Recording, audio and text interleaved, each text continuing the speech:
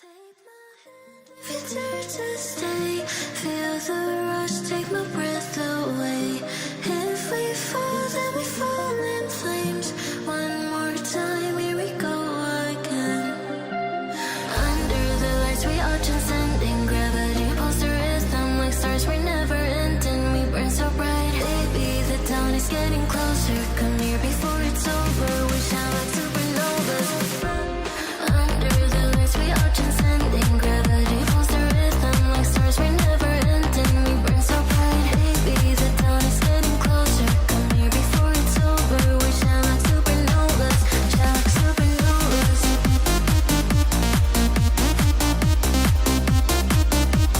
Shine like supernovas.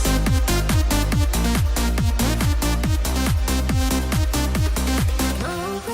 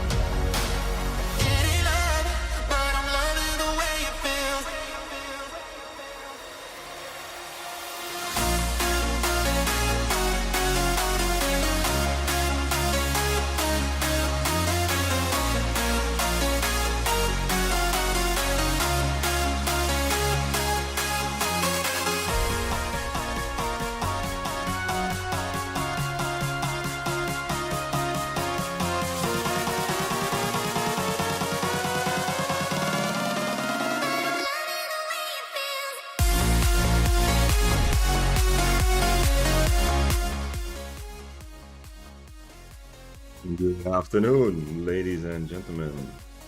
Happy to see you here, as always, for the start of the stream. If you're here for the beginning, I have a special place for you in my heart. A little bit earlier today, and I'm planning to move the stream schedule starting from September. We'll see, but some other parts of my schedule are getting a little bit more fixed. So probably in a week or maybe two, I will be able to have a pretty clearly stable stream schedule to know exactly which days, what time, but it will be a little bit earlier. We'll see. Anamava, what's up? I'm doing very well. You're saying, Anamava in YouTube chat says that taking a break from Albion, but still glad to be here. Happy to have you here, and I understand. I know the break feeling very, very much. We have a little bit of music here also on the runway happening. Glad to see that. There's a weird type of fetish I'm discovering by going to sleep in the middle of the street in Brazilian and having all kinds of mounts run across my face. Is that weird? Probably was not weird until I said anything. But anyway, happy to have you here. And yeah, the taking breaks from Albion, very, very relatable. As you know, I've talked about this quite a bit. And pretty much with everything. It's me. Yeah, I know, El Chico. I saw your name. Thank you for the music. And a little bit of freezing going on as well. Vitus with the first message in Twitch chat today. Hello. Vitus also says chat is dead. Untrue. It is not chat is dead. It is you who are dead. If you see me in the mists today. We'll see where we end up, but I'm planning to just keep buying tier 7 bow sets and just going YOLO. Legit attacking almost everything. We're probably not going to attack 8.3s straight up, but we'll see. Pretty much just want to see what happens with the bow. We'll keep doing some stress testing, and also it's a bit easier with this mindset to not worry too much, because if you were here last stream, that was on Tuesday, it already became like a comedy, you know. Especially the last fight, it became like a comedy without any failure. Every single, like without any exceptions, every single time I was winning a fight, like an actually valuable fight, you know, not just bullying 4.1s.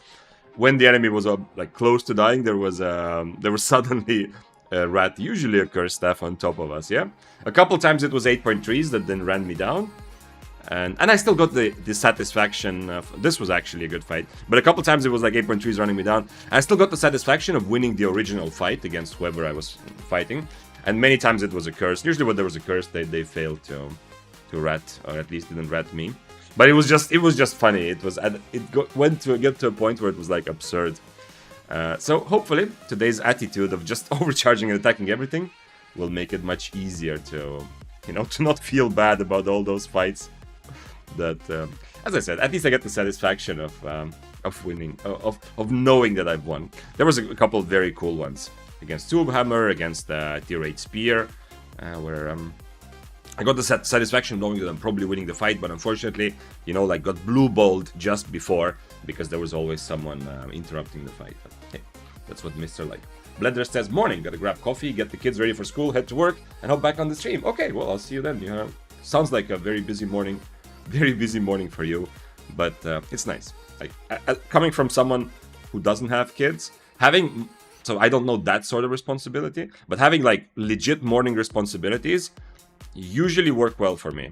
Like if I have to arrange a meeting or some sort of even a phone call or something, and the person's like, what time is good for you? Yeah, they let me decide. I usually choose the earliest time slot where I know I'll be awake, to kind of, you know, force myself into the discipline of being active and productive the first thing in the morning, to avoid, because, you know, if you don't have a working schedule, or like if you're working a more like a project-based work like I am.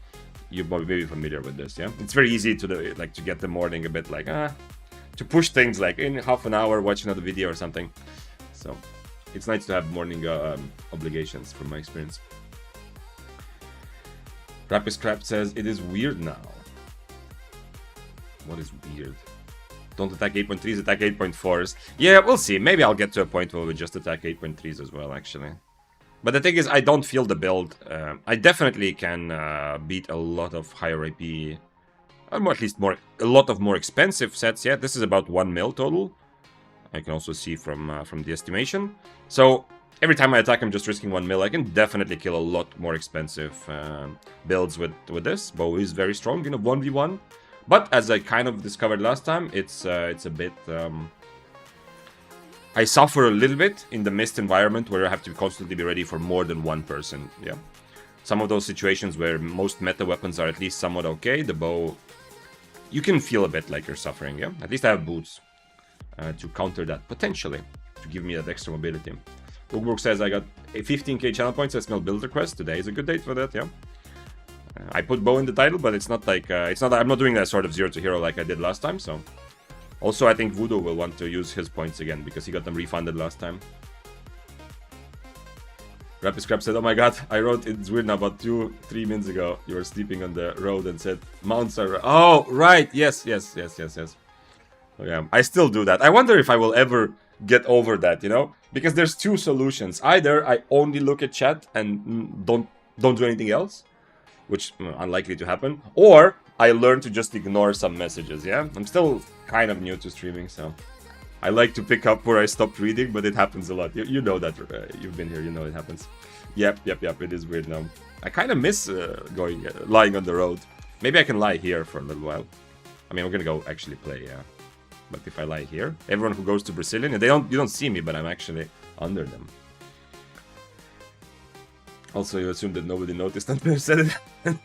Okay, yes. Yes, it makes sense now. Does Whisper good in Mist? You're wondering if Whispering Bow is good in Mist? Not good, but at lower tiers you can play it and have fun, yeah. It's not ridiculously bad, where I would say don't play it at all, but you're not gonna play at high tiers. Even tier 7 is pushing it, yeah? If you play tier 7 Whispering the Bow, you're mostly just gonna lose long term, because most of the people you're gonna fight against are gonna have builds that are well suited to play against you, or just disengage if they start losing. Feshek said, what happened to Mists? I see swappers killing swappers. There's like 4 of them per Mist. It is actually, I saw a lot of swappers last stream also. So I was a little bit annoyed, and you know, there was a tiny bit of tilt, I think you also felt like, I talked about it, that it just happened so many times. Yeah, I don't mind being ratted, that's part of the game, that's fun, because it invites more players in, and I also rat sometimes. But it happened like a clockwork, like every single time I had a good fight where I was beating someone who had more valuable stuff. Once again, silver doesn't matter, but you know, it feels a bit better when it's that sort of fight, of course, yeah? Every single time, it's like clockwork. There was a cursed rat spawned on top of the fight, and it was also some of those situations were like hilariously bad. If you were here, you saw there was a cursed rat that was just hilariously bad. He ended up killing nobody, even though he dismounted when me and my enemy were both like 20% HP. But okay, doesn't matter that. But I do agree, Feshe, there is some sort of new influx of swappers specifically, and swapping is like, it sucks a little bit, yeah, because you're kind of undermining the whole idea of having fun 1v1 PvP, yeah. If it's like kind of like double-bladed, yeah. If we all just ran around on mounts swapping for ratting kills, the game would die in 2 weeks, yeah. If everybody did what Goldstein is doing, essentially, the game would probably also die in 2 weeks, yeah, or at least completely change, yeah. But on the other hand, like specifically swapping, at least it requires like some interesting extra bit of skill, yeah, as opposed to just running around on 4.1 curse and just hoping to get dismounted. But you go. Rapid Scrap said it's okay, I'll just refer to some of your phrases in case I comment. Yeah, well, no, that maybe, we'll see. When the chat is more active, then I will also learn. Like after a raid or sometimes it's okay, yeah, I can't react to everything, yeah. It's like a small beginner streamer logic. But it's, I mean, as much as I do have energy, it's nice. Oh, we can go straight into the Abbey. No, never mind, it's gonna time out. It's gonna time out. Maybe another one will spawn in its place later. Hello, what's up, Dragonfire? I got swapped by 8.4 Masterpiece Maxitude Infinity, like right now, like recently, right? Yeah. I have some clips where I ran away from Godcall doing the 8.4 Infinity swaps. Oh, I felt such moral superiority for no reason. Like Godcall is an absolutely amazingly good player, yeah. But just the feeling that I'm playing tier 7, he was baiting me in with Bloodletter, then went invis, ran away, went invis, swapped, and then came back and still didn't kill me. Like I felt like, you know, like oof. Like, it felt like a victory, even though I just survived barely, yeah. But being tier 7, having someone on 8.4 like spend so much energy and still not get the kill felt like a victory. But recently, I definitely have not seen any Infinity Blades played 8.3, 8.4. Yeah, but you can just kill the regular 4.1 curse rate. The swappers get double bladed or... Yeah. True. There is some truth, yeah. Like, if I run into a swapper right now, I can't just dismount and kill them because their whole set is, like... is aimed for that. Well, okay. This is quite a bit of copium. Ooh, well, there's a bunch. Holy shit, everyone is tier 7 here. I need to change food, I think. No matter who I fight, I will need better food. I'm probably gonna die, but whatever. Because I don't have the best tools to deal with this situation with a lot of people, yeah? So I was gonna say, it's probably a bit like, it's probably a little bit copium, yeah. But at least, if this is like a thing that is becoming more and more popular, then it's something that SBI will hopefully at some point deal with. Now, deal with doesn't mean remove it from the game, yeah, but just have some sort of stance. And either this will become very common for other people to do as well. I mean, probably gonna make mists much more boring, but hey, we can try it. Okay, let's see if he wants to. If he wants to fight. Let's go. Will you fight me, Mr. Carving? No, he's already on Splitting Slash. This is not for PvE. Splitting Slash. If he's on Splitting Slash, it's not to kill mobs that he just killed, right? Carving cringe. Well, not anymore.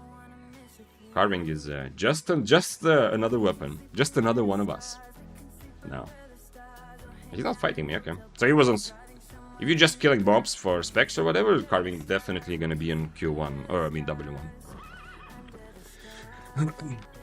So yeah, the swapping thing it's an interesting thing. If it becomes more and more popular, it's very interesting because, well, at some point SBI needs to kind of react to it, yeah, in some way. I'm not saying remove it from the game, but either make it more difficult or embrace it and kind of create a situation where I guess everyone is swapping. That's the big problem. That's ultimately the problem with that playstyle I have is a little bit the same as with double bladed, yeah. It's not as annoying to me as like 8.3 double bladed is running around because it's not as prevalent.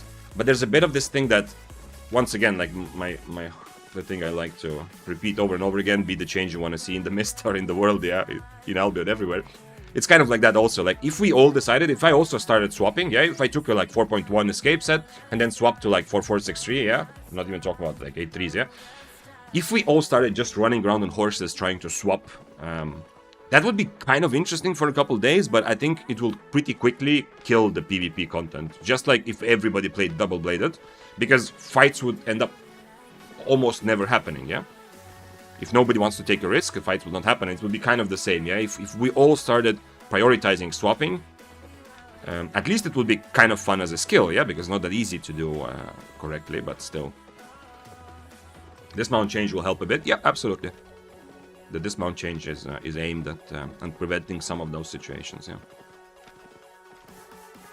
Yeah, last time I saw several swappers, which usually doesn't happen like many times per stream, but I think I saw like 2 or 3 last stream, yeah. There was one guy trying to bait me into a fight, and he was wearing 6-3 curse underneath, and then there was one guy who just swapped to red, you know. Not as in baiting it to a 1v1.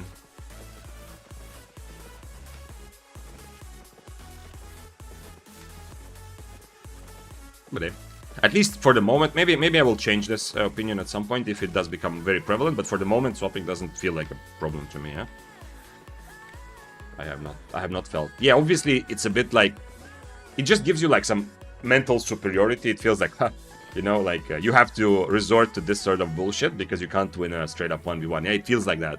Not that it's always true, but you know, sometimes it feels like if people swap for a 1v1, it's because it's the same as. Trying to make sure you have an advantage, yeah? Like if you're already 1 tier higher and you still insist on pre-stacking on Death Givers, yeah? It's a bit of that same thing, yeah? Like, at least it gives the other person some feeling of mental superiority. But it depends on tiers, of course, but you know. Like right now on tier 7, if there's a tier 8, like if the guy is trying to swap to tier 8 Curse Staff against me, it's, well, it's a situation where, you know, he's trying to get a free kill, kind of, instead of just straight up taking a fight. swap, like changing to curse and attacking and dismounting me. Like, I don't know. If I run into a tier 8 carving, they're probably going to attack my horse right away. I also have a extra helmet right now. I'll still consider whether this is worth it, but the whole set costs about 1 mil, and this helmet was 35,000 in Brazilian. So it's, what is it, 3%? So it seems like kind of inconsequential money-wise if I spend on one extra Guardian helmet. Even if I'm only going to use it quite rarely, it seems like it's not a big deal in terms of investment, yeah? And today, of course, I'm going to try to continue with the bow, learning some of the things I started last time. One important thing is to use the dash on the E right after using 2 hits. Unless I specifically need the dash for something. E, hit twice, and then E right away because the cooldown starts earlier. The other thing I learned last time was kind of expensive lesson, but still fun, is that to use my... to kite against the sword, yeah? Even though I am a good brawler, not to go like full... this is a Bow of Badon, who is currently on Ray of Light and Invis. I definitely prefer my Mercenary to his Invis, especially since I can also hit mobs. But he's on long-range spells. Can I just go in and force him into a brawl here or not? We'll see. Since I am on Frost Shot, he's not really catching me if he doesn't change to Frost Shot as well. Let's see, if he comes for the chest, I'm gonna overcharge and fight him. In fact, we can do the double overcharge strat anyway. To be crazy aggressive, let's just do this. Just be always overcharged. You know how much I love that feeling. I know I'm getting the maximum I can from this tier of equipment, from the money I spent, and I also don't have to think about overcharging anymore. We don't have to calculate like, ooh, is this guy gonna run away if I overcharge now or what?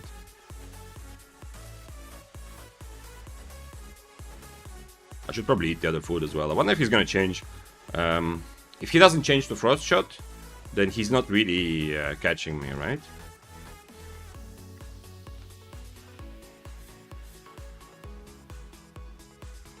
This is not gonna be a swapper. I ran into one swapper who had actually 10 stacks on his gathering gear, yeah? So he'd been on that gear for a while. But this guy also ate gathering food 25 minutes ago, so... Nope. My swapping spider senses are not going off. Did the Badon just take a look at me and decide nope? The Badon was like full spec in almost everything, right? So it's unlikely to be someone discouraged so easily. We'll see though.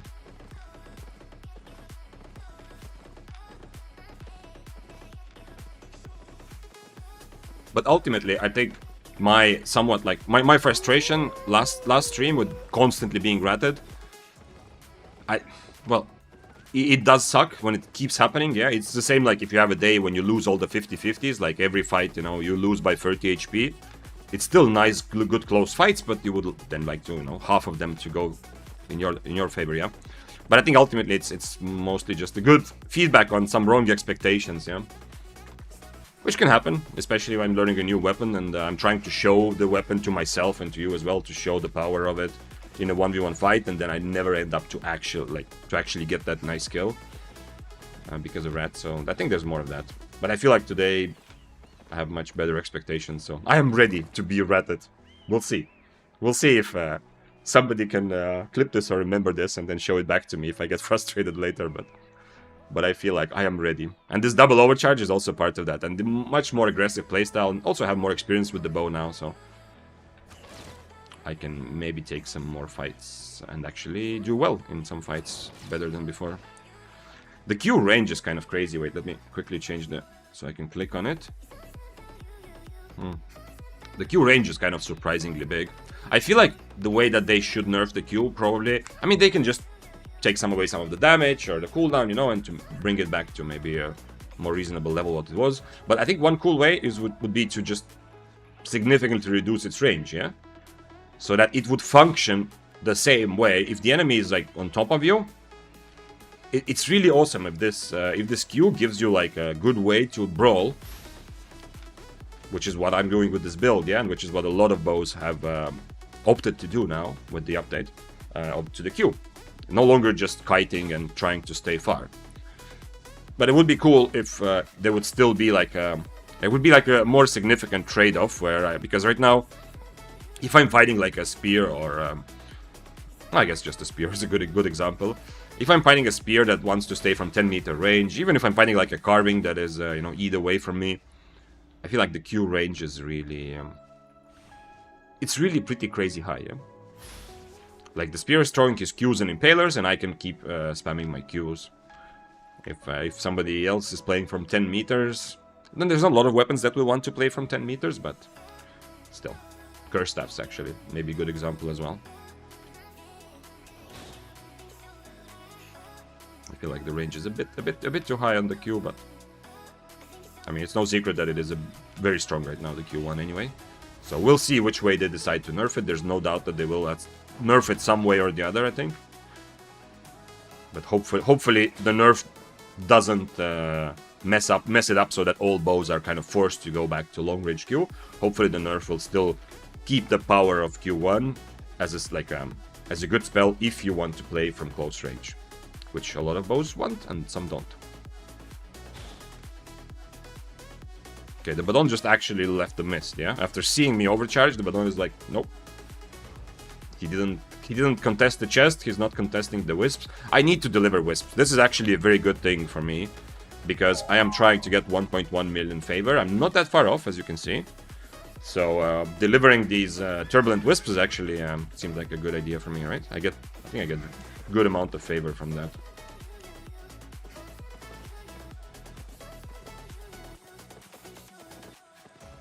Where does it say? Okay, I got 1,600 favor for a blue turbulent in a regular mist.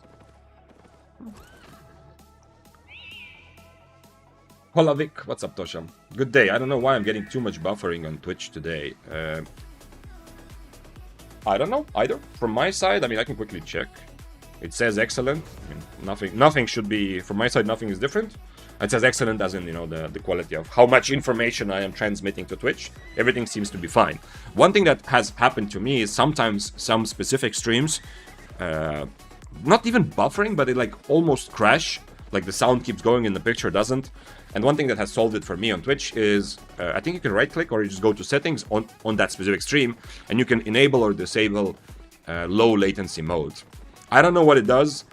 I don't know if you need to enable it to fix it or disable it, but I just know that sometimes when I have like issues with a Twitch stream, I go to settings under the stream, I enable it when it's disabled or disable it when it's enabled, and I mean just change the status of whatever it is, the low latency mode, and sometimes that fixes it for whatever reason.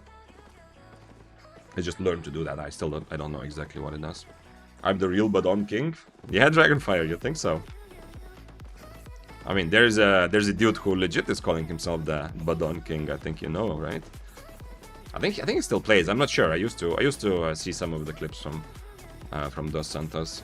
Not a lot of mists though, but I think he liked to play it like roads and open world.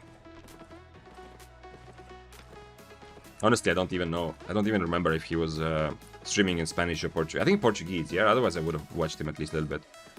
My Spanish is not good, but at least I can enjoy some streams in it. But I think he was streaming in Portuguese. Oh, it's a Navi. It's a Navi while I still have Overcharge. Wee. And bow looks good. Bow looks very, very awesome in my hand. Holy shit. Oh, and there was suddenly a lot of people. Tier 7 Brawler Gloves and someone else, North. Okay, well, at least I have the Abbey, I guess. Kinda wish I had seen them earlier. The one thing with helmet swap is going to be swapping helmets. I can accidentally break this one, unfortunately. I think in terms of IP, it's not that important, yeah. My bow specs are lower, and regular bow is not very mana intensive or energy intensive weapon. So it's okay if everything is overcharged, but my helmet is not. If I do decide to swap to a Guardian helmet.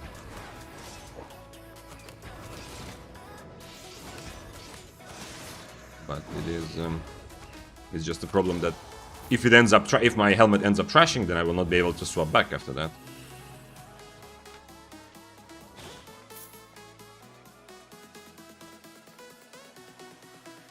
And of course, you've probably noticed if you were here last stream also I talked about this, but Now that if I'm not going very low tier, you know, like tier 7 is already good enough for this, then I'm also bringing... I am right now on Omelette, and I'm gonna be on Omelette until I get into like a real important fight.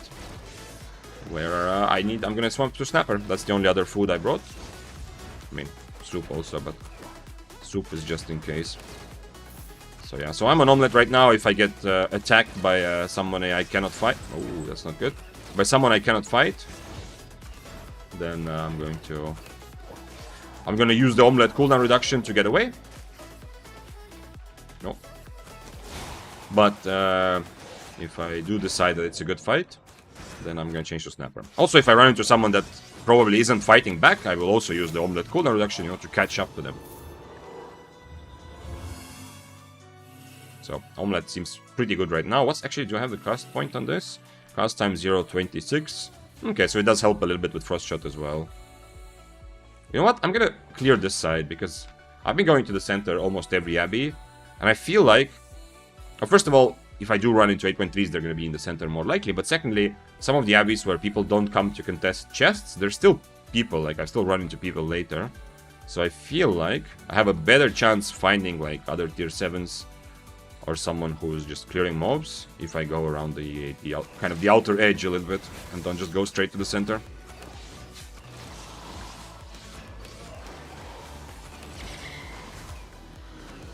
Vic, why now are you bow? Are they OP? I mean, I've not changed myself to just fully play bow, just to be clear, Albion. But yeah, I don't think they're OP, but I think the regular bow is slept on. I think it's actually much stronger than how many people are currently playing it. This is what I'm talking about: mists and open world. Yeah. For Corrupted Dungeon, nobody is sleeping on the bow. It is undisputed the best weapon for Corrupted Dungeons right now, and most played by top players. But for mists and open world, I feel like I can surprise a lot of people, and I mean it's a good time to play the bow, to learn the bow. It is finally right now very strong. Yeah, I say finally because for a long time bows in general, and specifically like the regular bow, didn't have any place in the mists, and bows in general have been kind of I mean, Badon was the only one that was played higher than maybe like tier 6 or tier 7 reasonably. But now you have Sky Strider, you have the Q1 change, which is a very big deal for bows. The Q that I'm using.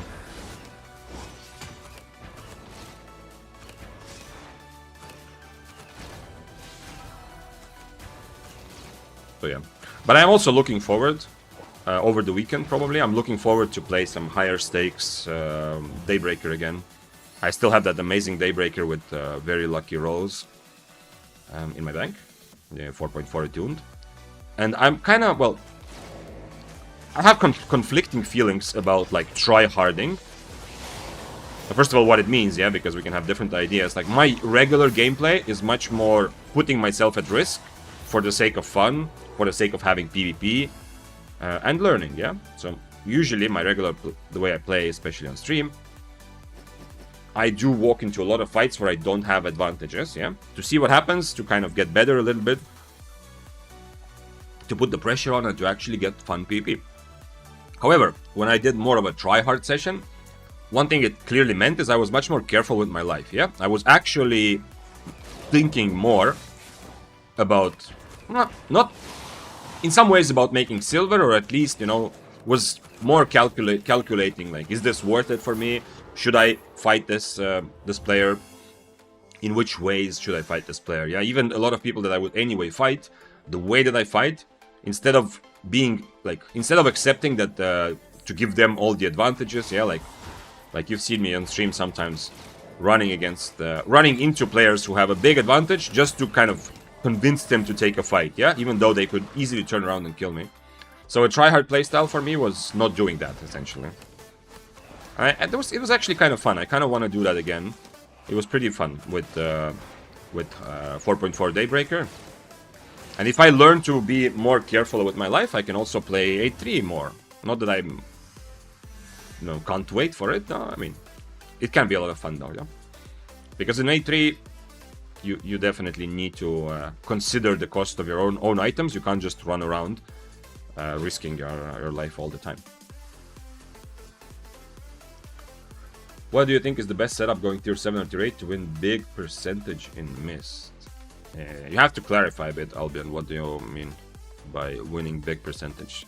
If you mean which weapon has access to most different fights, then probably Daybreaker and Deathgivers are currently your answer, yeah?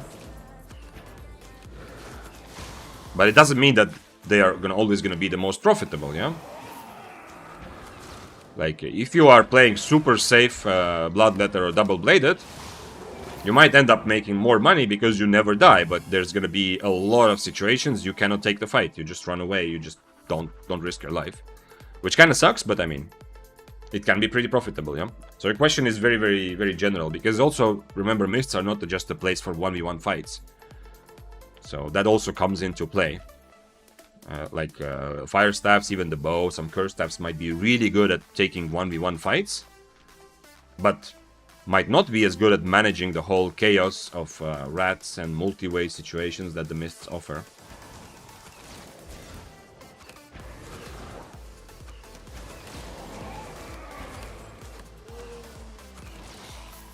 Testing in YouTube 1, 2, 3. Okay, Tash. It's, did the stream didn't work very well, or why are you testing?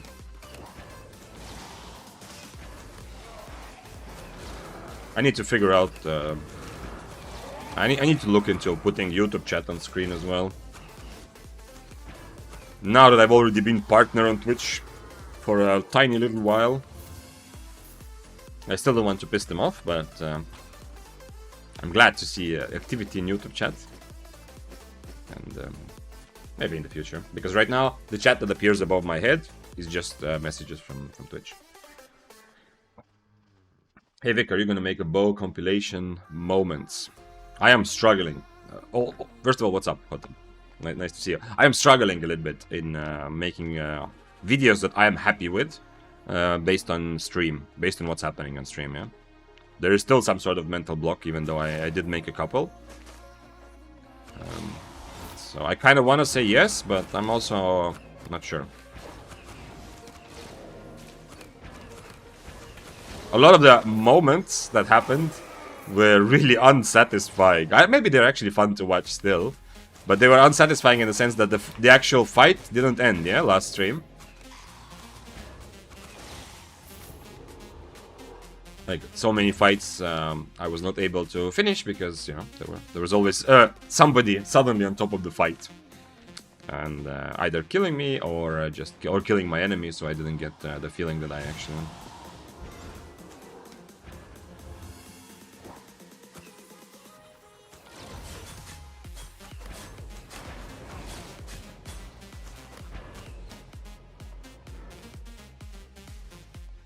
This is tier 8 overcharged. Oh, he's using... Okay, I didn't realize he's using those boots. Let's see. He has 15 stacks and 1 tier advantage, so it's essentially like 2 tiers advantage, but he has no mobility, which is interesting.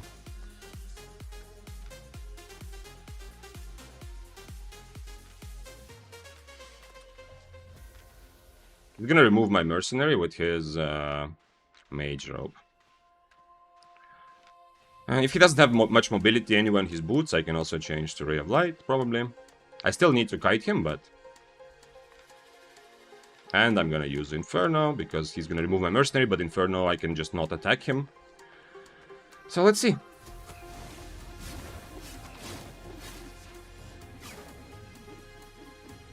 Okay.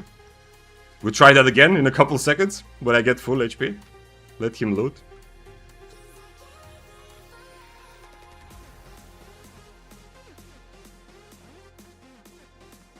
If he goes invis, I'm gonna guess that he's coming towards me, yeah, next time. I still have 1 minute on my buff.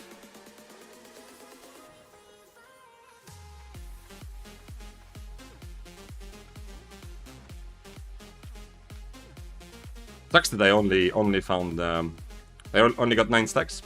I would love to be at least on same stacks as he is, yeah, since I'm already fighting 1 tier higher, but I think the bow can do that. I wonder if he went invis. No. Did he just leave? Kinda need a good start, or I just need to boots right away when he hits me with his first E. What's up, Mr. Zayn? What's up, Scriptex? What is your conclusion about Bow at the moment? So far, it seems like it is legit super... Oh, also I needed to change food. It is super strong, but it's very good for 1v1 fights against melee weapons.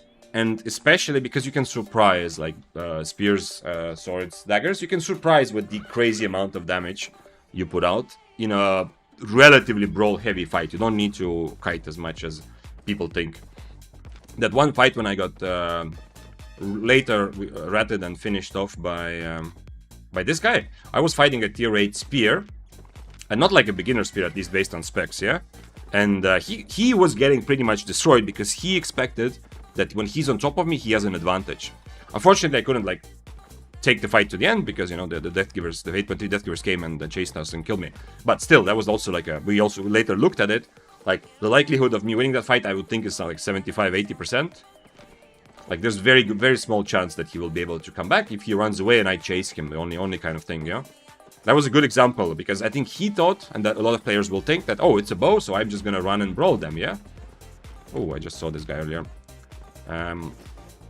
But, in... I need to change food as well, and hope for the best. So he thought that, but in reality... It's, I brawled better than him, yeah? It was very, like, it depends on stacks, of course, if we're talking about a spear or something like that, but I was brawling so well that, you know, it was a bit of a problem. And I think a lot of bow profits will come at this moment from surprising people like that. Let's see if he wants to try fighting. My boots are kind of so-so for this, but...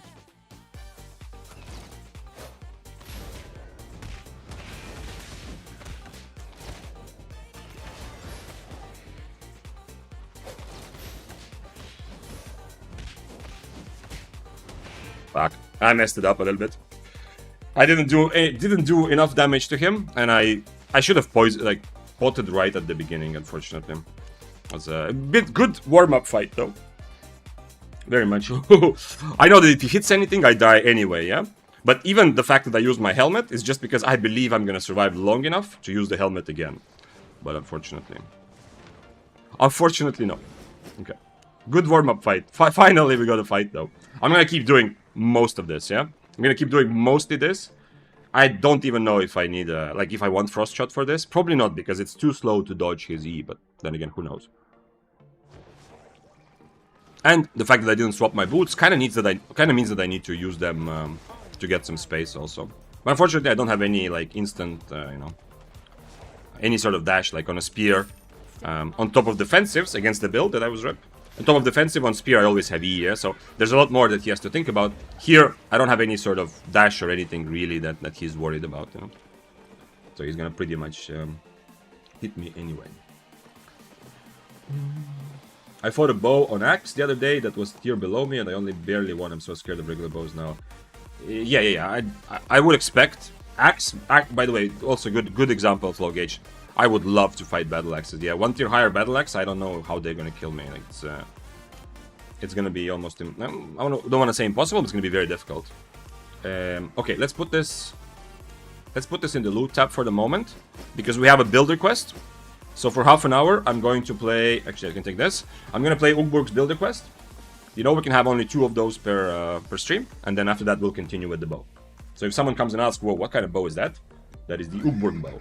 What do you think is better in solo open world, Badon or regular bow? I think Antec right now, regular bow, honestly. But it's kind of close. Like, Badon has still a lot of the power, ever since it was made non-reflectable. But on Badon, I feel like you're kiting a bit more, and then you can use your E when the enemy gets close, you know, to keep on fighting, essentially, and to stand your ground. I feel like regular bow, it's just easier because you're just brawling into your enemy. What's up with bow? Bow is awesome. Cheese for red. Okay, where is Ugburg's builder quest? Ugburg says, I burned through the 15 arcane tier 7 plus OC sets I bought fast. Got some decent kills, but now I need to build some liquid silver for the next 15 sets. Okay. Your silver situation is worse than I thought. I thought you were in a very good place. with your super cheap sets with a lot of kills. Takes some practice getting used to playing above tier 6. That's for sure. Yeah, that makes sense. I have PTSD about pre-rework bow, actually. The weapon was scary. The long... wait, I don't know. Maybe it's a rework I'm not familiar. Or do you mean the long-range double Q? You have PTSD from being shot with a bow from 20 meters, yeah? With this? I still can't recover from Badon outrolling me on Spear, same tier. Yeah, also, like, the reason Badon is actually also, for open world, is going to be almost the same.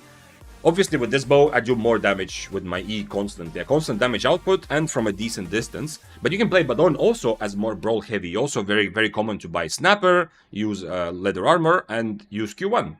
It's just that your E is a bit more suited maybe for kiting, because you can use it to buy time to kite away again. But you can also just stand in it the whole time and then keep fighting and hope that it's going to be enough after your E is over. Ray of Light plus Badon E hurt so badly. Yeah, Badon is not bad for open world, absolutely. It's somewhat similar to, but I feel like regular bow right now is gone above it a little bit, because the brawl heavy style is also very surprising to a lot. But Badon is very similar. Builder crest in, oh wait, oh, you put it on Discord, okay. What, you were afraid to make it public? Holy shit, this is like a thesis. Skill in parentheses, arcane, okay. Arcane staff, it's called. We're gonna play arcane staff for half an hour. This is a build request from Ugborg. And you said 1111. Okay. Nice, okay, that's reasonable. Mist Caller. Okay. I have to tab out for everything now, instead of looking at my second screen. Stalker Hood, okay. Wait, is that just gonna be your favorite arcane build? So, we're gonna play the arcane bow for a little while. For half an hour. Assassin jacket, okay, so this is becoming just your favorite arcane build, yeah? And assassin shoes, okay. Wait, assassin shoes with assassin jacket, okay, interesting. Wait, is this cheaper actually? Yeah, it is much cheaper, okay. And I'm guessing like this, yeah? Marple, okay, beef stew, okay. So this is the channel point redemption from Ugborg. Beef stew. Interesting. So I'm still trying to burst my enemy down pretty quickly, yeah? But I am using Enigma Blade at least this time. And poison potions, yeah, okay. Interesting. Let's see how well does this work and whether this is gonna make much sense. What do you think about Skystrider? X Unknown, I think Skystrider is probably an S tier weapon right now. It is really, really, really good.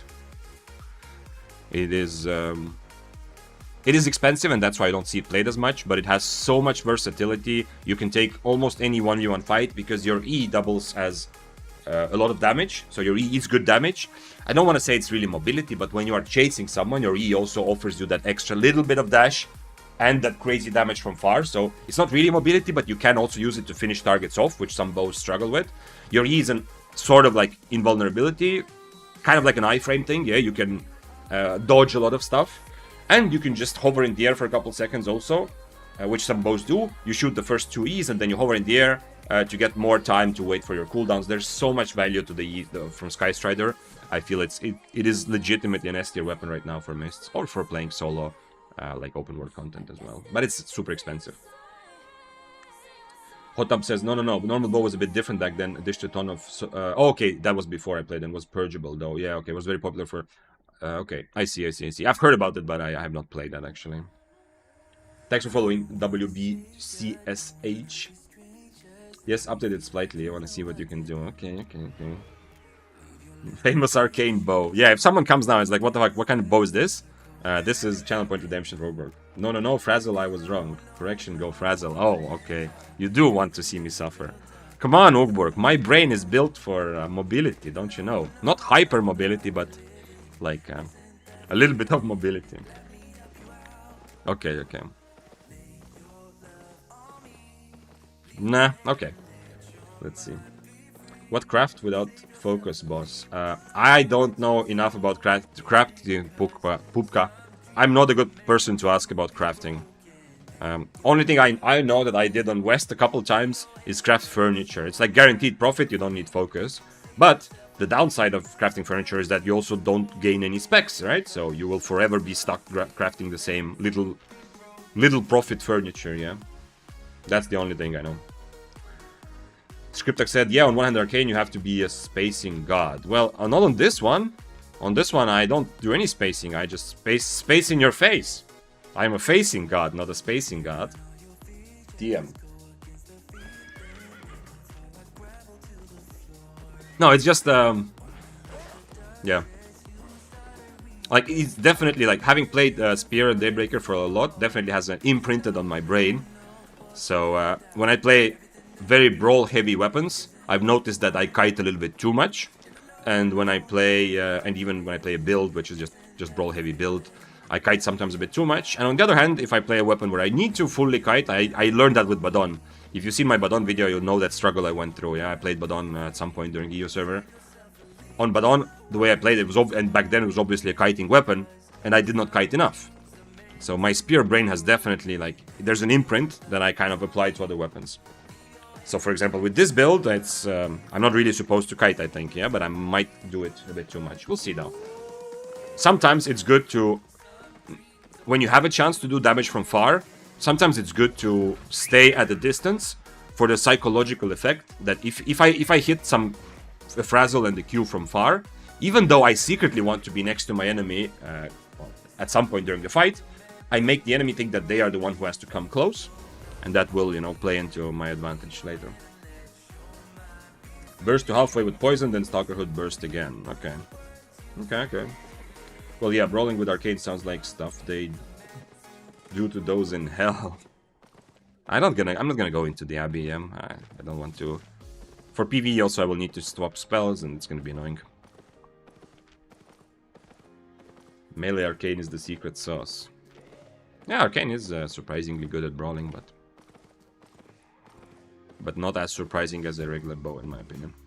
Hello, Queel. Welcome.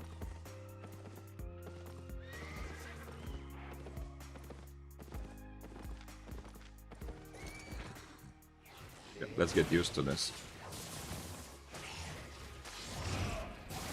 When I played Arcane last, one of the biggest things I had to tell my brain over and over and over again, and it's a common mistake when I fight against Arcanes, they make the same mistake.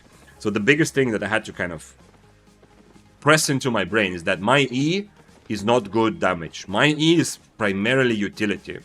So just using E because, well, I want to do damage and put it on cooldown is usually not a good idea. So hopefully I will be able to do that. Like, it is pathetic damage, yeah? But it is very, very good utility because you have the silence and the purge. And when I fight against other Arcanes, I feel like I'm not the only one struggling with this idea. I run into Arcanes who fight me who make the same problem, yeah? Or have the same problem, make the same mistake of Eing just because they can. Because if you fight against an Arcane after they've E'd, you have a lot more freedom. Now you can use your Inferno Shield, now you can use your Channeling spell if you have them, whatever else it is that the E could potentially mess up for you otherwise. Have you played hammers like Tomb 1? What do you think of them? Yeah, I have played, yeah. Tomb Hammer it's good, yeah. It's not exactly my playstyle, but it's pretty nice. I played Tomb Hammer mostly duo and some in solo as well, but it is good, yeah. It's definitely strong, and there's a good amount of fun. It's just that it can feel a little bit also like Great Hammer, which I absolutely did not like the playstyle of, where you are forced to reset forever, because most meta weapons will be happy to brawl you, and you are in a position where you make the mistake, you can just go reset, kind of. Tomb Hammer is a little bit like that, but not as much, yeah? The Tomb Hammer is very strong and honestly kind of fun as well, yeah? And have I played other hammers? I played also Forge hammers, which are a bit too tricky because you have to, like, there's very clear, tactically it seems very clear. When your E is ready, you brawl. When you don't have it ready, you kite. But it's also very clear for the enemy, and I was struggling to avoid my enemies when my E was not ready when I played Forge hammers. But I didn't play them long enough to really get into it. And my favorite hammer, the Grove Keeper, man, that was fun. That was really, really fun. Like, that one I played for several days, and definitely got to a point where I felt it's a real build, yeah? It's not just a joke. Grove Keeper. I do consider Arcane Weaponry a support one. 100 Arcane is used even in ZVZ to purge bomb squads. Absolutely, yeah. I think the Arcane tree was created as a support support class or support idea. Oh, we have a non-swapper curse. Should I be dismounted, actually? How good am I at dismounting people? I'm okay, right? I mean, I'm going to YOLO probably anyway. Just need to be ready to overcharge.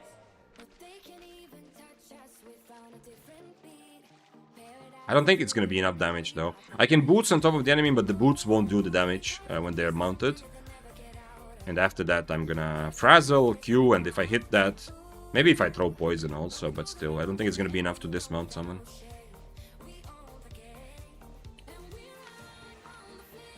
So yeah, I think Arcane is meant as a support. And if you look at other Arcanes, it's very obvious that they are primarily created to be a support in group play.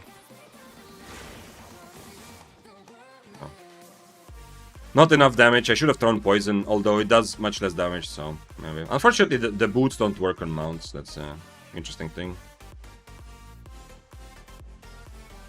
I did discover, you might have been here, I did discover during a stream, I don't know if it's a bug or not, but I discovered that if you Assassin Shoes dash on top of an enemy who is mounted, it doesn't do damage. That's not the part I discovered. Yeah, that's like an obvious part. Oh shit. Oh shit!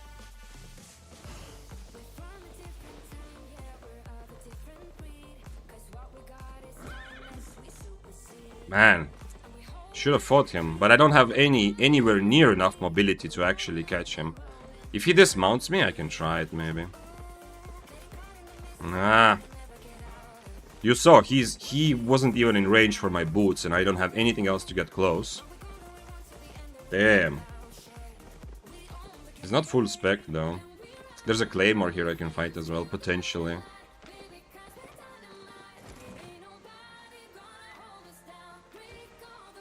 We have to get him somehow, but I don't know.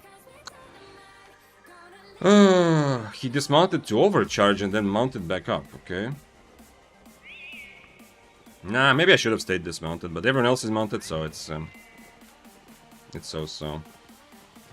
He probably realized that I don't have mobility, right? Or he just maybe he was just waiting for cooldowns. Why not use W1 for damage plus blink? Because this is channel point redemption, Quill. From Ugburg, and I usually allow the channel point redeemer to decide if they want to specify which spells they want me to use, to also decide that. That's a request. Yeah. I am playing bow. It's a bow day, but for half an hour, this is channel point redemption from Ugburg for me to play this build that he chose, and he also chose, like, he was very specific on which spells he wants me to use, and I think that's fair, you know, for channel point request. I mean, obviously, you can use that to make me completely suffer, but just for half an hour, so that's okay. And this is okay, like, it's not terrible. It's just much more limited because I don't have any mobility, really. Especially for something like the double-bladed, I could not catch, yeah? There's zero chance of me catching him, unfortunately. I wish the Claymore was... I wish I knew that the Claymore is also interested, you know? I should have been maybe a bit more ballsy there. I would pretty much be sacrificing myself for the sake of maybe someone catches double-bladed. The problem is I cannot catch him. Even if I get very good boots, then I need to E his boots, which are already difficult, but then he still has his Q mobility, W mobility, and his E to jump away, yeah? Is any other passive viable in Arcane other than the auto-attack speed-up? I have not seen anyone in solo PvP use other passives, so I don't know. This one, we had a discussion and someone did, like, it was like weeks ago, even months ago, someone did make a case for the last one, saying that it's like, it can be pretty cool, but I was not convinced that it's not a meme. So I don't know, the silence one, Ugborg says defense is okay as well. Okay, well, if Ugborg says that, I'm inclined to trust that that's also a viable option. This one is actually pretty nice on swords and axes. If it procs that lucky moment, you can really gain a lot from having your like defensives heightened. Now everybody ran away, and too bad. I should have just kept going after him. I know I'm like 99% dying, yeah, because I cannot kill him anyway. But the others might help. And okay, do I kill the spider? Let's kill the spider.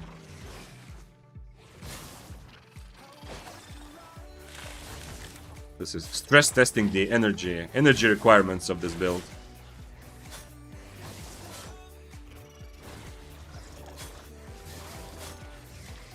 Yeah, the damage is already feels pretty nice. Okay, nice. I have Frazzle. I thought maybe I shouldn't have used my helmet when Frazzle is on cooldown, but I got Frazzle. That is for a tier 7 build to kill spider that fast. It's not so common, yeah. On bow or spear, it would take me much longer on tier 7 to kill the spider. Okay, we need next mist.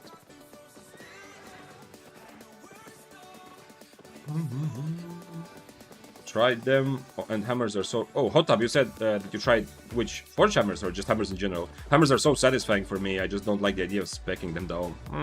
Yeah, they are, like, hammers are some of the weapons that... It's not so satisfying and easy to spec, but you kind of do play it without... You play it often with Stalker Jacket, yeah? I'm not saying you have to use it in PvP, Stalker Jacket in PvP is not very strong right now, but still. Like, you can spec them up with Stalker Jacket, that would be kind of okay. At least you're pretty safe. In Mists, you're pretty safe, yeah? In open world, so-so. Because in open world, the slowing charge is, well... I mean, it's not gonna help you against the group as much, yeah? You still have some safety. You're not gonna die to, like, duos or trios who attack you. But, yeah. When do you start using enchanted food? Tier 7. I just look at... I look at the cost, Lugberg. That's, I mean... Oh, food costs differently, yeah? Right now, I think I'm using 8.1.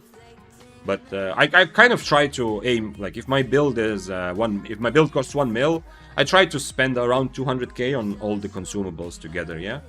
More or less, like potions plus food plus siphoned energy. So that the things I'm not wearing are about 20% of what I spent on items, yeah? But that's a pretty general rule. But it's also very different for different food, yeah? If I was playing Snapper, I would just buy tier 7 Snapper, but since beef stew is so cheap, I definitely gonna buy 8.1. Like 8.1 beef stew is like 30k or something. Yeah, I don't think there's much of an excuse to have your food only cost 5k when the build is I don't know, 600. It's showing 550 here. It's also without specs. Yeah, not exactly entirely without. I have specs in a lot of stuff, but not full. Yeah. I have 86 in the actual arcane, I've played it, and then 30 in the others, okay. 50 in occult, okay. I remember, that was interesting, that. It was also a channel point redemption where I played the occult stuff.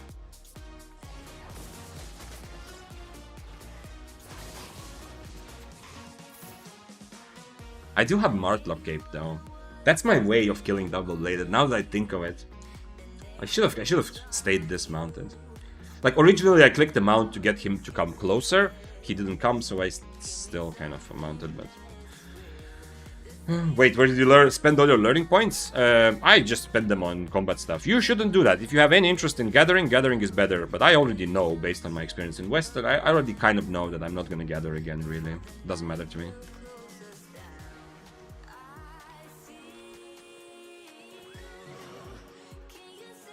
.1 fists. Interesting. Is he going to try his luck? No, probably not. Yeah. So yeah, but it's so easy to spend learning points now. Like, they get used very, very quickly. Even now when I was playing bow, I still had some learning points and they were instantly used whenever I level up. The bow. Now I don't have any for this.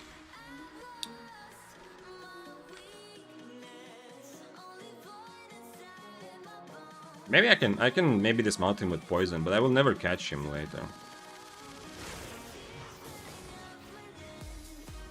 Damn. If I boost, he would be... damn, okay. Because they're selling learning points now. Yeah, I understand. I understand that they want the points to be much easier to use, because if you run out and you want more, you can use real money for it. Absolutely. I don't mind it. If we had discussions about it, I honestly don't mind it. But that's because for me, winning as Albion has very little to do with my character progression. Yes, I feel good. I've already all my helmets and shoes are 100 spec already for a while. I'm soon gonna have all my armors. I feel good. Like, I feel like I've done something a little bit, but it's such a small part of what gives me the feeling of winning in Albion. So I really don't care. And I don't care if other people are able to start new character and day one have everything fully spec'd because they paid real money. No one can really buy, and I don't even care if someone uses real money every day to buy a new 8.3 set, and because of that they can kill me a lot, yeah, because I'm playing tier 7, tier 8. They can sometimes kill me, even if they're not as skilled or as experienced, if they are making more silver in mists, although if they were making, they wouldn't buy more sets, yeah. But like some days they have amazing days, they make more kill fame for sure, all of those things. None of that makes me feel like I am somehow losing or not winning because the other person is spending money. All of that just makes me feel that I'm happy that someone else is spending a lot of money to keep the game that I enjoy alive and free for me, yeah? I don't have to pay because they are paying a lot more. So I don't get any of the pain to win feeling myself. But that's not to say that I don't understand people who say that Albion is pay to win, but you know, it comes from a different, like, it's only when people are... Yes, I want to fight you. Dismount, let's go. Come. No. Dismount and fight me. Second time, what is happening? I've seen 2 people today with Phantom Twin Blade. That's surprising. I need to overcharge for this, obviously, but... I have no mobility. It sucks because I cannot get away from under him, yeah? Like, he's gonna E and what am I gonna do? Like, am I gonna boot to a mob or what? Like, I'm gonna go next to him, he's gonna just E. I have to somehow kill him before his second E is ready, but I can't because he's on plate armor. Enigma Blade would be so, like, such an obvious choice in this fight normally. Because I just need to dodge, I mean, not just, but I mean, I'm not gonna get hit by all of his E damage. This way, he's gonna do all of his damage almost for free. He wants to fight next to the exit so he can leave, or what?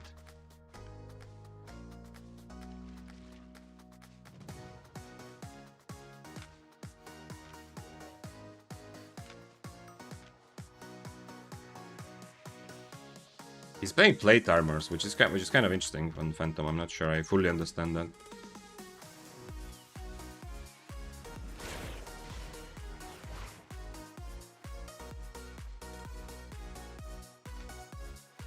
Yeah, he wants to fight. He wants to go next to the exit so he can just leave when he starts losing. Or I cannot leave. Yeah, I don't have a sprint even.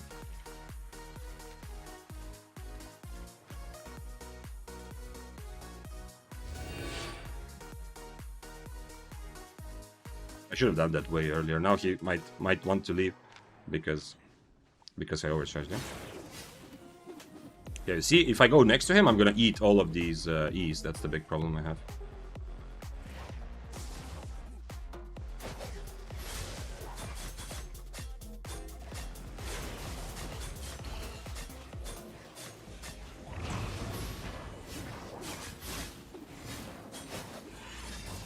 Oh, he missed. I should have used my boots. Too bad. Too bad.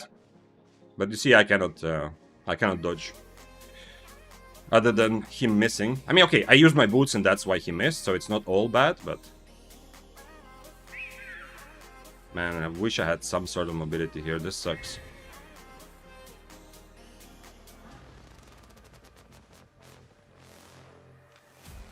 We both have just one potion there. I used my E because his Armor of Valor is also a good counter to my poison potion, yeah, unfortunately. So I kind of just used my E to make sure he doesn't Valor back, but it means I didn't have E in the end. And he missed a lot. So normally I would not have so much HP in the end. Normally I would be dead by this point.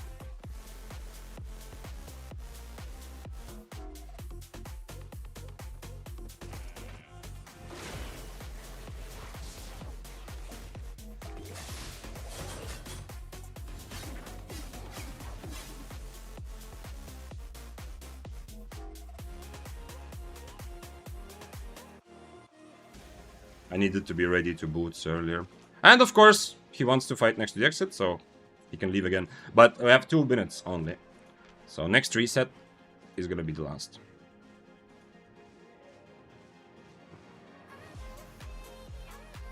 He wants it to start the fight on top of me, but not lose any HP at the beginning. Now I don't have my poison, right? I mean, he has lost poison's worth of... That was not good.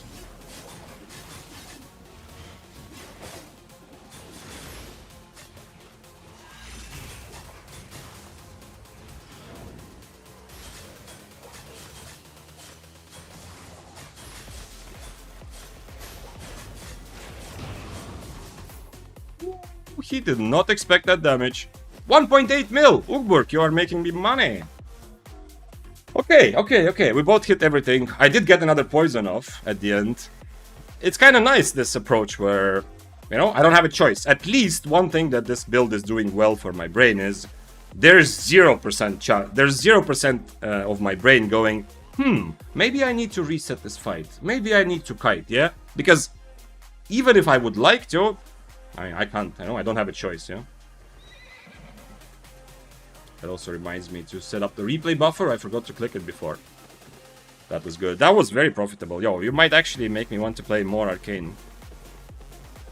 I mean, also if I don't play it as a channel point redemption, I'm not stuck to always use the same spells, yeah? So I have more options as well. That damage even surprised me. Yeah, he did not expect. He thought he was already winning. And luckily, I had just enough time to wait for my Frazzle, so I can go for the helmet Frazzle. E also in the end, I mean, at the end doesn't... the E is not critical. I think his E is not ready anyway. But who knows? Maybe my E also saved me at the end, because he was not ready to... I mean, he was not able to stun me with his W. Clip it, Ugburk. You have the obligation to clip my actual Arcane kill.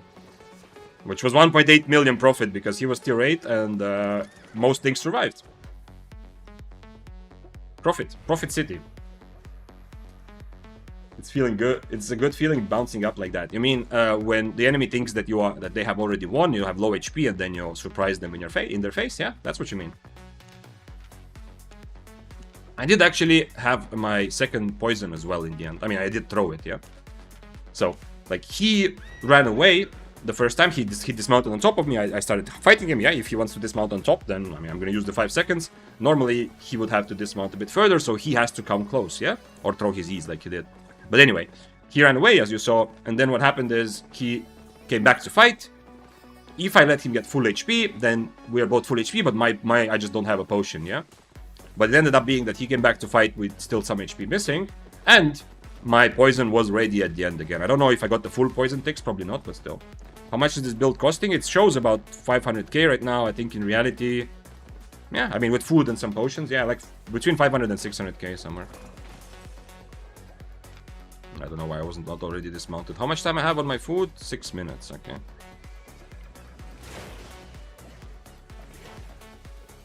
No! Ah, if I hit... This time I poisoned because I know that without poison I'm not dismounting. I was too slow clipping, never done it before. Didn't know the 1 minute limit. You can still do it. Like you can go in the VOD and you can clip it. Like you can come back 2 months in 2 months and still clip it, yeah? So it's not like a missed opportunity, yeah? I think. Am I wrong? Is it just me that can clip my own stuff later? I think anyone can go in the... It's definitely possible because sometimes I see all the clips created, yeah, after the stream. Sometimes I see the list of clips created from my streams and someone has created a clip from a stream that happened like 3 days ago, yeah? I guess to show their friend or something, I'm not sure. But it's definitely possible. Hello from Russia, thanks to your education. Hello! And thank you for being here and writing happy messages. Happy to have you. The stream is available on Twitch and YouTube. I think this is my 22nd... I think this is my 22nd stream on YouTube. Because I create those little thumbnails, you know, because YouTube puts also thumbnails. I mean, it's pretty simple, yeah, just 1-2 minutes of work.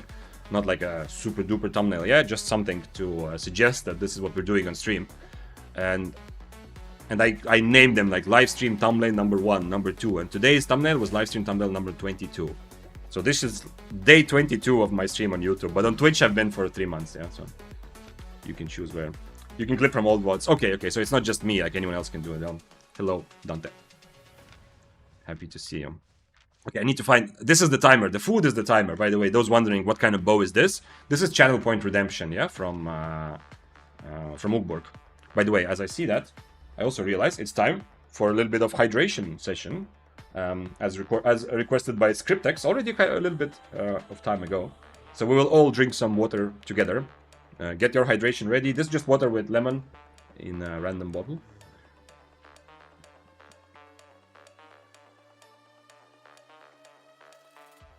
Okay, it's just mostly just water because I ran out of lemon actually. I mean, I just had a couple last drops, but it's like drops in the ocean. Oh, thank you. Thank you for hydrating me. Can we find someone? So anyway, this is Channel Point Redemption. I'm actually playing bow today, but Ugborg is doing without Druid Rope. This is definitely a happier build. It definitely gives me much more the feeling that, oh, I'd like to play this again. Because you're right, Ugborg, it is very satisfying to surprise someone, yeah? Like I did. Like this guy did not expect. In his mind, he had already won the fight. But then suddenly, potatoes. Thanks for following Misto. Hello Vic, how is day going? Very well, Nitroice. I have good expectations. Last time I was a little bit annoyed by Mists because I had so many fights. It happened like clockwork. Every single time I was winning a fight, when the enemy was like 20% HP and me also like kind of low, every single time it's like SBI spawned a Curse Staff Rat on top of the fight, yeah? Not always Curse Staff, yeah? Several times we got attacked by 8.3s. But anyway, so I got very much blue balled because there were so many fights I was winning and happy to showcase the strength of bow, then just I never actually got to see to the end, yeah? Like, am I actually gonna kill them? Am I actually winning? How exactly is it gonna end? Because the rat was there. So I was a bit annoyed, but I feel like that was mostly because of my wrong expectations, yeah? So today I'm expecting chaos. And that makes me happy already. Overconfidence is a quick and obvious killer. Oh. Yeah, there's a bit of a... Confidence is a bit something that I'm trying to not show as much, but it's difficult, yeah? I think a lot of people are not fighting me because I make it too obvious that I want to fight them. And they are assuming that, oh, this guy is very confident. That means that, you know, he knows something I don't, or he's gonna 100% outplay me. So from their perspective, they feel like, I don't want to fight this guy because he's too confident. From my perspective, yes, sometimes it's confidence that I know I'm winning the fight. But very often, it's not really confidence, it's just my desire to get PvP, yeah? Sometimes I run towards people, not because I know I am winning the fight, but because I want the fight. I don't care what happens, I just want this fight. I want absolutely to get some sort of PvP, but they run away from it. So yeah, well. Dante said, when I was doing 0 to hero, people who had plus 300 IP on me didn't want to try. People don't like it when you're confident. Yeah. Well, it's two things in one, yeah? One thing is the confidence thing. Absolutely. They assume that you are either amazing player or you know something they don't, yeah? Like there's something about the matchup that you know they don't, yeah? But there's other things that, depending, I don't know which weapon you are 0 to heroing, Dante, but if it was the spear run, by the way, I remember, that was a while ago though, then of course having 120 specs and everything, it's another thing, yeah? Like if someone is running at you at tier 6 and they are full spec'd in every item, some people might be afraid and some people might be thinking like, you know what, it's not worth it. Because you have still kind of decent IP and they feel like for them it's like high risk, low reward, yeah? Because they are risking a lot against someone who probably has a lot of experience because of your specs and confidence, and the reward they might get from it is not that high. I have noticed that when I play, for example 6-3, I get a lot of tier 7s attacking me. The same tier 7s who run away from, I feel like it's on average, the same tier 7s who run away from me when I play tier 6, because when I'm tier 6, the tier 7s are looking like, you know what, it's not worth it, it's not worth the risk. But when I play 6-3, last time I played 6-3, there were a lot of tier 7s actually, I was positively surprised. A lot of tier 7s wanted to fight me because I was worth it in their mind, yeah? Outsider Attila says, overconfidence is a slow and insidious killer. Rip Wayne June, voice actor of the Darkest Dungeon games. I don't know about that story, but I will join you in the rip. Wishing him peace, if that's the case. Okay, this was awesome. The half an hour is over, so I'm gonna remove these items and we're gonna go back to bow. But this was awesome. This was an awesome half an hour, and actually a very profitable one. Even if everything trashes right now, it's still gonna be a profitable run. Because of this one kill, right? This is earlier with bow. Yeah, this is what we're actually playing today. Wait, this was not even today, right? I didn't kill anyone with bow today. Yeah, okay. Wait, we just started. Okay, give me a moment. I'm gonna read chat in a moment. I just where is our prediction button? Here we go. Let's do a classic prediction. And you have how much time? You have 2 minutes to predict what is going to trash. I'm going to remove these items. It's a single overcharge. I'm going to remove. You can vote, and you can earn some channel points. So next time you can make me play your favorite arcade stab build. Let's see what Dante said about the 0 to hero. So we were talking. If you just joined last second, we're talking with Dante about people not wanting to fight him at all when he showed too much confidence. And my theory, of course, I mean, it's not my theory. It's very obvious that having full specs is also a big part of that. So Dante says, did Spear yesterday, Daybreaker 2 days ago. Daybreaker ended with 10 mil profit, died on tier 8 set. Spear ended with 7 mil profit, died on tier 8 set at the end. Okay, so neither of those you actually got to 8-3. I'm kind of surprised. Didn't want to buy 4463 with the profit I made because people didn't even want to fight me while I was tier 8.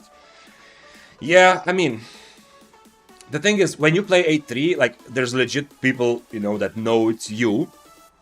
Also, you stream, and, you know, they can open your kill board. But when you play, like, tier 7, like, tier 8, or even 4463, nothing about you says, like, nothing screams, like, this must be Dante. So I don't know why people are not fighting you. Like, my experience, last time I played 4463 Daybreaker, was the opposite. I was positively surprised at how many people wanted to take a shot. Tier 8 players, tier 7 players with overcharge. How many of them looked at me and wanted to try. I don't have the kind of full specs, like, I don't have nothing other than Spear. The only thing I have 120 spec is the 100 Spear, yeah? When I was playing Daybreaker is 115, but still, you know, I'm not that scary. But still kind of interesting. Like, my experience was the opposite. I was surprised, because, you know, sometimes I also feel like no one wants to fight, but last time I played 6-3, constantly people wanted to fight. Like, I kept getting tier 7, tier 8 fights. And, I mean, specifically fights, like, from people who actually have a disadvantage. Which kind of makes sense, yeah? Because for them it's a good, like, opportunity to make money, at least that's what they thought. Hi Vic, what are we doing today? Mostly playing bow, but honestly, this was really fun. This was a channel point redemption from Ulborg. Ulborg says, thank you, Vic, for taking the build for a spin. Yeah, thank you for offering, man. This was, I mean, this ended up being fun because of that one fight. Unfortunately, everything else, I didn't actually get to try, yeah? Maybe I should have tried the 8.3 double-bladed there as well. It was very satisfying to surprise him with the amount of damage. But if I'm gonna play this for sure. Without Druid Robe, it's better, I think, for my brain. I'm gonna play this for sure, but I'm gonna play it with giving myself freedom to change to Enigma Blade and Sprint, yeah, based on the situation. See you in 15k channel points. Okay, do we have predictions? Okay, nice. We have predictions, so let's see. I'm gonna also enable sound in the game. So, how many items out of 5? Oh wait, the last answer was wait. The last answer was 3 to 4. Okay, well 5 is not gonna trash anyway, right? Okay. Okay, 0 has already lost. Okay. Deciding moment. Is it gonna be 1 or 2? It's gonna be 1. Once again, man, it's almost always 1. It's a thing on this channel that almost always. 1 item trashes. It was the arcane stab this time, unfortunately. So, congrats if you got points, or too bad if you lost them. And let's drop these things here. I'm a bit too lazy to sort them into different places. And, okay, I'm gonna sort some of these things. And where did I put the bow? Wait, I put my bow set here as well. Here we go. This is the bow set, and I need overcharge. And then we're ready to go. I'm going back into the mist to show the world that regular bow is underplayed. I believe it is legit a very strong weapon right now. Unfortunately, its strength, I mean, not unfortunately, but just as a side point, its strength mostly comes from winning a lot of 1v1s, relatively brawl-heavy 1v1s. So, when the mist is full of rats or situations when there's 5 people around the chest, while the bow might beat a spear in a 1v1, beat some daggers in a 1v1, the bow is not going to be able to handle the situation as well as a spear and dagger when there's a lot of people, but still good. I might try the same. Enigma's been a while. and I did refreshing sprint long time ago. Like, okay, at the end of the day, having Frazzle was important, yeah, in that fight. But I mean, it's not bad. It's more simplistic, yeah. The full-on all-in approach. With Enigma Blade, I have a lot of room to outplay him by dodging his E's there. I'm not saying it's necessarily better, but I do feel like my brain likes to have this extra outplay potential, to have some sort of extra mobility. With Enigma Blade, I also have better chance of catching him. If he boots us away, I can Assassin Dash, and then Enigma Blade, and I'm gonna be very close to where he ends up with his boots. Yeah. So there's more things I can do, but what I did in that fight might not have been possible without Frazzle, so who knows. The Klitschko said, I joined a bit too late for 100 Arcane, what's your spec in it? I just played for half an hour today, yeah? But my specs are like this looking in Arcane. 86 in the one I played, and then 30 in everything else, pretty much. Well, a bit more in knockout. So, not really a lot of specs, but I do have 86 in the actual Arcane I played, which is important.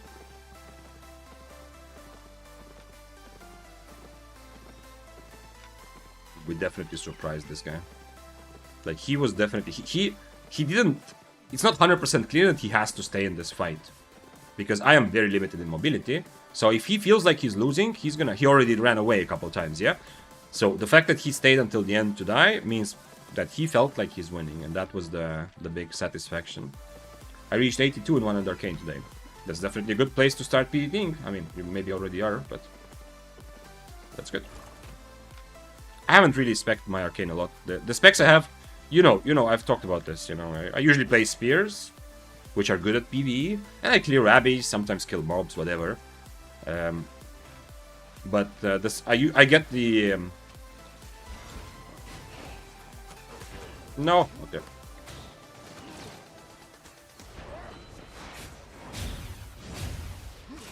That was not as much damage as I expected. I expected much more, but I guess he didn't get... Did he lose stacks while he was running? I guess he lost stacks, right? He didn't use the 3 stack. Okay. So yeah, usually my specs, I also in Arcane, they come from using these fame credits that I gather on Spear, because Spear is good at PvE anyway. When I play it, I anyway kill mobs here and there. And all the tomes.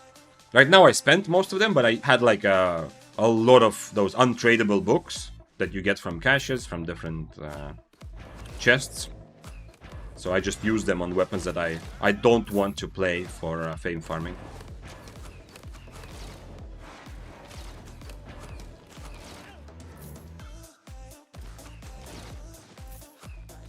But yeah, but now Arcane for today is done, even though I am kind of looking forward to playing it again soon. But for today it's done. For now I'm gonna try to just attack everything with a bow. Tier 7 right now. Okay, it's a blue chest, so I'm not gonna get the books to demonstrate, but yeah, you know what I mean. Those untradeable books that you get. Not bad. Maybe I can use this to bait, yeah? If I play like this. Everyone wants to fight me because I look like I have zero clue of what this does. What do I actually get? CC resistance. Actually, maybe I do have zero clue now. But I mean, CC resistance minus 60 and slow. It's when I E, which is not the worst, right? It's better than Demon Cape, which will proc from random auto attack. But no, okay, that's weird.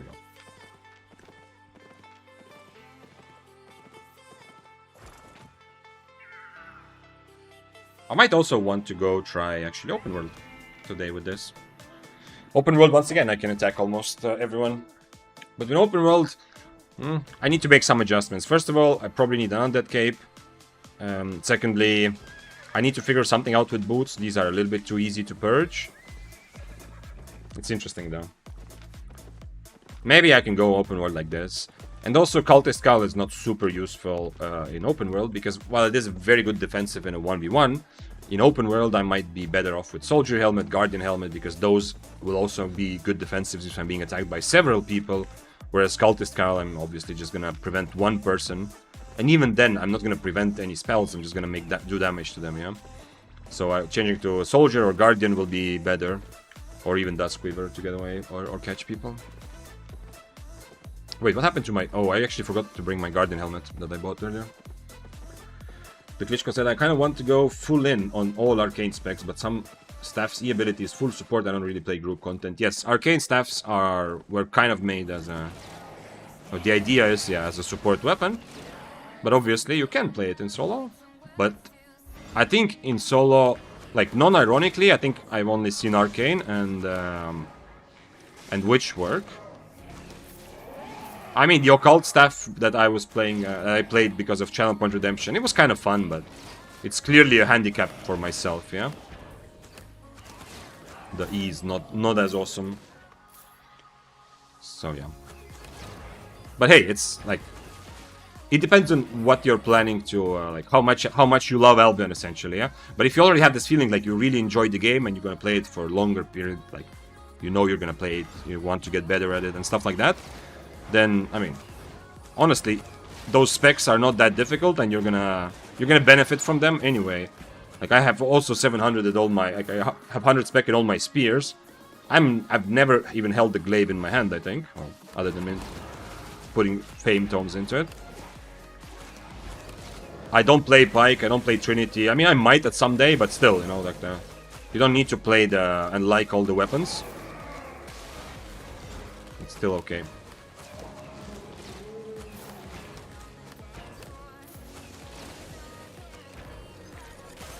Okay, luckily nobody showed up while I was so low. At least not yet.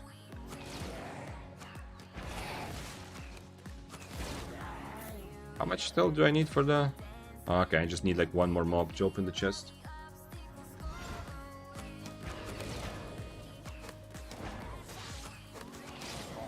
Okay. So these are the tomes that I am collecting for when I decide to put some fame into and play something new.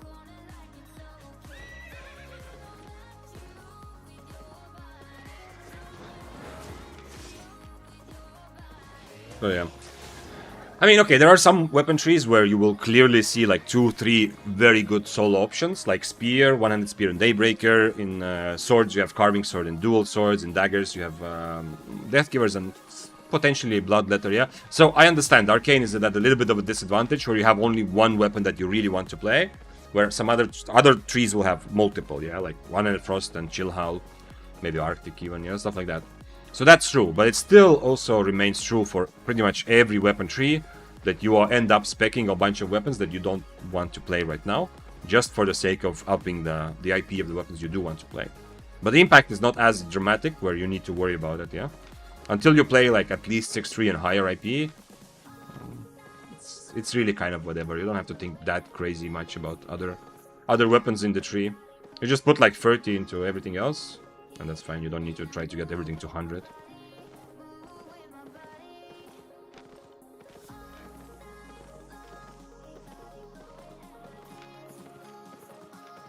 Where are all the people? When I played Arcane, I saw a lot more people. Did I somehow trigger the SBI algorithm to give me enemies? To showcase Arcane? And now on the bow, I cannot find anyone. Estuario says bows are meta now. Well, yes and no.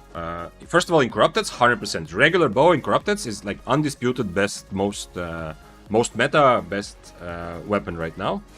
This is not just according like, this is not according to me. This is mostly according to people who actually play that content. Yeah.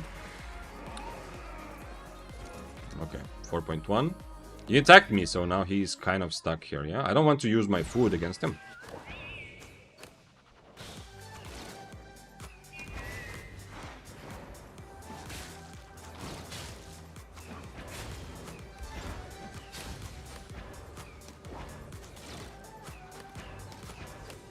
No, sir, come back. Well, at least I can still kill 4.1s. Unfortunately, that's the only thing I've found in a while. Poor dude. He kept attacking. He didn't have to, but I mean, yeah. 40k doesn't make me feel good either, yeah. If it was like 100k, at least you can say, okay, it's much better to kill him than open the chest. But 40k does feel a bit like minus karma move. But yeah, well, I'm tier 7 without overcharge, so it's not really very viable for him to fight back, to be honest. Battle Axe is a very good weapon specifically to surprise people who are becoming overly aggressive on top of you like this. I don't think he can really fight back, yeah. His build is... is okay, but not enough to overcome 2-tier differences. So yeah, so back to the bows. Bow in Corrupted, 100% the best regular bow, the best weapon right now. However, for open world and mists, I feel like bows in general have risen after the Q update, after some other updates like adding Sky Strider to the game. Sky Strider is probably an S tier weapon for mists also, but it's very expensive, so not a lot of people play it. Badon is somewhere out there, somewhere up there with like A tier or maybe upper B tier, something like that. Regular bow, in my opinion, should also be like A tier weapon for mists. I legit feel that it is kind of a meta-ish weapon now. Oh shit. Yes, wrong. I need to figure out the W thing here, and then of course fight him.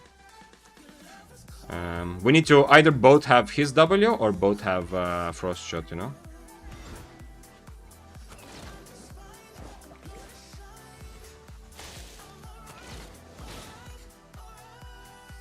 Because otherwise, I get fucked. If I stay close and I just don't do the damage. And he cannot kill me because, you know, he cannot actually catch up to me. Okay, so I'm gonna change W and then fight him, obviously. Let's see when I'm ready. Okay, I'm ready to change W. Okay. I could also change to Inferno, because right now he's gonna invis my Merc jacket, but it's a bit like whatever. Honestly, it's not as important.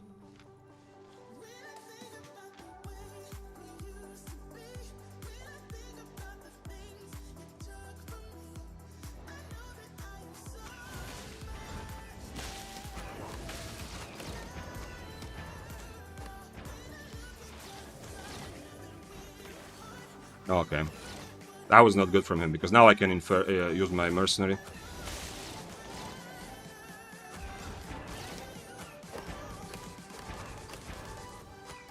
But unfortunately, I don't think I can actually fully catch him. We'll see, though. I still have 2 healing potions, so... Hopefully I don't need to use them, but we'll see. Fuck. Changing food might have been a mistake there.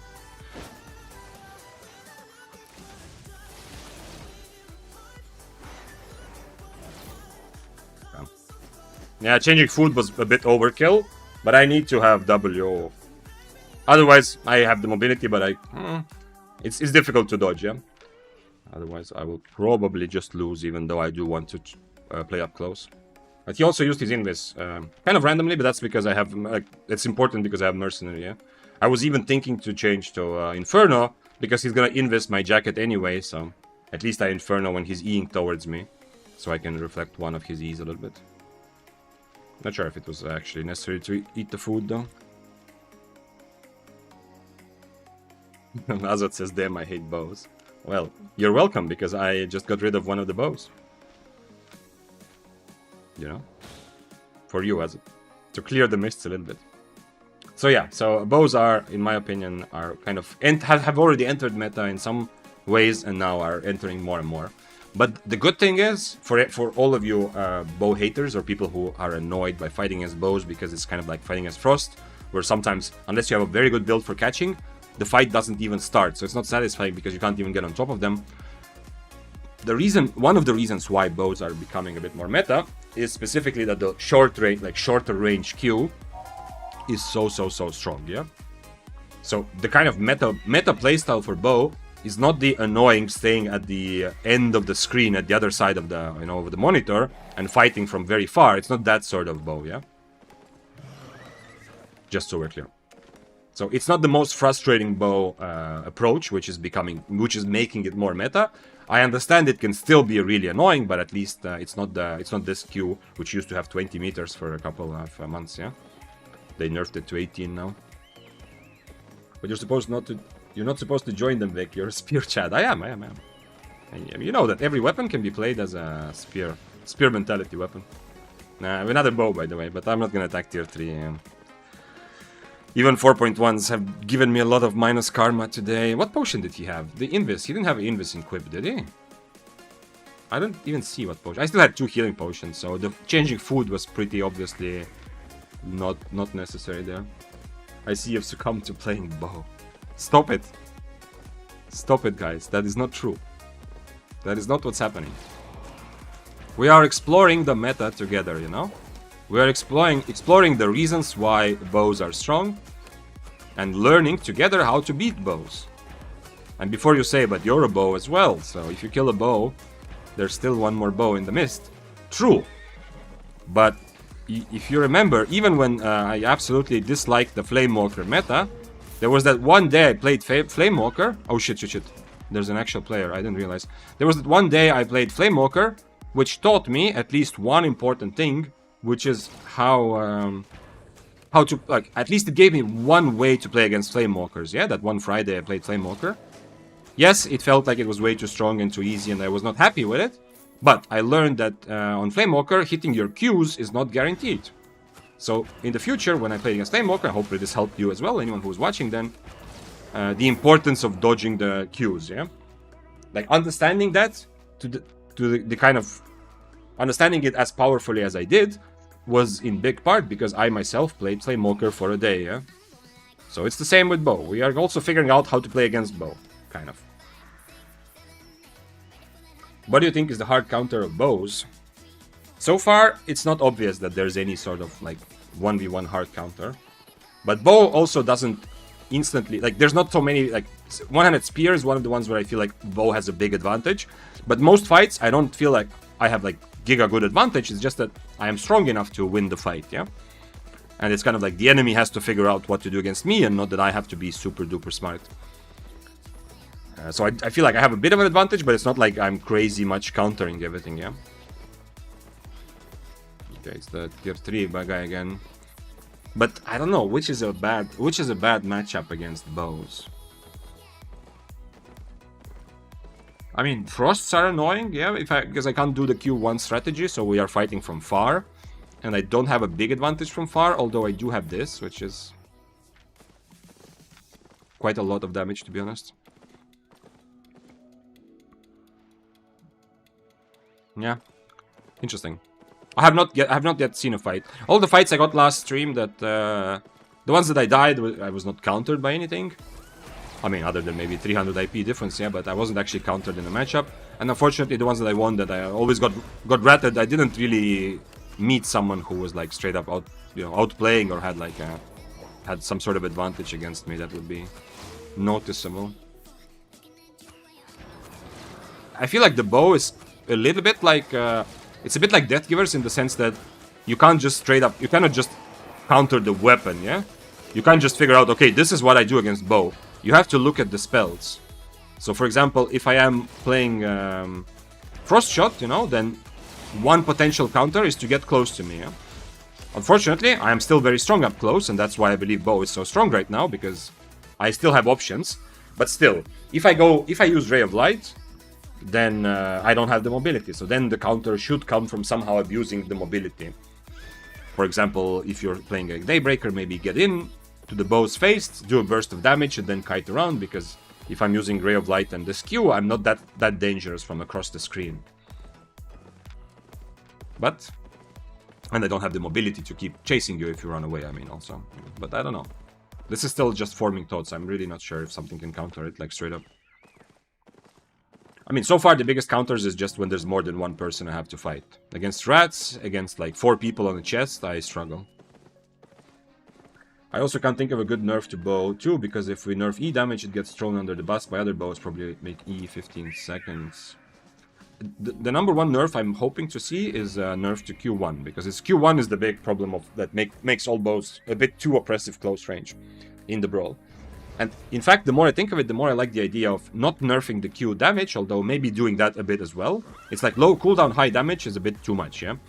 But at least nerf the range. The range, it doesn't really have any business being like such a high range spell. Like 13 meters is too much. It is actually Impaler range, right? Impaler is exactly 13, I want to say. 12 meters. Holy shit. Okay, so it's... In theory, my Q has more range than Impaler, yeah? So if it remains as an option, specifically when you want the enemy to be really close, and then for regular bow, that means that you have a choice. Do you accept the debuff? Because, you know, if your enemy is close, you do a bit less damage. Do you accept that? Do you accept the brawl? But then you get the big damage from Q. Instead of 13 meters, give it like 5 meters, yeah? So then when you're right on top of the enemy, it's super strong. But then there's also a clear way, if the bow changes to Q1, you can try to abuse that by kiting them, just like all the other weapons, yeah? Like, if Death Givers changes to Sunder Armor, you kite them. But if currently I am playing this Q, and I am good at every range, essentially. Thanks for following, by the way, guys. We have Est Wario and Salty Jashid. Appreciate you.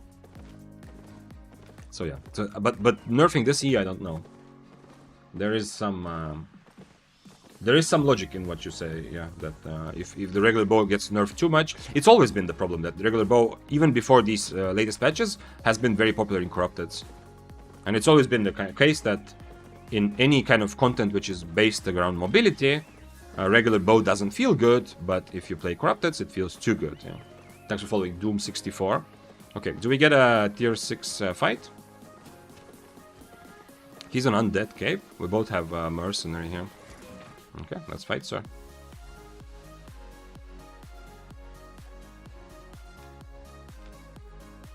I do this, especially if I'm on frost shot. I'll just do this.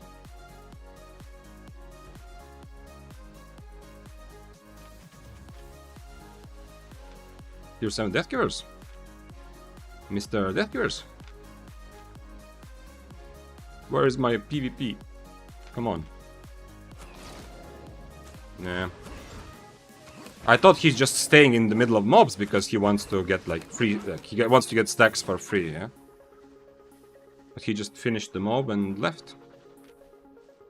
Okay, let's see if we can find them again.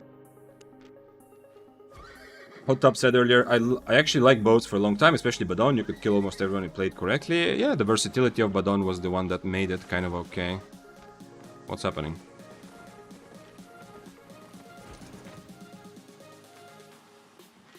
No, he's going full close range now with his build. That kind of sucks for me, yeah? Because I am a good brawler, but I'm not that good brawler.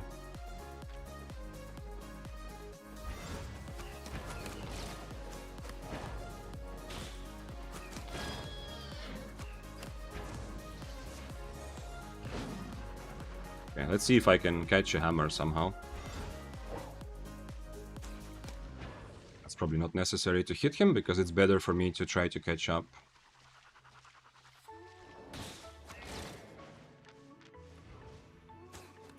And the Death Givers actually just left? No way. Is he on cooldown? Yeah, he's on cooldown reduction, so he will get away anyway. There's no real point chasing him, I think. But we'll see. He's gonna go. Okay, we go into Avalon, sir. Go. And the Death Givers just left also in front of us. Even already we are having a fight with someone else there. Even more of an advantage, and he just left. Damn. He must also really hate bows. Too bad. So, Hot Top's idea of Badon was that you could kill almost everyone if played correctly, even outnumbered. Meanwhile, you'd be punished hard for mistakes. Yeah, but for a long time, the problem was that even without making any...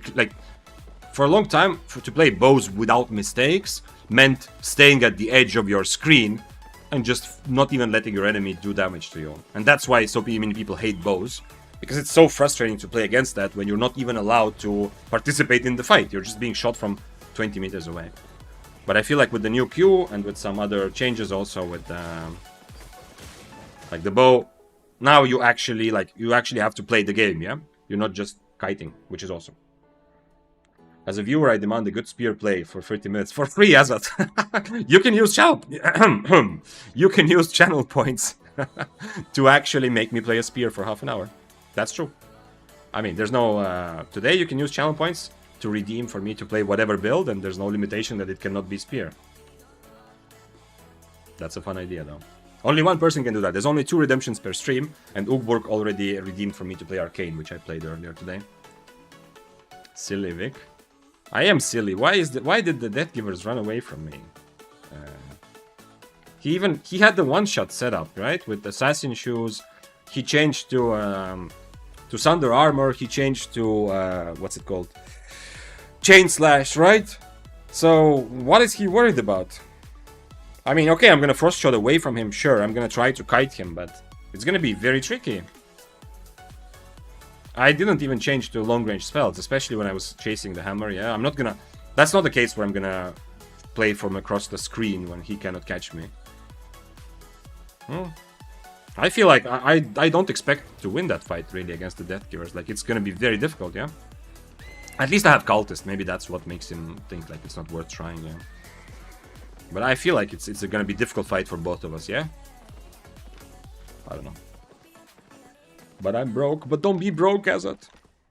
Do not be broke. Have you tried not being broke? Have you tried making a lot of channel points? Zombilio said I would, but I lost my points the other day when Vic hydrated 6 times in a row. I hope it was worth it though.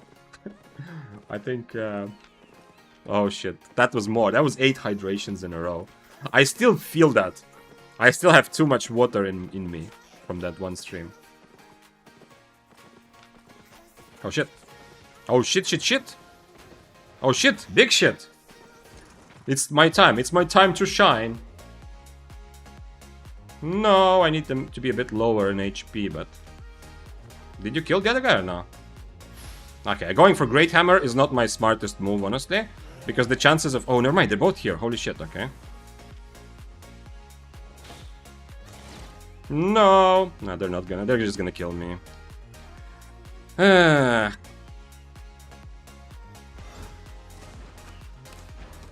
This might be a bad idea. Because he can very much kill me. Even with this HP, I'm expecting to die a lot of the time. But hey, let's go see. At least the fists I have some chance of catching. The hammer, unfortunately not. We'll go for the hammer first because he has more HP.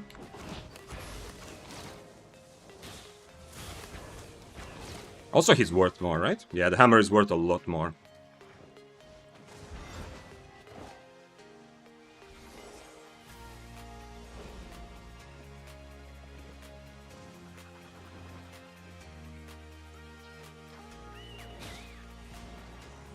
I wish I had a poison potion, man. I will never catch the hammer, though, I'm afraid.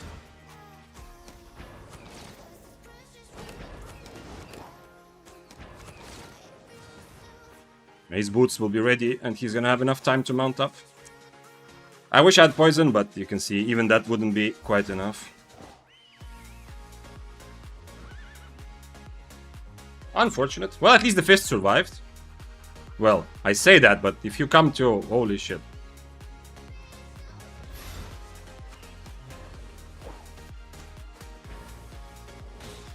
No!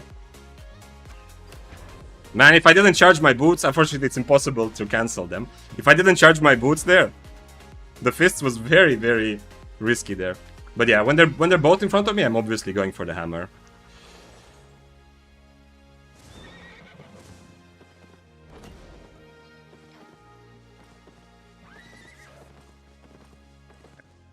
Karma for playing bow, I accept it. I don't take minus karma for ratting, especially after last stream. You know, I kind of I'm on both sides of this coin, but I absolutely accept being shit on. Like if those guys at the beginning both turn on me and just kill me, zero problems. Yeah, absolutely. Karma for playing bow, I'm not sure, but karma for trying to rat the fight, of course. He changed food, I think, right? The hammer. He was regenerating really fast. I don't think he took the fight on like Avalonian stew or something. Too bad. Even with this, well, since I don't have a purge, that's a big thing. But even if I had a purge, the hammer can outplay. And this is the kind of situation where, like I said, like bow is good in 1v1s. But for example, this situation on a Daybreaker regular build, I'm probably killing the hammer, right? Like the chances of me not killing the hammer are much lower. Does he have cooldown reduction? He does have. He actually does have cooldown reduction. That's the only thing. Oh, big respect. The fists are actually fighting him. That's respect. I cannot catch him though. That sucks. Like, I mean, even if I somehow got dismounted there, it's still the same situation. So yeah, so like this same situation happens. I'm on Daybreaker or Spear. You know, that's what I mean. Like bow is good. I feel like even in Mist, it's undervalued because of its power in 1v1 fights. But dealing with rats, which is what I dealt the whole last stream, yeah, dealing with people ratting your fights, you don't have the best tools. And being a rat or being in a situation when others are fighting to take advantage of it, like to 2v1 the hammer even, don't have the best tools for that, unfortunately. Also, I wasn't an omelette, which I normally would be if I'm running around, but oof, okay. Wait, what? It says 0 seconds. Okay, yeah, I can enter. Salty Sheet says, Yo, Vic, you playing any depths? Me and some friends went in yesterday. Seems like everyone runs Badon and Carver. Carver is carving, yeah? And we just get clapped. I'm new to PP though, so it's my other friend. The other friend is pretty good at PP. I don't know about depths meta. I have played depths for like 4 days, more or less. I played a couple at the beginning, and then some late, like when they came out, and then a couple days, like a couple weeks ago as well. But not really enough to have a good grasp. I know that bows are way overplayed. All kinds of different bows are really played a lot in depths, and specifically the Phase Scale Robe, which the only huge downside of Phase Scale Robe, why it's not usually played in full loot, is the amazing cost. Yes, it's way too expensive. But in depths, the cost doesn't matter because you don't lose items, so people are playing it. That's all I know. As for you getting clapped, I mean, you have to show like specific fights. Then we can talk about it, yeah? By the way, in Discord we also have VOD review channel, so you can drop a VOD if you want. But then you can actually, you know, have a chat about and talk about what it could have been. What could have been the reason. Do I need Frost Shot for this? I mean, I need him not to get on top of me, right? He brought a bunch of silences. That's interesting. I can change to Inferno, but honestly, I'm not even... Am I worried? Is he gonna just full kill me with E or not? I'm not sure.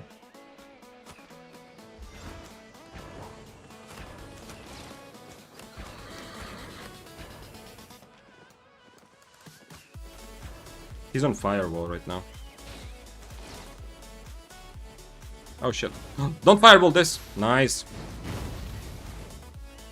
Man, if he Firewalled there, he cancelled my boots, yeah? That was interesting. He used boots, but then decided to turn. That was very well... Like, if that's on purpose, that's very well played. I need to be careful because his Firewall can actually stop my boots. I wonder if he... The other guy, I think, dismounted with 15 seconds now.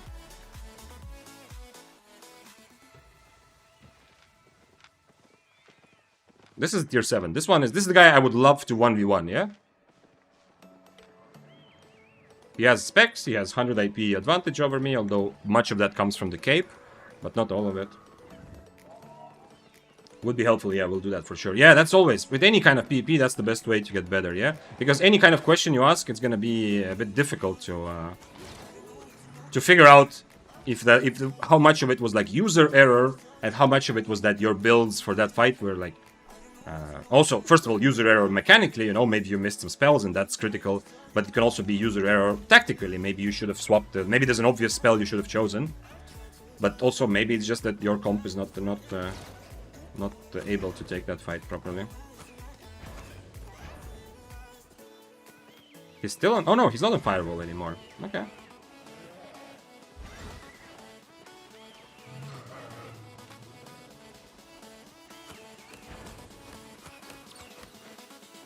Take that, Wolpertinger.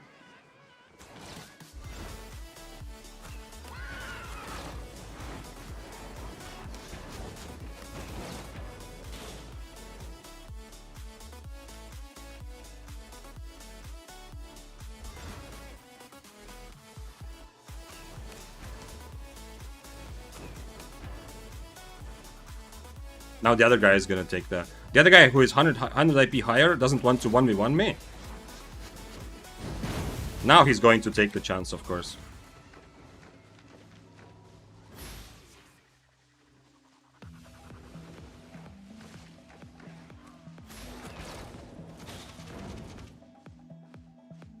Did he boots? I wonder if he boots at all yet. He took the tier 6 kill also.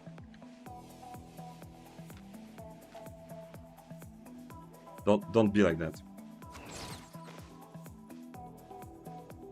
He could have gone after me, but even after ratting the fight with he's the highest IP here, yeah? Not that IP is everything, but still. He's the strongest guy here. Not only is he not taking 1v1, but he doesn't even rat me. He's even afraid to rat me, it seems like.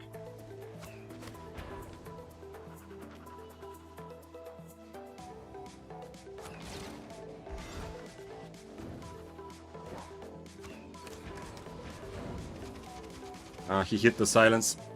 He hit the silence and it cancelled my frost shot. Because since I'm on these boots, you know, he can't really catch me. So I'm not worried, but he hit the random silence. Not the helmet silence, mind you. He just hit this silence. Maybe swap to long range Q? Yeah, I could have for the 1v1, but he didn't want to 1v1. And even then, he was... okay, in the end, at least he fought me, yeah, but still. Even after ratting, he was afraid to go for me. Even then, he went for the tier 6 fire staff that isn't really worth anything. But, unfortunate that he hit the silence. Right? Without setup, he hit the W, and it cancelled my frost shot. And after that, you saw what happened, yeah? I'm also not drinking potions until I feel like I've baited him into the fight, because he's clearly shown that he wants to just not take any risk, right? So, if I drink potions too early, he's 100% just running away, unfortunately. But it ended up costing me, because, you know, I like the higher risk, higher reward. Not that the reward would have been exceptionally high, but still. Should you start a fight with half HP just because he has 5 cooldowns? No, I shouldn't, but, I mean, you saw Zombilius. I tried to offer him a fight with full HP 5 times, and he was afraid. And even when I was like 40% or even less, 35% HP from the fight with fire, for the fire staff, even then, he dismounted and he was afraid to use his boots to try to rat me. He just went to kill the tier 6, yeah? So, yeah, of course I shouldn't. I should always, you know, take max advantages, be full HP, have my cape, my spells, everything. But in this case, you know, he's not fighting me if I'm not low HP, yeah? Like, he had so many chances to fight me, but he is afraid to 1v1. If I'm not fully... Like, it's the same why, as I said, I don't want to drink potion too early, because he's just going to use his boots to run away, and then if I'm forced to catch up to him, I give him a much bigger advantage, yeah? In this case, if he doesn't hit the silence, because I'm frost-shotting, it's just a very unlucky timing, yeah? If I'm frost-shotting there, he doesn't hit the silence, either he just runs away, which, I mean, I can't really stop, yeah? But if he comes after... Ooh. Can I just full brawl that guy? Is it possible? I mean, probably not, right? But I have to try. I have to make it seem he's also on cultist. Fuck, the cultist is gonna fuck me over so hard. That sucks. I wish he was on the regular bloodletter helmet, you know? His cultist is gonna mess up my... So I need to be on Inferno. There's no way, right? I am kidding myself, right? If I think that I have any chance of this. I'm gonna eat the food, so I'm ready. If he dismounts me. I don't know if I should be on cultist or not. Probably not. There has to be no way, right? Tell me I am delusional for even thinking. He's on Snapper and cultist. So he's exactly... like, he wants to take the fight the way that I want to take the fight. He's not gonna try to abuse mobility against me when I'm so much lower IP. He's gonna try to just brawl me, and he's... Unfortunately, that's exactly what I want to do. That's my only chance of winning, is just standing and out-brawling him. Oh, I have to think if he dismounts me, what I do. I mean, if he dismounts me, I have to fight anyway, so... Maybe I need to get dismounted. OC? Yeah, OC, absolutely, yeah. You want to just OC the random? Like right now. Yeah, I can do that too. What's up, Fridge? Is that the same guy? Let's see, maybe someone else shows up. The problem is... The only way I'd win this fight is just standing and brawling him and hoping for the love of God that somehow my Inferno is enough. And my damage, obviously. But his cultist is amazing for that. Like, he's really good at just standing and fighting me. He wouldn't be if we were both tier 7, but he's 6-3 overcharged. Even his weapon is 6-3. So I'm gonna die the moment I hit 40% HP, unless he's already almost dead. If I hit 40%, the moment he also hits 40%, I'm 100% dead, yeah? Because his overcharged weapon is gonna... The E is actually gonna matter, yeah? The E is not just for mobility. Bah! Unhappy. I would like to fight in 6-3 Bloodletter, but I need the mobility Bloodletter. If I survive his cultist, is there any way... If I had Soldier Helmet, maybe, but... Is there any way I can Guardian Helmet and still have it ready for the second time?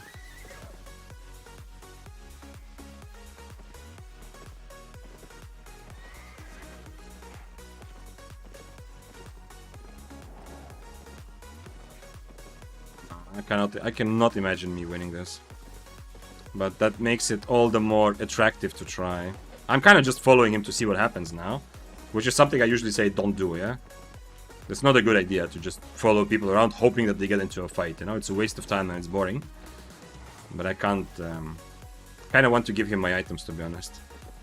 I get this urge inside.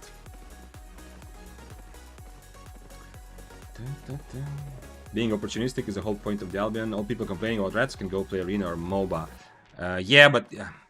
like, I myself am also guilty of that sometimes. And the reason, like, if anyone complains or is annoyed by rats, it comes from expectations. It comes from the fact that for some reason you've built up expectations inside that you're gonna get a 1v1 fight without ratting. And I am also guilty of that. I also sometimes build it up a little bit in my head. Like, because I analyze how good a weapon is in a 1v1 fight. We talk about matchups, we talk about what to do against a specific weapon or item your enemy has.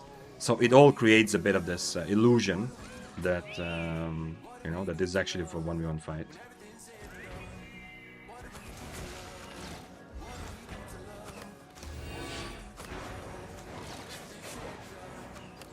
No!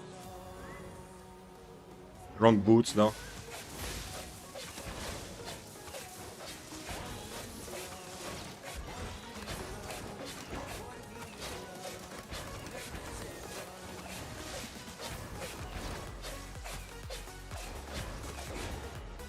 Wrong boots. I cannot run around with boots. I need to win. But hey, not crazy, right? I hit almost everything, I think. Did I miss something? I hit the Wolpertinger once inside his cultist, but I hit almost everything, I think. My W's I hit, I did the E thing so that I E as fast as possible for extra damage. I infernoed his Stalker Jacket. Admitted, like, in retrospect, I don't know how good, how good this player is, and maybe he didn't give me any respect, he thought it's an easy win anyway. But if I know that he cultist calls at the beginning anyway, I want to be on Mercenary 100%. But the reason I'm not a Mercenary is because if he gives me any sort of respect, as in I might be able to kill him, yeah, then he plays this correctly, he's just gonna keep his cultist for my Mercenary, and then my Mercenary gets kind of wasted, yeah. That's why I swapped to Inferno. It's very nice against Stalker Jacket anyway. Okay, that was cool. I like that. Couldn't you boot away for E damage boost? Boot away for E damage boost. I was on Royal March. There was if I use, I need to win the fight and boots when he starts running away. That's the only thing I can do. Cultist was also kind of okay. Like, this fight did not last longer than 30 seconds, so I would not have gotten 2 Guardian helmets in there, no way. I like that. I like that. If I was on regular boots, then the moment I realize I'm probably losing, I have to use... He used boots randomly also, by the way. I can... like, if I was on regular boots, my only chance is to somehow magically dodge his E by running around at the right moment with my boots. But since I was on... Royal March? This is nice, but the idea here is I need to surprise him with damage, and he needs to start running away, and then I use my boots to catch up. That's the only thing that these boots, the way I can use them. I cannot start bootsing in the middle of the fight. Yeah? Unfortunate that I hit the Wolpertinger while it was Cultist Cowl, but I didn't end up taking a lot of damage. And the W definitely was correct as well, because I'm not gonna be able to frost shot away from him for long enough anyway. So I'd rather have this. I think that was a good decision. Hi, you get so much silver just on PvP, or use some other methods make it silver? Dear play, just PvP. I only play mists. I played the duo mists with a friend for a while.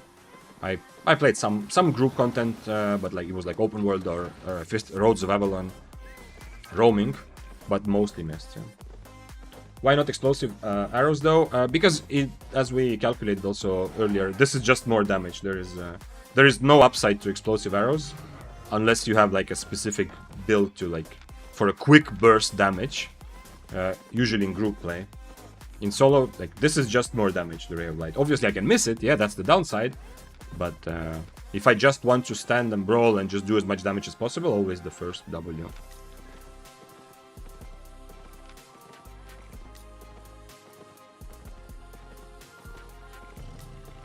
Zombilio said, oh, by the way, my plan for you isn't really working. Turns out Astral isn't the best choice, and I paid 4.5 mil for it.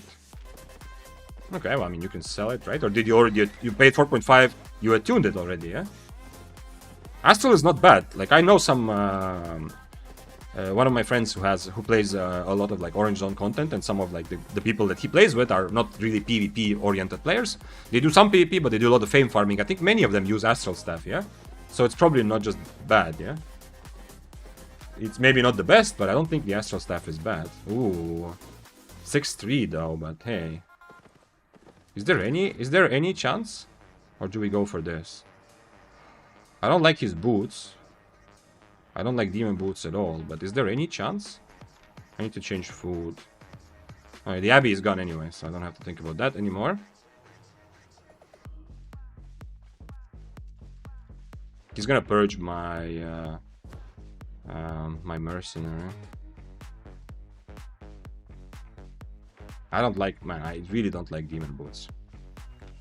Unless I myself also have demon boots. Because with these boots, I'm gonna be stuck in the same situation, which is kind of okay. But I'm gonna be stuck in the same situation like with Bloodletter, that I need to make the brawl count. I need to somehow out-brawl the blasters, but that's never gonna happen if he hits all his spells, yeah? I don't think anyone right now, I don't think any build can match the damage output of Arclight blasters. If he hits all the spells and constantly procs his passive, I think it's just the most damage of any solo PvP build. But who knows? There is some chance. I think he got a lot of loot and ran away though.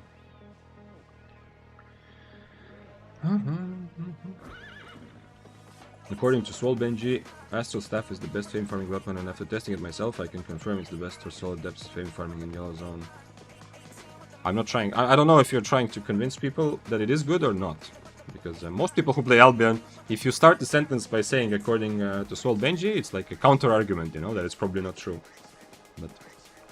But the rest of your sentence made it feel like you actually do believe it's true, so have to be a bit careful, yeah?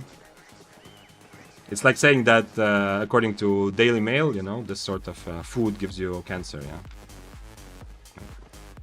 And then you should say like there's actually some research there, yeah? Like there's actually medical research that, you know, some sort of food is harmful for you.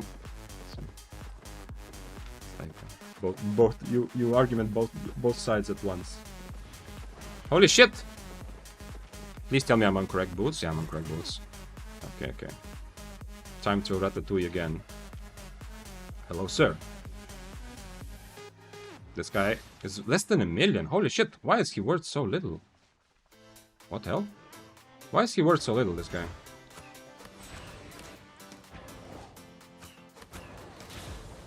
I should have slowed him before. He's just gonna run for the exit, yeah. Or mount up. Man, not having any dashes is annoying. It's annoying. Yeah, Bo is not a very good rat.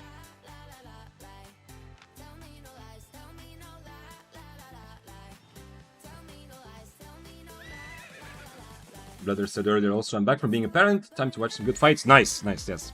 Hopefully. I mean, right now it's probably just gonna be me getting ratted or being rat, but who knows?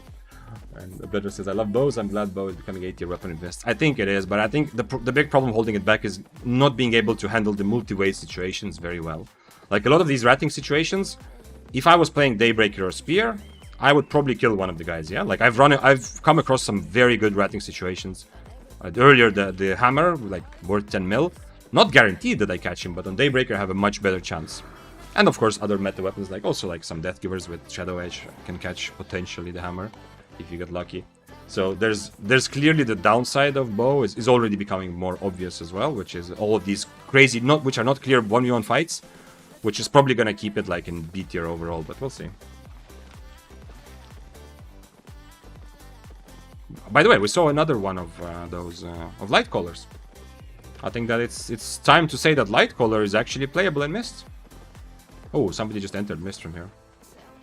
Isn't Badon Bow better? My friend plays normal bow in Ava, he didn't end up liking it. Isn't Badon Bow better? I don't think it's better right now anymore. Sky Strider is probably clearly the best bow for anything that isn't corrupted. In corrupted, regular bow is the best. hands down, no argument right now. But for Mists and open world, I don't know. Sky Strider is probably still the best. Badon is very good, and regular bow is kind of up there. Yeah, it's just a bit different playstyle. Badon functions also pretty good as a kiter mostly, not just kiting, because you now have option to to brawl with the Q1 as well. But still, you're kiting more. On regular bow, you are not really a kiter. You are mostly just a brawler. Was that the? He didn't have stacks, but he did go in this. Who was that? Oh, I was 8-4. How did he disappear though? How did he disappear? He doesn't have in. Did he drink Invispot and then change a potion and then wait 10 seconds? No way. That was interesting though.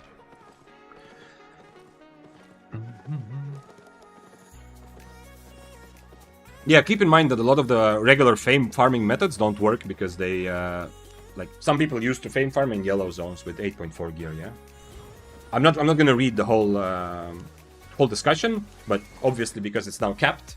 And they made other adjustments also to how strong mobs are, so you cannot solo group content as well anymore.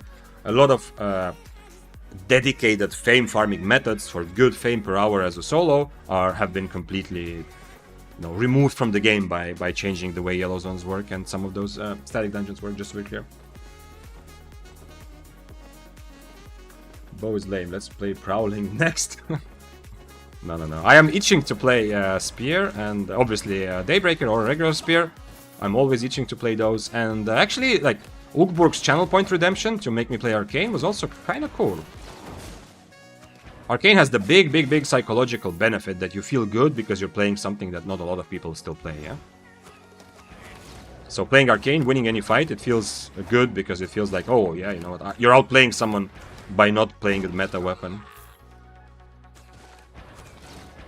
Which is the only kind of downside from Daybreaker, because Daybreaker is absolutely one of my favorite weapons, but last year, I believe, if I remember correctly. Anyway, at some point, Daybreaker rose to like a S-tier meta weapons, and ever since, it feels a bit more like... It feels more like you're just playing a meta weapon because it's meta, even though that's not true, man. Yeah. I hope... I'm not reading the whole discussion about, like, Swolebench's video. I hope there is no... like, I hope we're not just shit-talking a dude, yeah? As I've said many times, it's like... At the end of the day, it's like... It's much better to not listen to what someone else says about someone, yeah? But have your own experience, at least. That's what my life has taught me, yeah? When people tell me shit about someone else, I don't usually trust it. But there is clearly this aura, like, without any kind of opinions about him, like the person, there's clearly this kind of aura in all of Albion. And I think it comes from the fact that he used to make a lot of videos, yeah? Like 2-hour videos every probably couple of days, filled with like a bunch of stuff. And obviously, if you make so many videos, you can't just... I mean, a lot of the things are just random shit, yeah? Like, it's impossible to create that much. So, oops. I think that's where the aura came from. That I was jokingly saying before, yeah? That if you say something was in a Swolebench video, most of people in Albion will instantly think, ah, so you're saying it's not true, yeah? It's a bit of a joke, obviously, you know? It's like an argument against the person, not against the argument, but yeah. Whenever I was... someone referred me to some video or something he said, I was not able to verify it, because there's no way I have time to listen to 2 hours of talking about random shit in order to, like, you know, to understand the actual point, yeah. But I can tell you one thing, which was my example of seeing that that he doesn't, like, he talks stuff that he's not true at some point. When Grinder left Albion, I remember somebody clipped that also from his video. He was trying to make an argument that Grinder is not a good PvP player because of his fame KDA, yeah? And everyone who actually plays, like, PvP, you know that it's... I mean, well, anyway, we don't have to discuss that too much, but anyway, it was ridiculous. So that's my only kind of a little bit more personal connection, where I could kind of verifiably see that what he was saying is not true, yeah? For the rest of it, I have no idea. There might be a lot of good points that he's made over the years, but it's just hidden in long videos.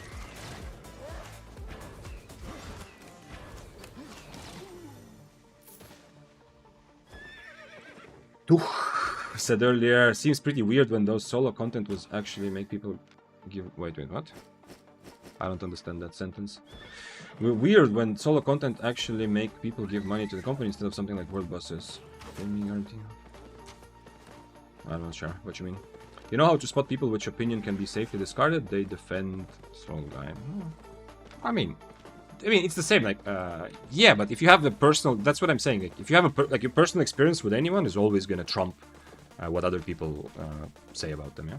So, I've had those when I've said this several times. Those who've been here might have already heard me talk about this. I've had those experiences. Last place where I worked, I got promoted several times. It was like I really loved the job and I was pretty good at it.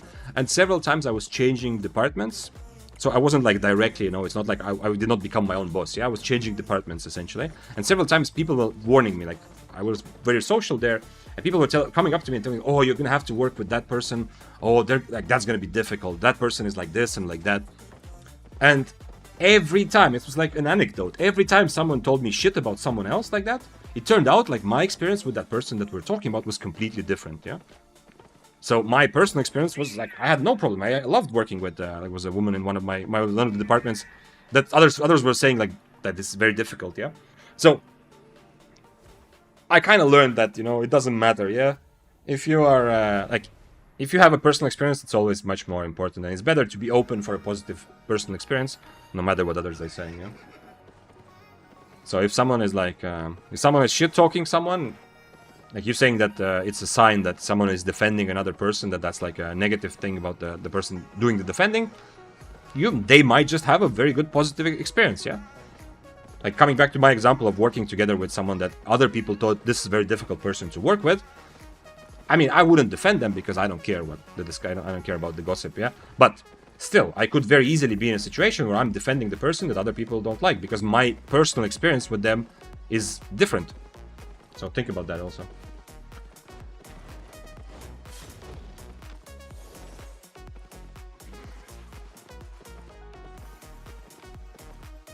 Okay, this guy is definitely a better matchup for me, but he's also much higher IP, unfortunately. I need to eat food and overcharge, probably off screen.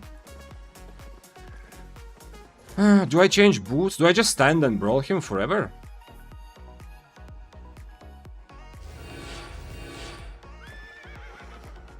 I do the same. You know what? I'm not even gonna use my... I'm not gonna boots. I'm just gonna keep my boots to catch him. I'm just gonna try to do the same. Probably just gonna die just like before, but who knows. It's still okay to try. But I need him to dismount me. I need him to think that I'm not trying to fight him.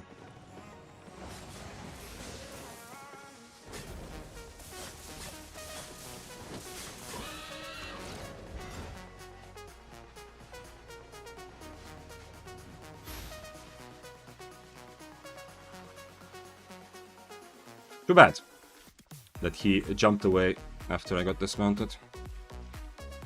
I should have W'd right away.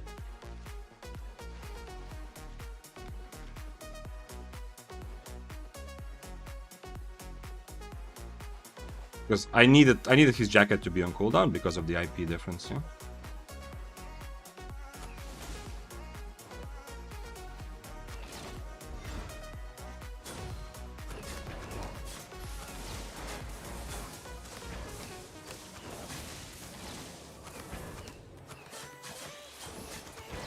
No, he changed to his roasted snapper. Okay, he's giving me a lot of respect now. He changed to snapper there. Now, my mercenary is actually longer cooldown. Oh, he has only one healing potion. Holy shit. Okay.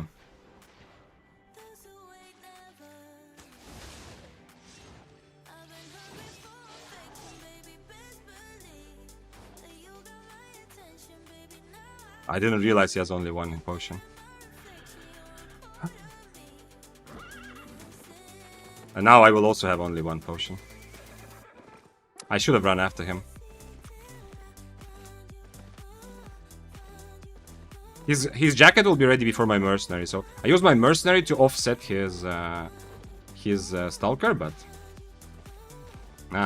If you are so brave, maybe you shouldn't have run away before. Holy shit, what is this? 200 strain weapon. Let's do a quick calculation how much he put into this. 400,000 times 200. It's like 80. It's gonna be like 85 mil divided by attunement bonus. Okay, it's not that crazy, right? It's like 12 mil. He put like he put like 12 mil into a 4.4 weapon. Holy shit. He's on Shadow Edge now.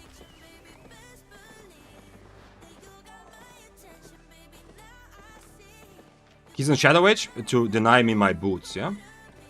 Which means I can brawl even better, to be honest. But I cannot... He will be safe to run away later if he wants to. Interesting. 2 minutes for this thing. If he tries to Shadow Edge me... If he tries to fight me on Shadow Edge... I don't know. With 2 potions, I should be able to do it, right? Keep in mind, if I reach 40% HP, he will have a big advantage because he's gonna eat through me. And have it lower cooldown, yeah? So even though the brawl went kind of even, he's kind of cruising for a victory. I need to win the brawl. But I was starting to win a little bit, so at least there's that, yeah? The carving is gonna help me also. Do I need second potion? Or not?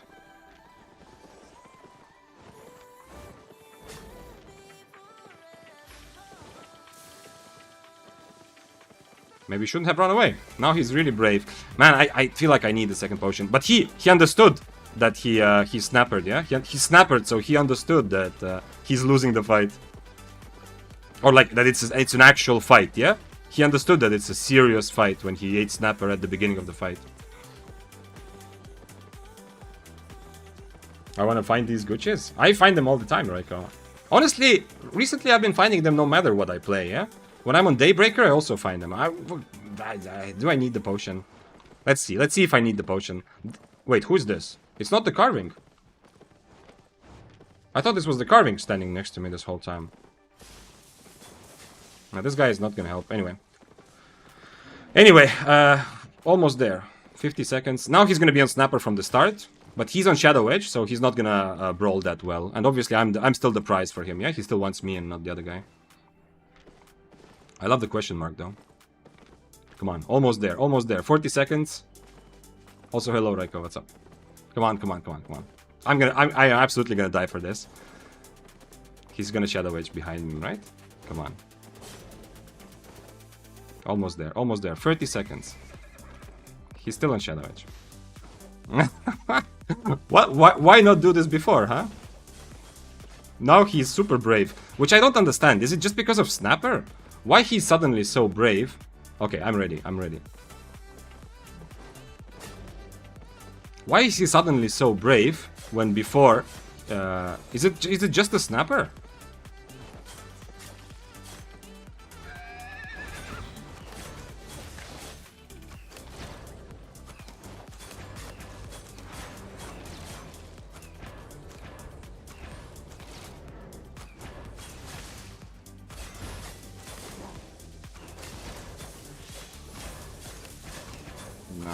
Nah, it's just a Snapper, yeah? No, I can't win this. If he already has an advantage, then I can't really win this.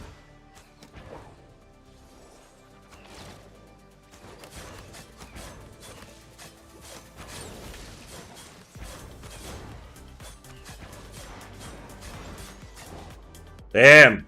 Kinda close in the end. Yeah, but the moment I reach 40... I drank potion very nicely, but the moment I reach 40... He eat. I got full value from my mercenary as well. I mean, he's not running. He didn't try to kite or anything. Yeah. Okay. Well, maybe the boots choice once again. Since I know he's on Shadow Edge, I probably should have once again changed boots. But if he changes back to dash, I don't think there's a hope. And also, once again, there's a problem is if he does decide to run away with these boots, I can catch. Yeah. With the other boots, since I'm not gonna play this on Frost Shot ever, with the other boots, I am. You know, essentially, when his cape procs, he's running away, yeah? I'm not sure. So close, even I raged. It was kind of close, yeah, but his E is gonna be... The thing is, it's a bit less... I'm not gonna kill him. He's such high IP that I'm not gonna kill him with just Q. And after I proc his undead cape, the only thing I have is just his Q, yeah? You can't beat him if he's inside your area, you lose too much damage. I don't think it's as big of a deal as it seems. I don't lose that much damage. I think I want to brawl him, and sure, I want to try to keep a bit of space, but he will constantly queue anyway, yeah? So. I mean, it's also, I don't think I'm gonna fight him on Frost Shot anyway, right? So what are you suggesting is just me being better at walking away, which you might be right. Like I should have created a bit more space, but he's gonna keep queuing after me, yeah? So I'm not gonna be able to take this fight reliably outside of 6-meter range, I think. But the damage you lose is not that big. It is a bit of an illusion, yeah? Because you see, look, otherwise I do 280% damage. And when he's inside I do 235, yeah? So it's not 55% of the overall damage I do, yeah? It's just the... What is it? Less than 1/5, yeah? I lose like 17% of my right click damage. So yeah. If I figured out a way to stay a bit further away from him, like if I play against the spear, absolutely, yeah? I make him come to me, but here I don't think so. Well. Unfortunate. But hey, as I said, his weapon is about... He put into his weapon about 12 to 13 times more than all of my items combined. So, you know, in some ways it's in my interest that he gives me the fight. Especially on Shadow Edge, like I'm just curious why he suddenly... Oh, holy shit. Am I buying this? Not really, no? Or do I buy a Masterpiece Tier 7 bow? Is it because it's cheaper, or is it because everything else is bought out? Let's see. Weapons bow? How much is 5.2 regular bow? 140? And Masterpiece... Why is it trying to sell me Masterpiece? Oh, because I have it set maybe excellent or better. Let's buy it, whatever. If more people want to fight me. Or maybe less, we'll see. Everything else I have, yeah.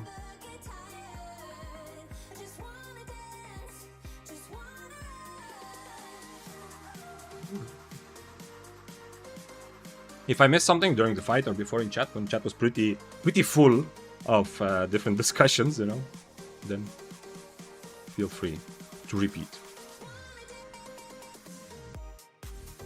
Nice, you're playing bow, my favorite weapon right now. I like playing bow right now, yeah. I am kind of itching to play something that I'm more used to, but honestly, it's pretty nice. I like it. But this was... it's annoying. It's annoying because I'm not sure...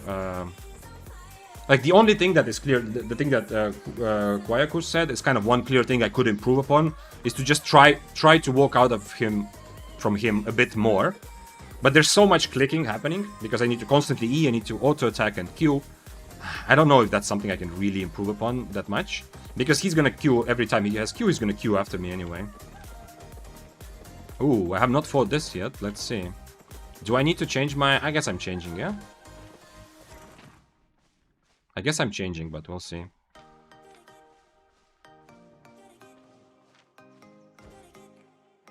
Maybe this is bad food for this, but I'm not sure. Okay, this might be a mistake, because it's gonna be 10 seconds. Do I also keep these boots or not? I don't know.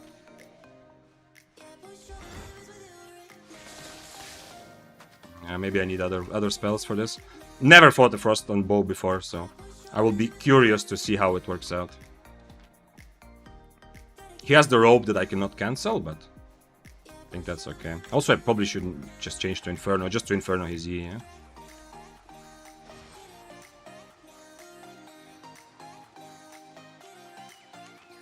It's a tier 7, yeah? We're both tier 7, okay.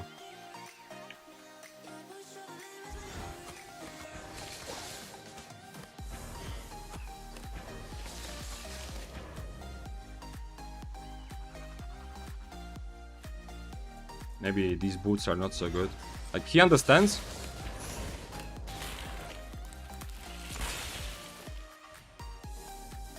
He understands that I'm the one who wants to be close range, yeah, which is awesome.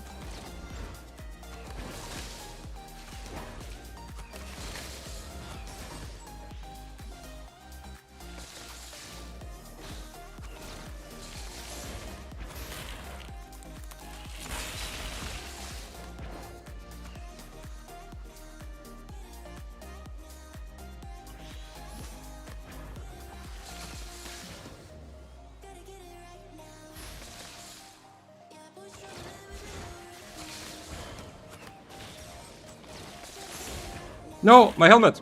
Okay, I think I'm good.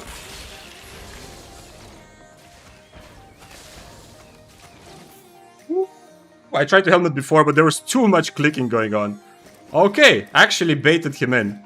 A bit almost over-baited with the helmet. I was worried. The W was also kind of I mean, I'm hoping he's gonna freeze me when I W so I don't get frozen, but holy shit. He says Bo is so fucking stupid. Hey! We pissed off a Kite Frost. This is full Kite, yeah? This is not even Assassin Jacket. This is like full-on Kite with Cultist, yeah? But yeah. He did correctly understand that he's like from range. I'm kind of weird that he changed to the Q3 and not Q1, because I would assume that he wants to play from a distance when he sees that I'm running Q1, yeah? We're gonna cash in because it's a rare W. Nobody ratted the fight. And we got an... Okay, never mind. We're not cashing in. I'm going into the Abbey.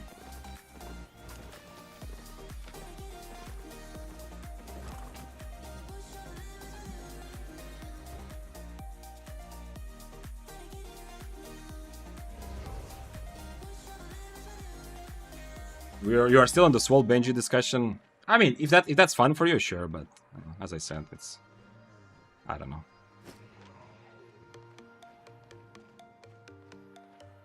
Not too much value, I think. It's like there's no maybe there's a bit of like importance of knowing stuff about people, yeah, like for survival, but to know which advice to take, yeah, but at the end of the day, like your personal kind of experience still is the most important, yeah? I think when it comes to what you think about anybody else. Is that A clicking like in League of Legends in this game? There is, yeah, but it's on space, yeah. The A for me is mounting up. In retrospect, I would prefer to have my A set on attacking rather than space, but it's too late for me to change my muscle memory. I have a new helmet now that I can use, by the way, from far if I want to. Nice. Instead of manually clicking. Yeah, Zumbik, that's exactly. I am auto attacking sometimes with space, sometimes with clicking on them. Yeah, you can do both. But there's so much. It's very click intensive, the close range fights with bow, compared to what I'm used to. Like, I am constantly clicking something. Like, the second time he froze me, for example, I kept my Guardian Helmet specifically for that. I mean, it ended up working out anyway, yeah? I'm keeping my Guardian Helmet for when I'm less than 40% HP, and I'm hoping I'm gonna cast it whenever I get frozen, so I block the damage from his E, yeah? But unfortunately... I was clicking so many things that even though I clicked it, it wasn't, like, it was still global cooldown. I was constantly clicking so much stuff. Shope says I'm barking a bit because in every Abdon stream he seems to hate the guy, little sus. Oh, yeah, but... I mean, that's a good pattern, yeah, if you really notice that everyone has the same opinion. Malti-Reese says you have to auto-attack with space, have settings on standard no RTS, kite with right click. Yeah, I'm not gonna change myself from away from RTS, there is 0 chance. But I can still auto-attack with space. Like right now. I can do this, you know. You can see I'm orb walking, essentially. So I can do that on RTS control, to auto-attack with space. And I often do. I click, after every spell, I usually press space, you know, to make sure I go back to auto-attacking.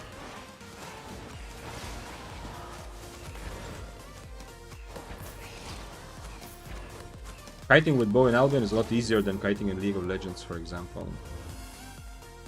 I don't know. I don't know about League of Legends, but in Dota, I don't know. I haven't played Dota for a long time now. I was watching a stream like last week, and I almost felt like, yo, you know what? I want to play another Dota. Like, I want to play a bit of Dota again. But then I realized, watching the stream, how much has changed in the game, and any kind of interest I had to even just play a couple games kind of went out the window. Because it's like a different game. But, so right now I don't know what it would be like, but my experience is that it was easier for me to orb walk, or, you know, to move while auto-attacking was easier for me in Dota. I don't know if it's the same in League, but I mean easier than Albion. Hydration, thank you for letting me know, for pointing it out, Shope. So, Shope has redeemed for all of us to hydrate. I'm going to do it with some water with lemon, in a good old Vitaltas bottle. Not old, but... It's a mineral water. If you're from the Baltics, you know this brand. It's very much love it or hate it, yeah? There's no in-between with this water. But that was what originally was in the bottle. Right now it's just tap water with lemon. So we hydrate together.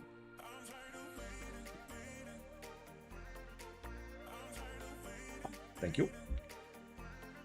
Like learning a new game? Yeah, that's what I felt, yeah. I was watching a stream and I thought there's so many new things in the game. I actually don't know. I'm curious if League has evolved like that as well, or if it's mostly about adding champions. Like, there's upsides to people who play, like, who actively play Dota, I think love the fact that there's so many things have been reworked, changed. There's so, like, it is not exactly like a new game, but so many things have changed. But for someone, like, who takes a break, it's... You essentially, like, there's fewer people coming into the game, yeah? Coming back into the game. I don't know if it's the same with League or not. If you take a break for too long, there's just too much stuff. I guess some people in Albion have that feeling also, yeah? If you're taking a break for a couple years, it's like, what? Crystal weapons, there's shapeshifters, all kinds of interesting stuff.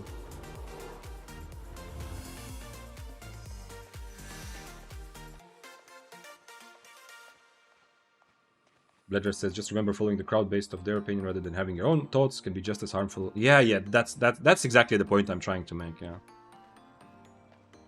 Like, as much as the thing is, you don't need, like, if you have like a question for $1 million, yeah, who wants to be a millionaire, your question is, do you think this guy, like any random person, what do you think about him? Yeah, like, sure, you have to answer the question if you want to win $1 million, so you take your best guess. But normally in life, you don't need to have an opinion about anyone, yeah. I mean, you can if you want, but there's no upside, really, unless that person is like you know, your close family, and you need to decide whether, like, it's actual survival question. So, I think Bled just makes a good point. Yeah?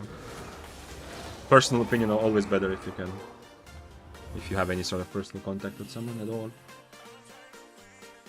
Now I have to hydrate 9 times. I ended up not hydrating the other day. Oh, Zombilius, yeah. Did you not know, Zombilius, that whenever someone redeems hydration, it means all of us hydrate. It's not just me in front of the camera drinking water. Everybody has to hydrate.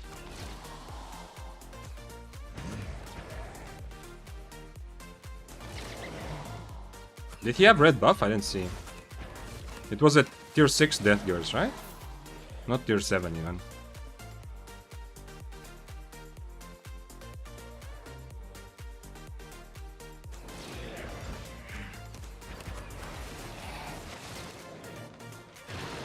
It's tier 6 overcharged.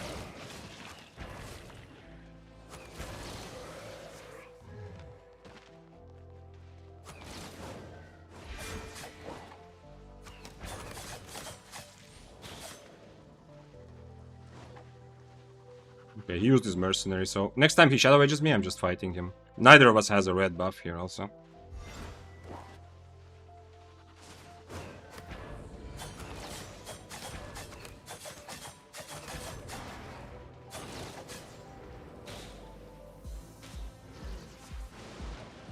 Tier 6 Badon, interesting. On Demon Boots, though. The Demon Boots will not be able to catch us here. Badon has red buff, so I need to be a bit careful with him. But he can't catch us because of his Demon Boots. So next boots, I'm catching this guy, and then I can deal with Badon later. Unless Badon changes boots right now. We'll see. No! Fuck. I didn't get him in combat in time. But he's still on Shadow Edge, yeah? So he can't really get away either.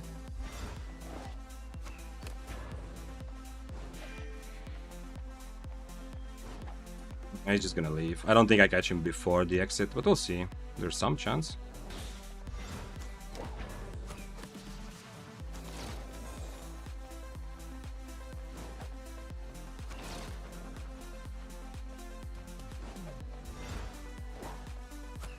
No, I didn't mean to attack him, but anyway, it's a question. Next Frost Shot is the question. I did get the slow. No. Man, so close. Nah, he's gone, he's gone. Unfortunate. Okay, on to the Badon. Badon had a red buff, but he was, I think, also tier 6 overcharge, right? Burp says, I took a break for 7 years, came back fully addicted and loving how much content there is now. 7 years from Albion? Isn't Albion like pretty much 7 years old? So you played like the beta and then took a break when it went open, or what? Or are you talking about a different game? Was that comment about League or Dota, or did you actually take a 7-year break from Albion? Holy shit! If that's Albion, that's a lot. I mean, for any game, 7 years is a lot, yeah. Playing auto attack bow is a recession indicator. Explain, zboob, explain. That is a cool sentence, but I don't fully understand what you mean. Dota is a mess for someone who took a long break. Yeah, that's my experience also, yeah. Does beer count as hydrating? No, I think beer counts as anti- or dehydrating, yeah? It's like an anti-diuretic, yeah? So I think when you drink beer, you lose more water than you gain. Do you earn silver from PvP only? Yes, Hexen. I mean, I hope it's clear that from PvP only doesn't mean from looting kills only, yeah? Like, I contest chests, you know, I kill mobs, I get lucky drops in abbeys and coffers and stuff like that. But I only play PvP only. I don't do any crafting, gathering, playing the market, anything else.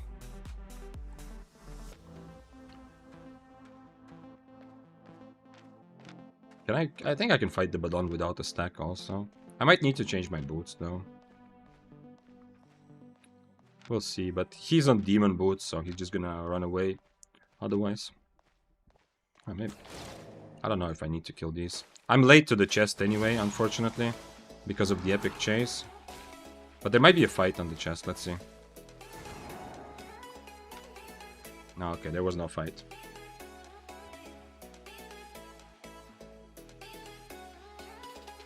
Come on. How is that a break? Yeah, 7 years, yeah, it's not a break. 7 years is quitting, yeah. I mean, there are jokes, like, about most MMORPGs, people say, like, oh, Old School RuneScape or World of Warcraft, this has been said many, many times. You don't, like, you never quit Old School RuneScape, you just take breaks, yeah? Games that are, like, successful MMORPGs exist for such a long time that I think there is some truth to that, yeah? And you can say that about Albion, too. You could say that people don't take breaks from, like, people don't quit Albion, you just take breaks, yeah? Some of it is, of course, copium, you know? Not wanting people to quit the game that you like. But there is some truth to that. I do feel like that about RuneScape, for example, yeah? I don't remember last time I played, but I feel like I am still playing. Not actually, but, you know, in the background it still feels like I'm playing. Okay. I should have changed my boots when I was chasing. Yeah, I just realized I fucked up there. When I was chasing, I thought I could catch him anyway. I just should have just changed my boots there. Okay, let's take a green. I don't usually go into Enchanted Mists. Oh, never mind. There's someone still there. Wow, it's an axe. Holy shit. Can I take the fight against an axe? Is he gonna attack me? I hope so.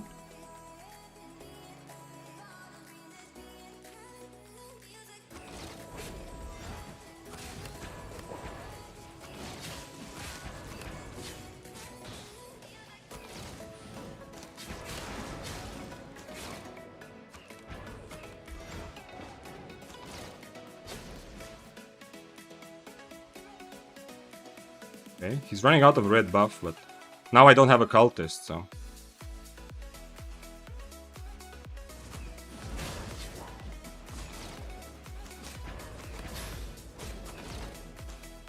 Nice! Good usage of his invis. Very good usage of his invis.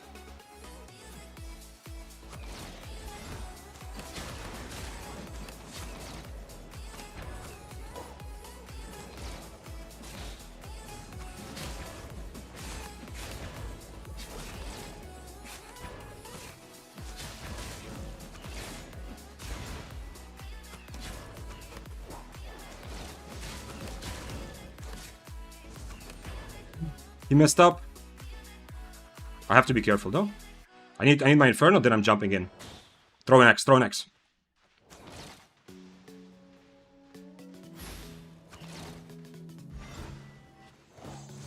No! I have boots soon. But now I don't have the Inferno free kill. Now he's gonna double E and gain some HP.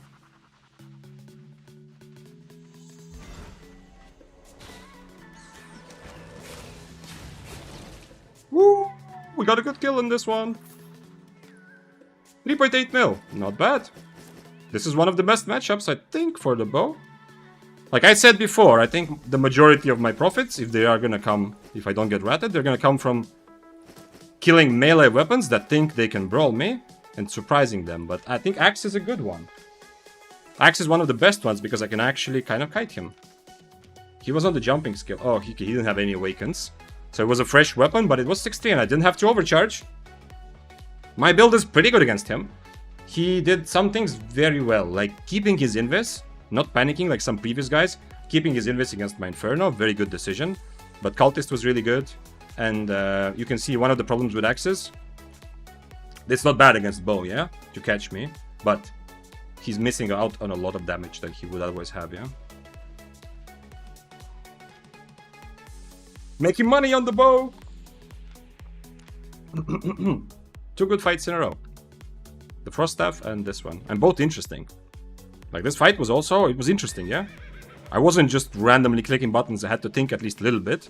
Because a lot of the bow playstyle, I feel like, it comes down to being a bit less tactical and a bit more just making sure you do all your damage. I had to at least think a little bit here, but yeah. It ultimately came down to me being able to kite him.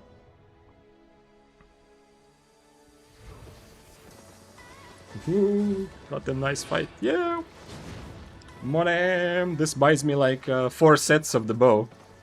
Okay, not with Masterpiece bow, but still it buys me like almost 4 sets of the bow. I'm not celebrating to keep the bow low.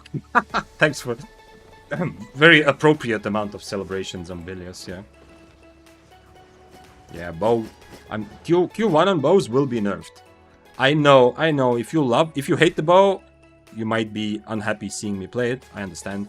If you love the bow, you might think, okay, I hope this doesn't get too much attention, yeah? I'm obviously not the first one showcasing that the bow is strong right now. A lot of people are playing at all. Maybe not the first at all, yeah? A lot of people have been playing the bow in open world and Mists even, more and more people. But still, if you really love the bow, you might be feeling like, yo, like, if you celebrate less or if you don't talk about it too much, then it's not going to get nerfed. I think there's no doubt. This spell has to get nerfed. This multi-shot, it has to be a lower range or less damage or more cooldown. But whether how much it's going to nerf the bow overall, at the end of the day, I don't think the regular bow is supposed to be strong in Mists. I think it's okay if they nerf it enough where it just stays for Corrupted, because bow players now have Badon and Sky Strider in a very good place for Mists and for open world. Both of those very good to play. What weapon would you recommend a beginner, like 10 hours of the game for solo PvP ganking? The question is way too general, Stocks. I can recommend you a bunch of things. Have your pick, yeah? Like, which are kind of good for someone who's just starting. Battle Axe, Dual Swords, One-Handed Fire, Battle Bracers, Quarterstaff. Pick one of those. Or you can even go bow, actually. Bow is now in a good place. So pick one of those 6. If you are more a hardcore player and you want a difficult time learning, but a weapon that can give you so many rewarding different situations because you need to be like tactical about it, go for One-Handed Spear.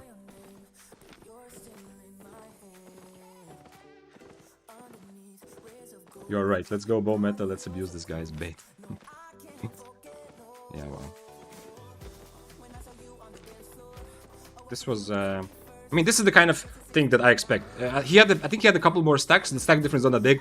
Luckily, I did not proc his red buff, yeah? Because I have no buff here, and he had at the beginning had a buff, but then he didn't have it in the end. He's using Mist. Like, he's not, everything about him, actually, this is one of the weakest Battle Axe brawling builds that you can imagine. His food is good for brawling, but his W, he changed it to catch me. He has Invis, which he used to time out my Inferno, but the normal Battle Axe would just click their own Inferno and try to match it and just brawl me, yeah? Because when I use Inferno, I want to be on top of him. His helmet doesn't really help with brawling as much, it's more about managing kiting, but I mean, it's catching kiters or kiting away, but still, okay, at least it's always useful. And then Mist Caller, yeah, so... This is one of the least brawly Battle Axe builds that I think we just killed. Regular bows need to have their E damage reduced more when there's enemy players. That's probably, random meme, that's probably the best idea. Because I do think Q1 needs to be nerfed, but if you do start nerfing bows, I love all kinds of spells which reward. That's why also one reason why I hate the cripple change. Not because as a spear player, cripple is just weaker, but because I love high reward, high skill ceiling spells, which are riskier, more difficult to use, but then higher reward. Because it's not just fun to use those spells, but it's also fun to play against those spells, because then you have a clear way to outplay. And I think Random Eames' comment is exactly what I would do with the regular bow E. Don't take away the damage unless the person, like, don't make it worse overall, but make it significantly weaker when the enemy is close to you. Then the regular bow is still going to be potentially very strong, but it's going to be very difficult and much more skill-based. And not just for the bow player, but for anyone playing. That's what I also liked about Cripple. When I was playing Spear on Cripple, someone playing against me, they also had, like, they had a better way to outplay me, yeah? Like, good players against Cripple would make sure that they don't get their boots removed, yeah? Unless you're a sword, which has a constant move speed buff, yeah? And sometimes what happened with the old Cripple, I was fighting in 1v1 against an enemy, and they were just spamming all their spells, close range, and I didn't even have a W. Because I was waiting for their boots, and then I ended up not using my W. That was a cool kind of potential way to outplay a Cripple Spear, yeah? Thanks for following, Kokush. Happy to have you. Is this higher tier? Yeah, it's tier 7, okay.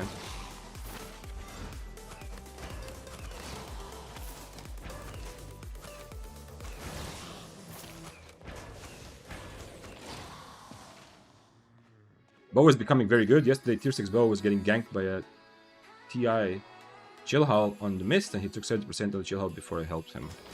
Okay, I see. I mean, that sounds like a very random situation, but I do agree with your conclusion that bow is actually... The Q1 bow is very good. Alright, I'm out. I regret even talking about it in the first place. What did you talk about? Are you still trying to have a discussion about who likes or doesn't like Svolbenji? I can tell you a secret. It doesn't matter. Everyone is gonna live their own life. It doesn't matter. If you're talking about something else, sorry.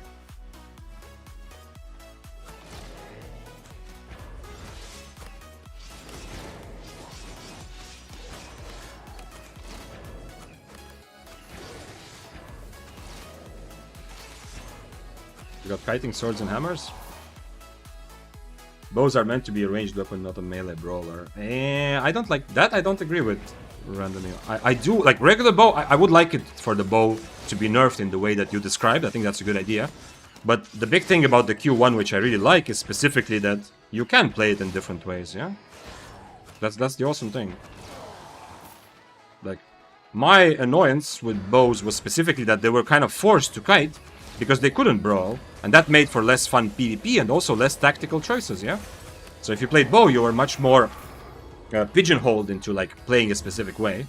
So I actually don't want bows to just be kiters. I want bows to have options to do both. That makes game much more interesting when you don't know exactly how the enemy is going to play. You have different choices when you are playing the bow, and different ways to, like, tactically approach the situation you're in. And yes, Hot Taco's examples are also good, yeah? Like, by that token, you would expect Hammer to be one of the best brawlers, just in your face, tanky weapon, but in reality, when it comes to solo PvP, Hammers are some of the most, oh my god, I'm losing, so I'm gonna kite away because I have mobility type of weapon, which doesn't usually go with the big Hammer archetype, you know, from other games. Can we change the topic about who likes or doesn't like Victor Zane? You can always. You know, Salty Jashid, jokes aside, I've always said, you can talk shit about me. Like, once I get... At some point, I probably need to get some mods as well, yeah, when I... for stream, I mean, I've already been streaming for 3 months, so maybe it's time, yeah, but anyway.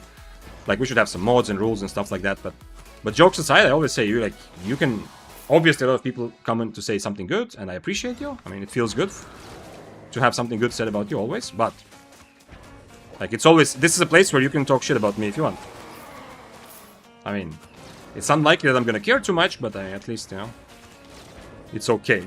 But not talk shit about others. I don't really like that. It's, if you want to talk shit about others, they should probably find a different place and maybe talk shit about them to their face, you know, like in real life. Like in real life also, like talking about someone behind their back is... I don't know. I don't see the value in that. So yeah. But yeah, so anyway, jokes aside, I want to say that I feel like I'm kind of happy. Like, if this is the place, if someone wants to take, like, holy shit, like, you know, You suck balls. Like, how did you lose that fight? If you have that sort of emotion, feel free, yeah? Like, it's unlikely that you're gonna get a lot of support, yeah, from other people, but at least that sort of attitude is allowed, yeah? Big Zane can't stand that guy, yeah.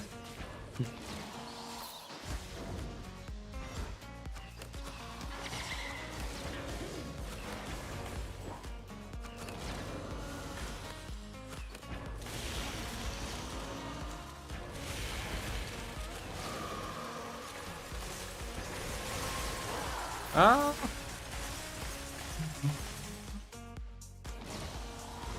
Vic, my issue with you is that you don't give us any Yellow Zone content. Yellow Zone stream. Okay, if I had to spend... This is thought experiment. This is not an idea for future stream, yeah? Before anyone gets excited. How much time do I have on food? Okay, I'm gonna eat omelette and change. This is just a thought experiment. Thanks for following, by the way. The real Fooch. If I had to spend one day in Yellow Zone, like I was forced.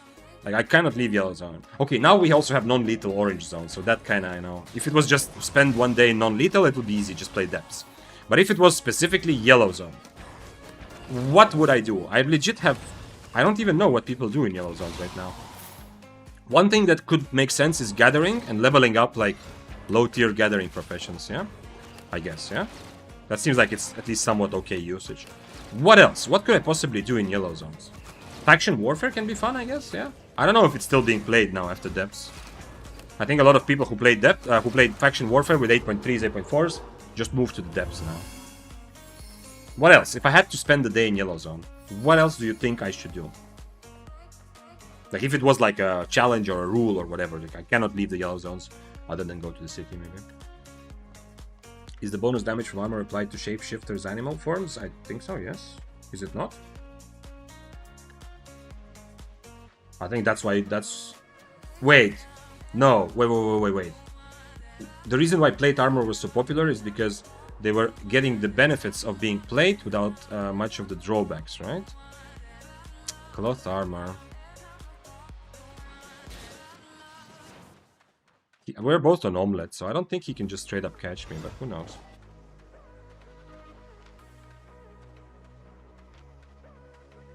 Seven free plate armor. Sorry, not plate armor, cloth armor. Interesting. Solo dungeons, bro, peak content. Yeah, solo dungeons in Yellow Zones. Faction Warfare, solo dungeons. I know that it's difficult for me to discern whether it's a joke or not. If I legit had, like, if someone paid me to do one stream, Yellow Zone only. What would I do? What could I do?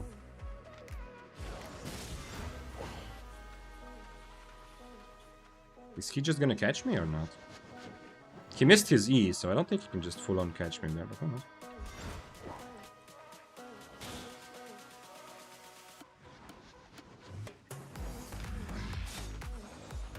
Wait, what? What is that cooldown?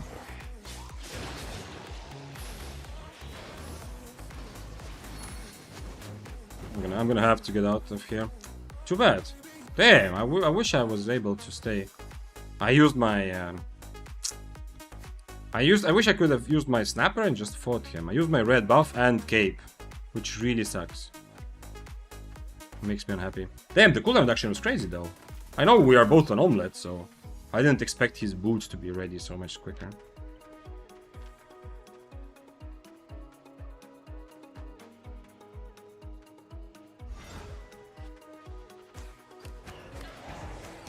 I took a lot of damage from the mob there as well.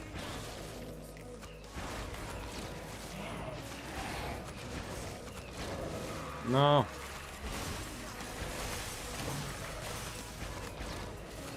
With tier 7 Abbey. So Dungeons was a joke. Okay. I don't know. When we were talking about the peak of Yellow Zone, we're not talking about all of Albion, yeah? Unless you want like 10k silver per dungeon. Well, I don't know. Can I get better stuff elsewhere? I guess Yellow Zone mists exist, yeah, so I can do that. It's just that you knock people and you don't actually kill them, right? You could go hardcore expeditions and learn how to tank. Would be a good excuse to play Mace. Okay. Are hardcore expeditions considered Yellow Zone? I mean, they are non-lethal, right? I never actually thought about that. Oh, I forgot to use my E. I actually cannot clear this room, right? This is two... I don't think I can clear two of those ghosts at once. Maybe I can try like this. 36 seconds. Yeah, I need the fire staff to have a fight on the chest to have any shot.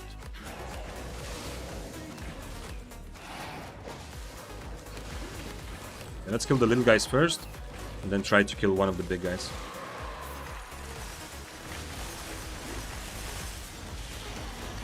No, that's not what I meant to do.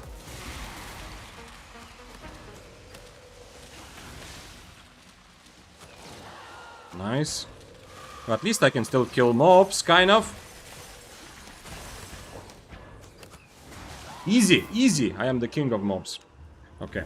Change spells back. I have red buff now. I still won't have cape, so 1v1 is not realistic, but they took the chest already. I mean, if he runs out of... If he doesn't have any stack anymore, is there any chance of 1v1ing? I'm never catching him, right? But I just need to stand and brawl him forever. I don't know. If I change my W, I Inferno his E. Is there any chance? 1 minute 22. It's also unlikely that he's still hanging around. You can still surprise people with Invis jacket or cloth mace. Wait, what?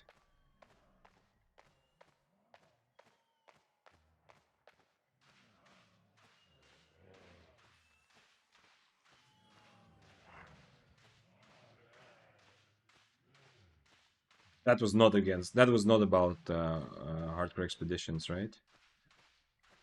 Chen says, late to stream. Are we playing bow for a while? Well, for a while, yes. Today's stream, yes. If you mean for a while, like looking into the future, no. I don't have plans to play bow for. I don't know for how long. But today, yeah. I mean, he probably left, right? He cleared the chest and just left. I only have 8 stacks, but I do have red buff. If he doesn't have red buff and I have 2 potions, I kind of want to throw my items away into his bank. The 7-3 fire staff. I wish I was a bit more decisive when I first saw him, but then he also had red buff with more stacks, so I don't think I can overcome that difference. But he's on cloth armor, so after he used his... Yeah, if I wanted to fight, I should have just turned the moment he used his E to chase me, yeah? Because that means his E's on cooldown for a long time.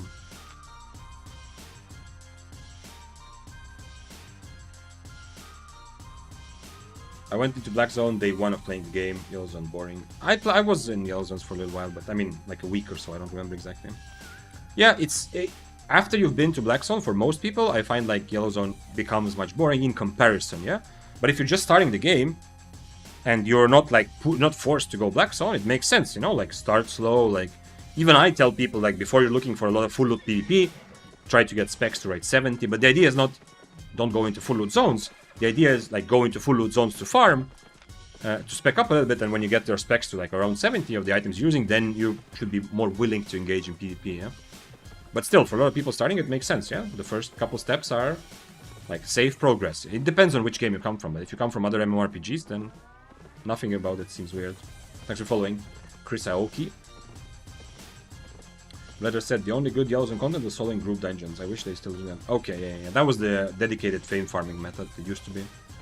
Keep the static group ones nerfed, but let me solo Yellow Zone 5-1 and 5-2 dungeons. What fun, mindless grinding PvE. Yeah, I guess they just wanted the whole... Like, they wanted everything that is valuable in the game to be somewhat now linked to full loot PvP.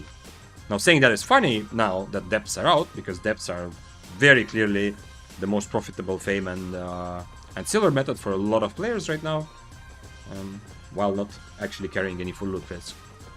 But I think the idea of nerfing Yellow Zones was essentially to put all the rewards closer to full loot PvP and to avoid the situation where the content which was invented and created for beginners to step into Albion step by step is instead being dominated by experienced players who are just kind of abusing beginners. Yeah?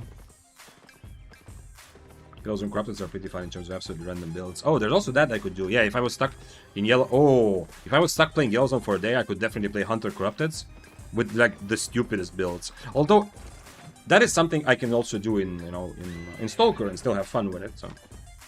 It's not, like, that big of a deal to go to do it, especially in Yellow Zone. But yeah, I could try things like, can I win a Yellow Zone fight without a helmet, you know? Stuff like that, yeah. Vic, why are SBI nerfing Assassin Jacket again? Is it still going to be worth the 50-second cooldown? I don't know. What is the... I don't remember what is the latest nerf. Remind me, Jack Voids. I think we've talked about this when we looked at patch notes, but that was like a week ago or so.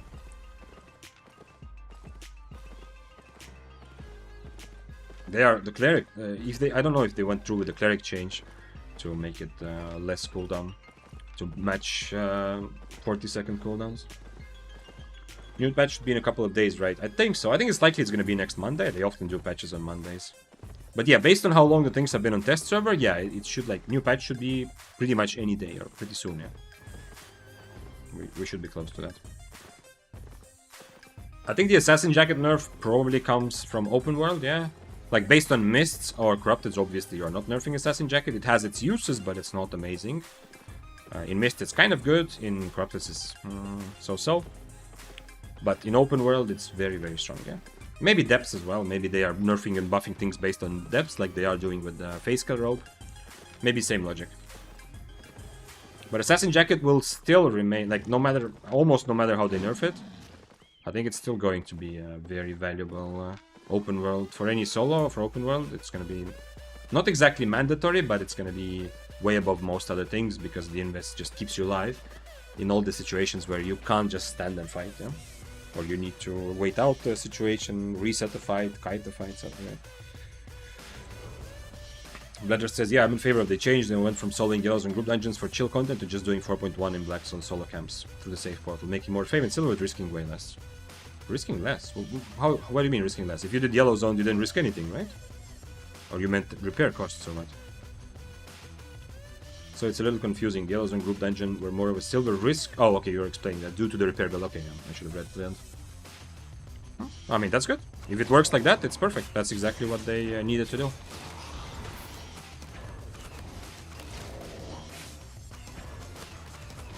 I think the biggest thing, at the end of the day, I think reworking yellow zones a little bit, the biggest reason is probably because they are supposed to be not exactly part of the tutorial, but kind of, yeah? They're supposed to be a new player-friendly experience to ease people. Like, a lot of what SBI has been doing to Albion, including adding depths, is instead of you join the game and now this is the hardcore game, like it or not, if you don't like it, the door is over there. Instead of that sort of attitude, they are creating more and more little steps in between. To get people to, this is the game, but you know, like, this is like the very softcore version of the game. First the tutorial, like they added journal, they're adding more and more to make the new player experience more like smooth, yeah? To not put people too early in front of the situation where it's like, if you don't like it, fuck off, yeah? Because at the end of the day, every game has that moment, yeah? There's no choice. Any game you play, at some point you realize, okay, I guess now I understand what this game is, now is my decision, do I actually want to play it, yeah? So they're making it much smoother so that people don't reach that point right away, so they actually experience the game. And I think the number one reason for Yellow Zone being reworked, it's not because they are worried about people who play Yellow Zones and what their experience is like. I don't think they were worried that people were getting too much fame or whatever. It's just because it was messing too much with beginners, I think. Like, a lot of people who played for thousands of hours still played Yellow Zones in 8.4s. And we're just kind of stomping beginners. Wait, what?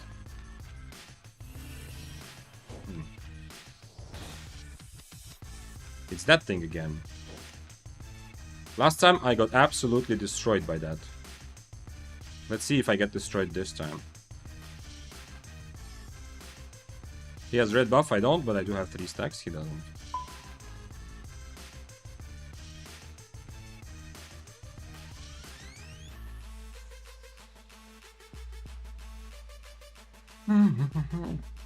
If I had red or blue buff, this would be instantly more attractive, obviously, but still. Assassin Jacket Invis Zone, oh, decreased. Yeah, I remember now. Yeah, you're right. So that's the nerf. Stalker Hood can always reveal it now. No, there's no way it can always reveal it. It's not decreased by that much, right?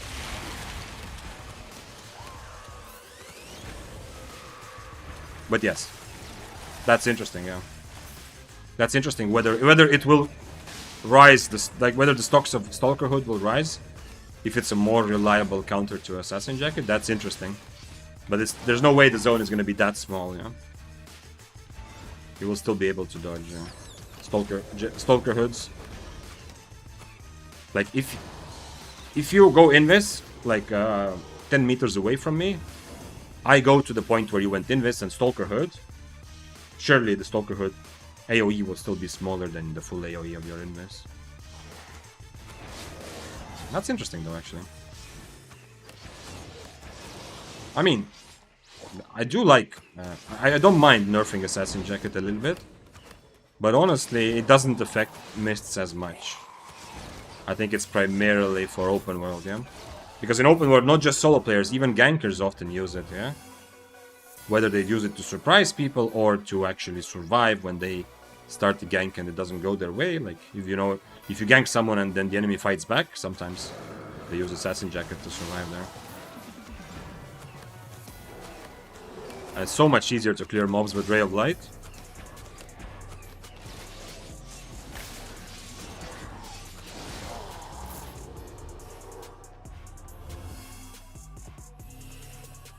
Okay, I'm getting decent stacks. That guy, I hope I run into him again. The Brawler Gloves, kind of curious that he came into the Abbey at all.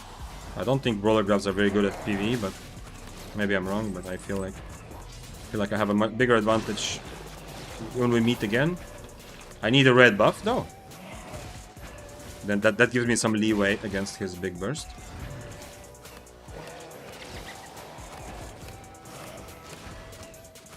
But I should have more stacks than him, I think. With Ray of Light, I can actually run into energy problems for the first time. I mean, not in an actual PP situation, but when I'm fighting mobs like right now.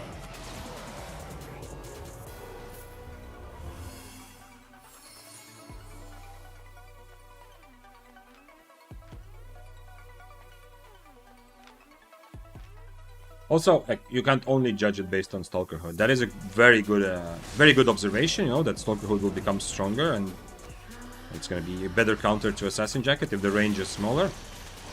But oftentimes, just like earlier today, we talked about this in a fight also, and you've seen me do this, I did this against Carving, that 8.3 Carving kill.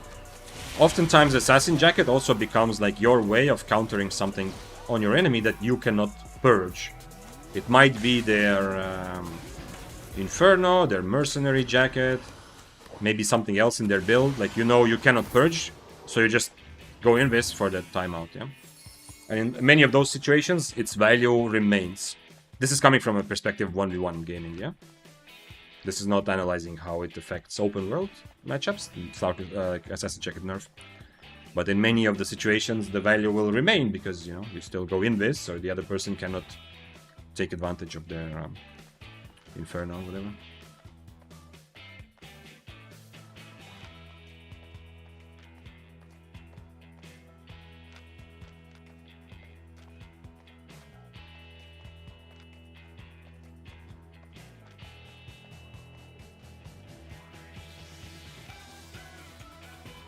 I have red buff now. I need to be ready to use food if I see the Brawler Gloves. I do hear someone. There's a Frost Staff.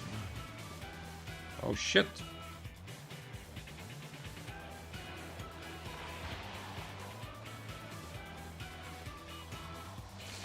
It's a Chill Hound. I'm in combat with him. But he will just be able to run away.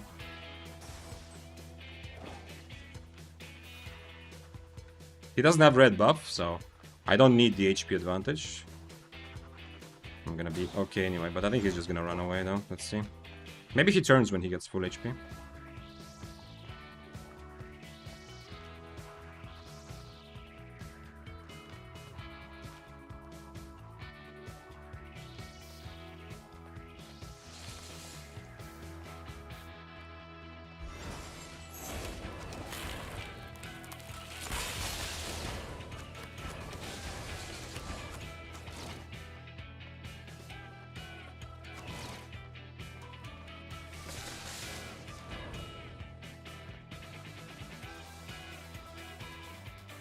Still have all my defensives, so let's see what he does now.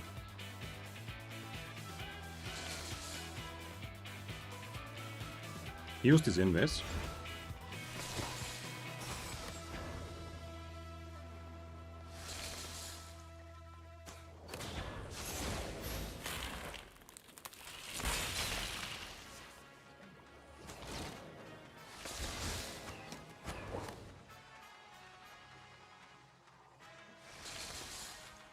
He only has 1 potion. I still have red buff and 2 potions, yeah?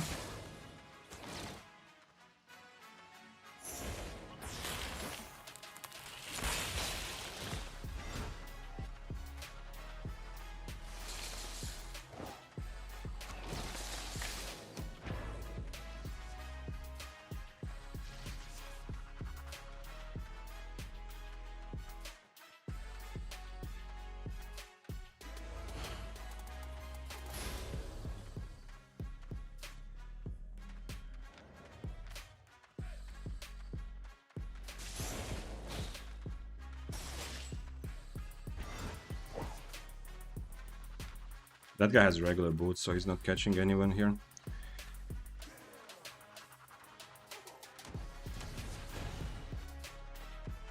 Well, maybe if I go completely wrong way, he might catch me, but not really. He doesn't have anyone to caltrops. Too bad that I used my potion. That makes me a bit sad. I wish I still had 2 potions for afterwards, for the fight.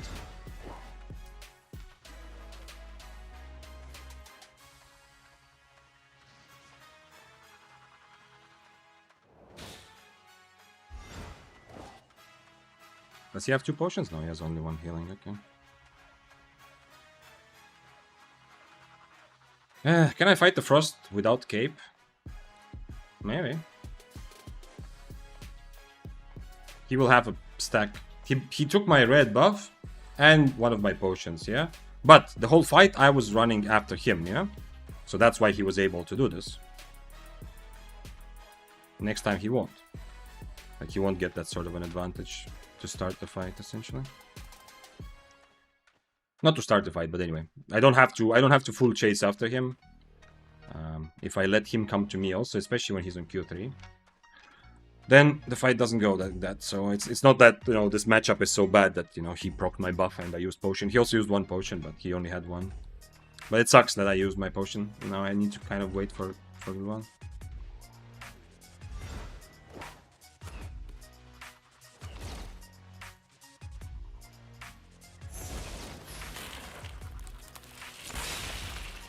He still has buff, but it's gonna time out anyway.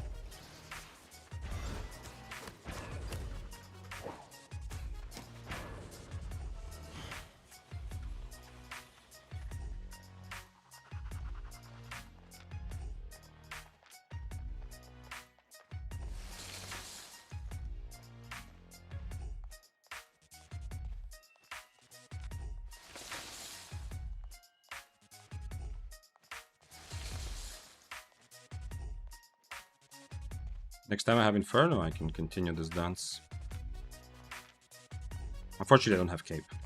I'm not sure I need it. Why is it 5 million? He's 6'3", okay. Holy shit. Okay, now he changed correctly. I didn't realize he's actually 2 tiers higher than me. Holy shit. Does he want me to change my Q also? Is that his point?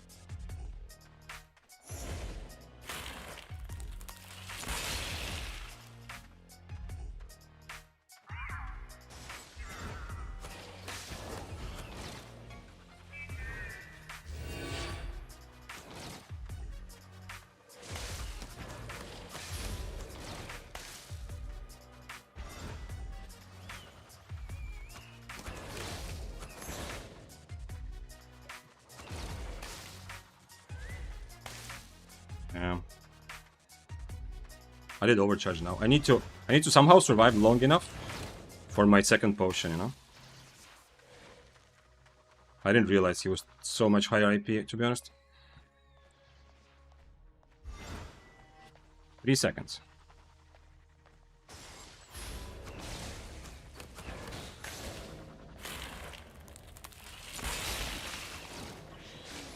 Ah! I didn't... Man! The bait worked well, though, right?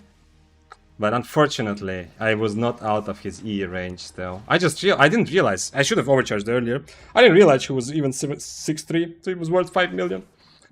I still had, in the end, I had to wait, you saw I had a couple seconds, but I had 2 potions after that, because I kept pushing off my potion usage until the very end. And I still had Inferno. Unfortunately, there's just too many things to click, so I was not able to Inferno the E from him. It's not the first time. It's both fights against Chillhull. Both fights, it's the same thing, that I'm pressing so many things that even though it's so obvious that my Inferno is for his E, there's just too many actions already being done because I'm constantly attacking. I'm using my E and Q, yeah.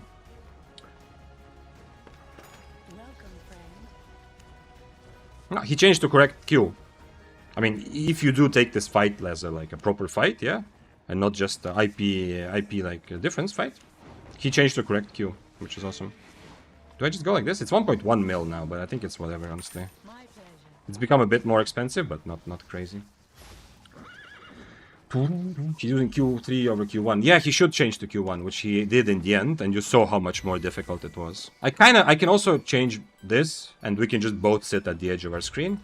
But I like taking the fight in a way where I am the close range guy, yeah? It's very unlucky. Like some of the E's also at the end he E'd me through the monastery wall. Which kinda sucks, but it meant like he got a free E right at the beginning. So the first time I fought him, I had a bit of a I didn't have an advantage, he ran away to get full HP. But the last time when we fought, not only am I tier 7 against Extreme, which I then mid-fight realized I need to overcharge, yeah. But unfortunately he got that E in for free because he did it through the wall. That sucks a little bit for me. After which I can just walk away, but my set is not worth that much. I'd rather have a chance to kill him. And till the very end, if I don't die there, I have Inferno, I have 2 potions. So the bait was kind of like the bait was very, very happy, yeah. I think the bait was good, but unfortunately just a little bit too pushed to the edge, yeah.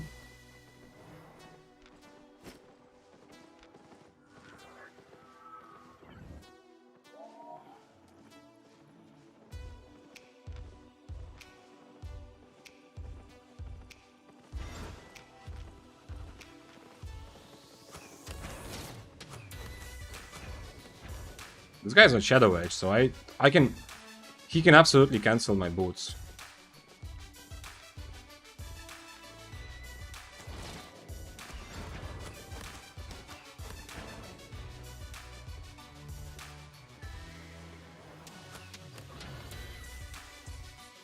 I mean, he wanted to get dismounted, yeah. He has kind of a weird W for this. I mean, not weird, but he's not going to be able to root me. And since I'm on Frost Shot, if I was him, I would change his W.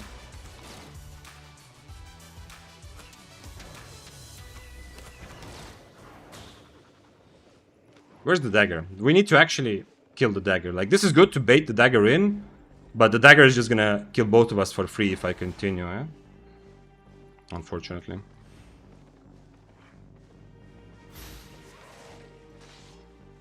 Who is this? It's another curse.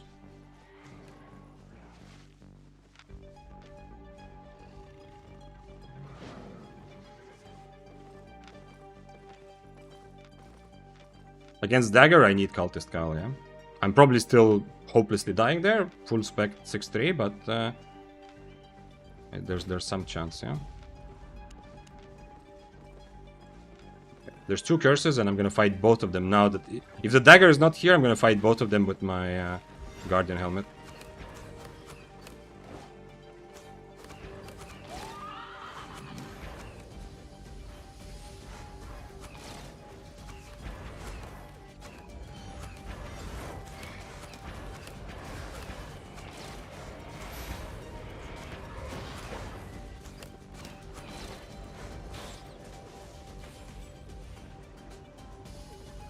I still have 2 healing potions, so this guy isn't really worrying me that much.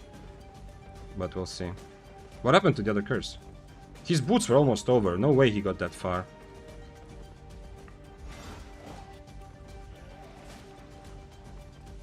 This one is 4.1.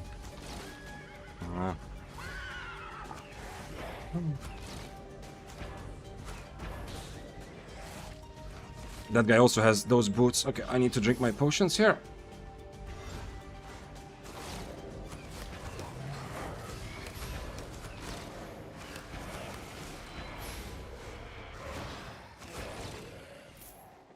I hope I'm in combat with the original curse also at the same time.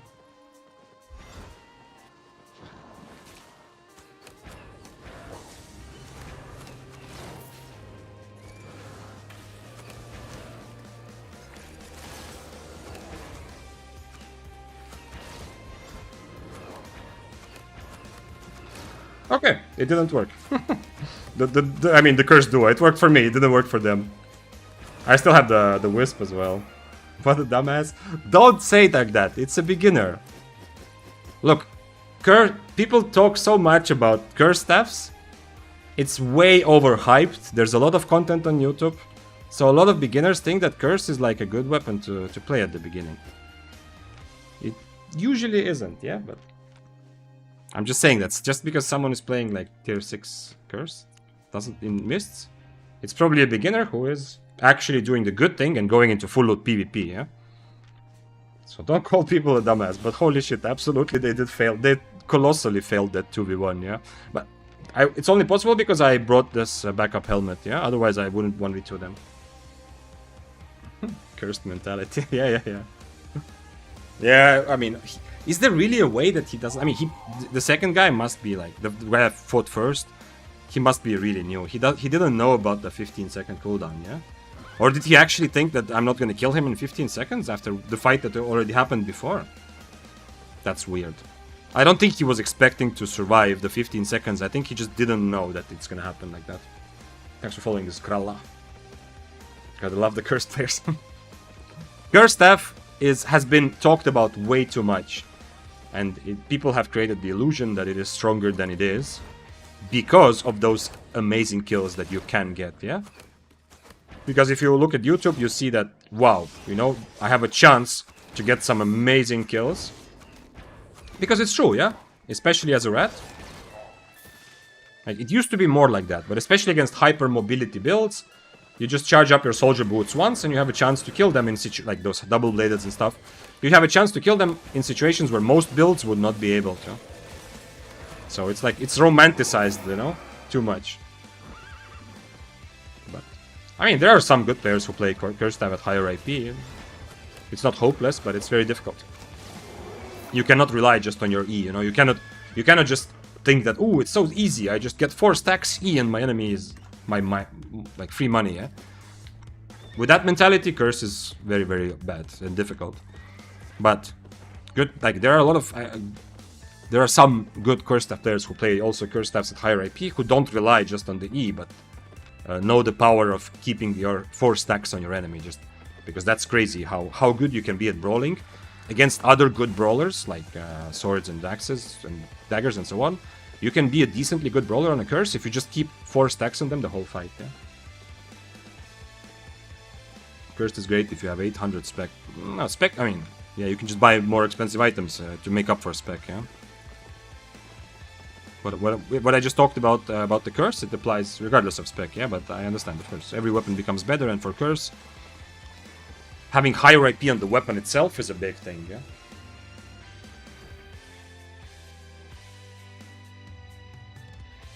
There's so many counters, one boot swap, and it's GG's. Yes and no, Azut.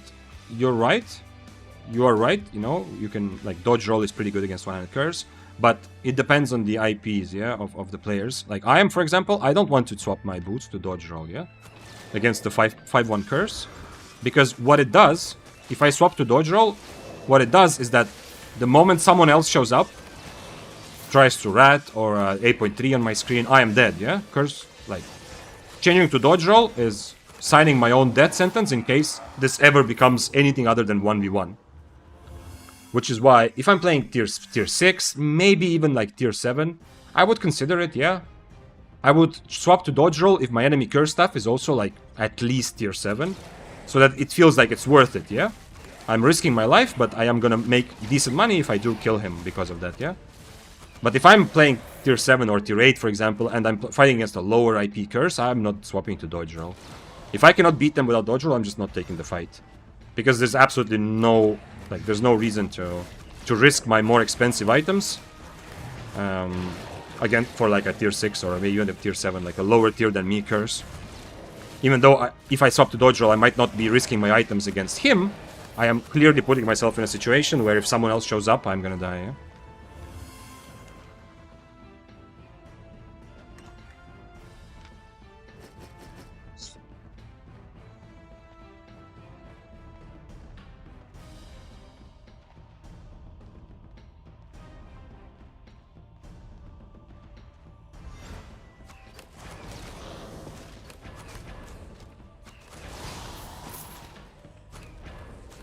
What tier would you say Daybreaker Spear and Heron Spear are in the meta respectively? I think Daybreaker is among the best. Daybreaker is an S tier weapon. I think currently for solo mists, yeah, keep in mind, open world the mists are a bit different, yeah? For solo mists, I think Death Givers are the king, like the S plus tier, and after that there's a bunch of weapons which are like just below Death Givers, as I would call it the S tier, and in that bunch of weapons, Daybreaker is 100% there. Spear is a bit lower. It's like lower A tier or upper B tier. It's much more difficult than it used to be because there are a lot more other weapons that are popular that Spear doesn't shine against, yeah? Crystal Fire, Crystal Crossbow, Crystal Bow, all of those are also very, very versatile, and they feel sometimes like they are similar to Spear, but just simply better at everything, yeah? And on one-handed Spear, you feel that much clearer than on Daybreaker. As for Heron Spear, I don't think... I mean, Heron Spear is not nowhere near meta. I mean, whatever is the lowest tier of weapons, where you have weapons that are still playable, yeah? Like, a lot of weapons would not even make the Mist meta tier list in any way, because, you know, you're not gonna play Demon Fang in Mists. Please don't. So Heron Spear is in the lowest, but still playable tier, I think. It's for fun. It's a fun weapon. It's viable. You can have a lot of interesting fights, especially at lower tiers, where other people will not use their mobility advantage against you, but higher tiers Heron Spear is just for fun, yeah, no serious, not a serious approach. Hello Vic, do you know the difference between normal mists and rare epic, for example? Well, higher tier zone. Enchanted mists are higher tier zone, so all the mobs there are higher tier, resources there are higher tier, because in normal mist you will have tier 6 mobs and resources, yeah? So you can get tier 7 or tier 8 in Enchanted. Mobs are stronger also, they give more fame and more silver.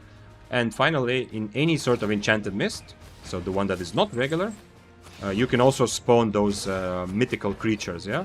Like griffins, fey dragons, whale weavers. What do you think about Soldier Helmet with bow, and what food do you think is best for Mist and Corrupted? Soldier Helmet is fine, yeah. If I was playing open world, I would go Soldier Helmet. Even here, I would like Soldier Helmet would be very good for this build, yeah. Nothing wrong.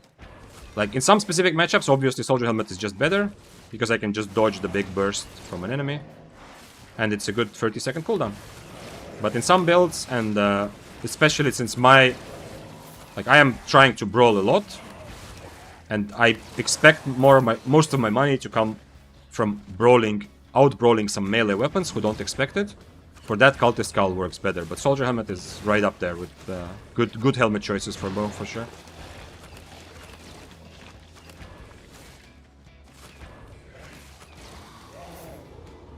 What do I think? What food do I think is best?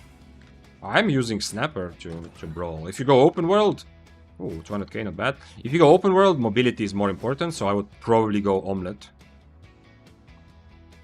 Because I would be much more reliant on kiting, keeping my distance, surviving bad situations.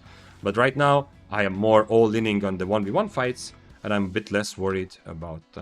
There's a lot of situations that you've seen also with rats, whether I'm trying to rat or somebody's ratting me. A lot of situations that I'm not able to take full advantage of.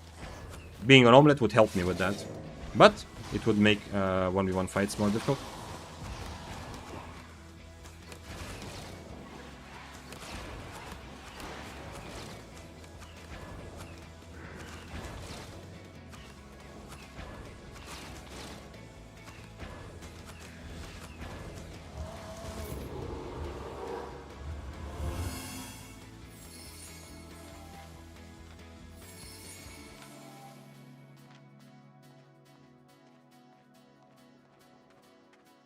Is there a good website where you can see good PvP builds for any type of weapon and silver? Well, I use Killboard 1 right now.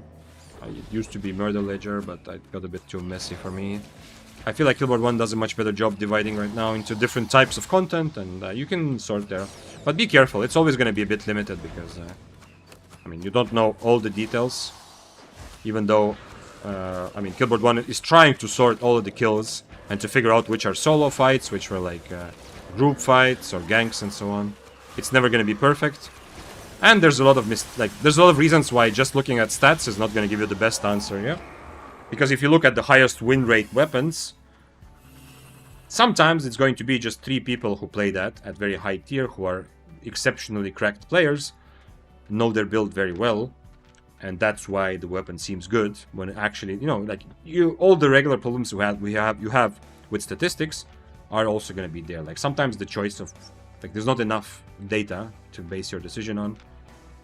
Sometimes it's unclear, like, for example, bear paws are always ranked much higher because there's so many 1v1 fights in the open world, but in real 1v1 against competitive tryhard players, which is what mists are often about, bear paws actually suck much more than you would think. Yeah, you would not guess this based on statistics, because statistics also take into account a lot of open world fights. Even if it's not like a gank, even if the system doesn't incorrectly attribute the gank to a solo kill, even if it was actually 1v1, like, bear paws will dismount a lot of PvE players in the open world, a lot of people who don't want to fight, or who are complete beginners. But yeah, I would use Killboard 1. I think it's the best right now. And you can also see what is the average IP at which it is played.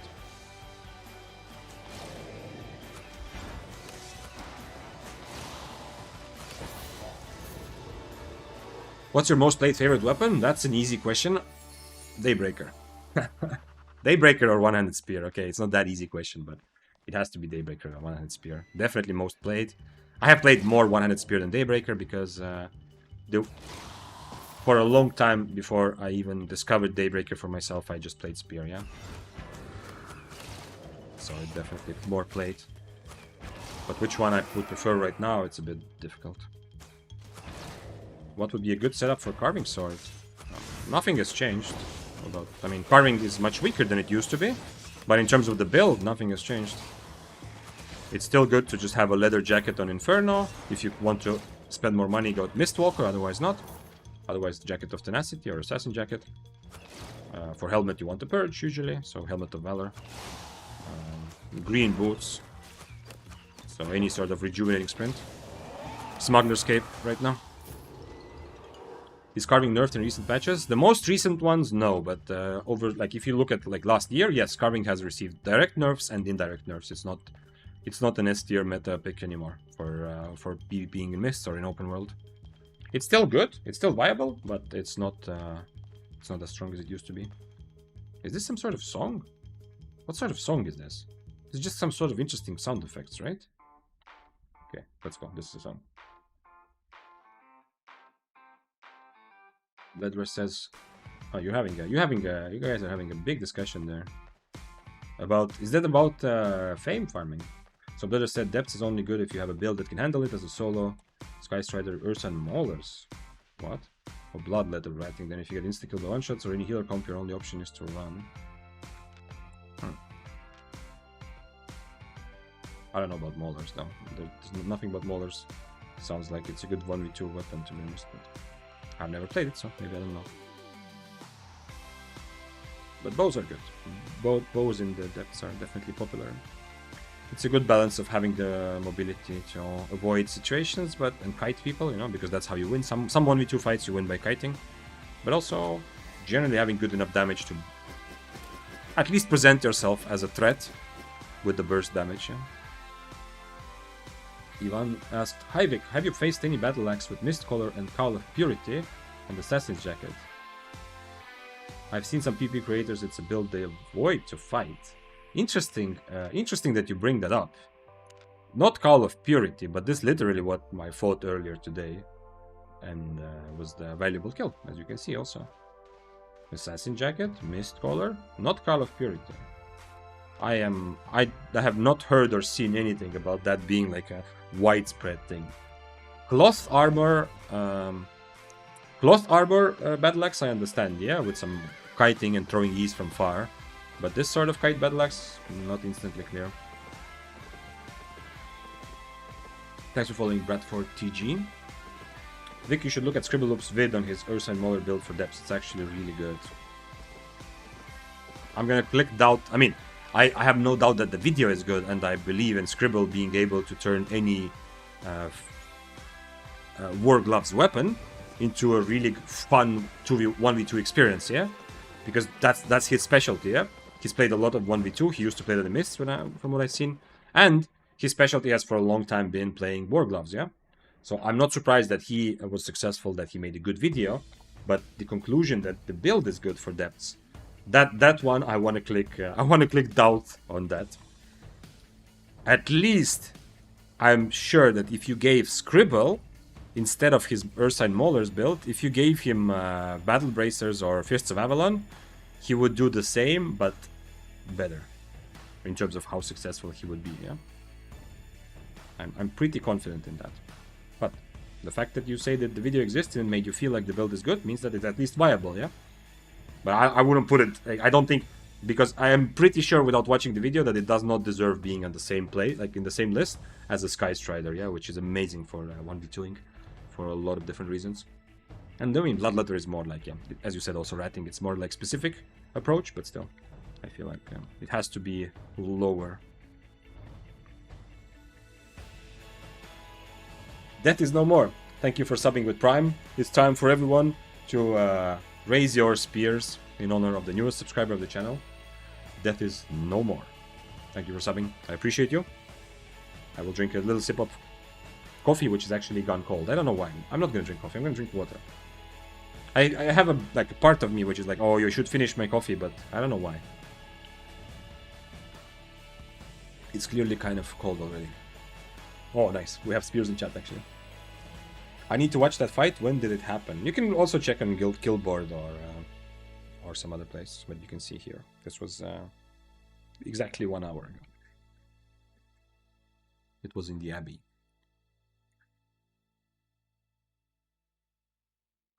Master Rick Zane. What is it about One-Handed Spear that you fell in love with? The versatility.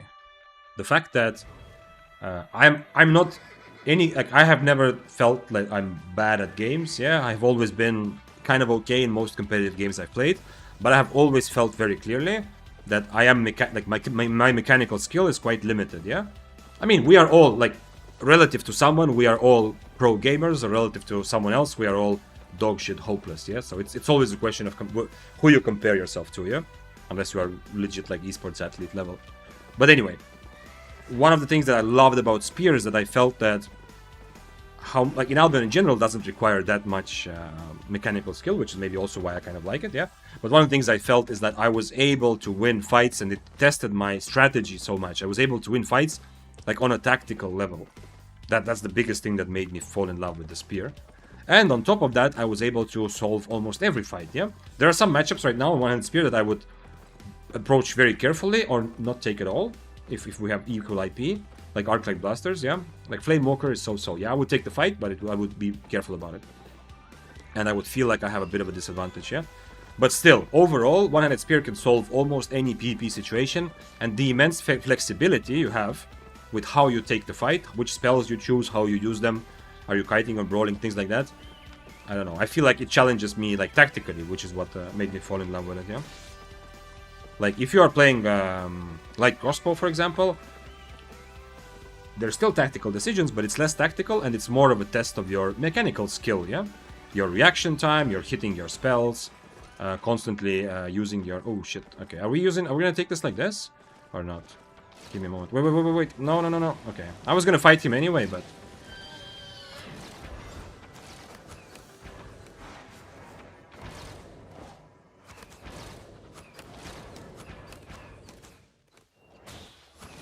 He's on Omelette, so I am brawling much better here.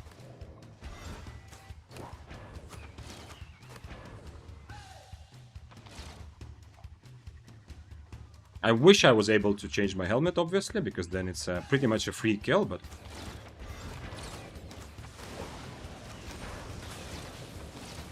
No, I need the mob. I messed up. And I can't attack that guy. Yeah, I really messed up there.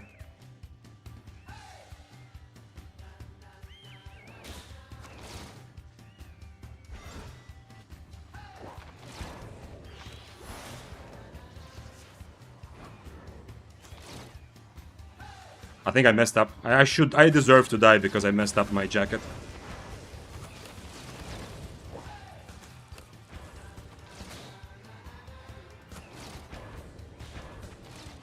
Nice, nice, nice. Well played. I deserve to die because I used my mercenary when there was no mobs nearby.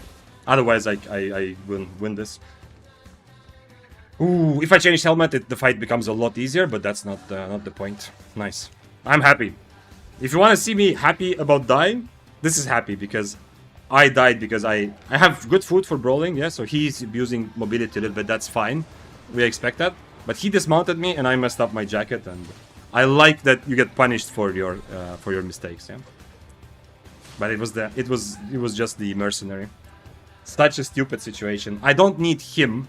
Like you saw, he didn't even invest against my mercenary. I don't need to wait for his invest, otherwise I would just wait. I need for the mob to be nearby. And I mercenaried very randomly. Holy shit! Okay, somebody has bought all the bows. So I need to figure out what to do with bows. Maybe it's time to go higher IP also. But yeah. Normally, like I was trying to hit the Cougar, but he was, you saw the Cougar was behind the thing, so I couldn't auto attack. That could have, like the Cougar was almost saved me, yeah? Almost. The Cougar could have saved me, have given me just enough HP to actually fight. Also, if I was ready to swap to helmet, but then I just have a helmet counter to Badon. Here, my helmet was still kind of good, yeah? Because I was able to counter his Hunter Hood there.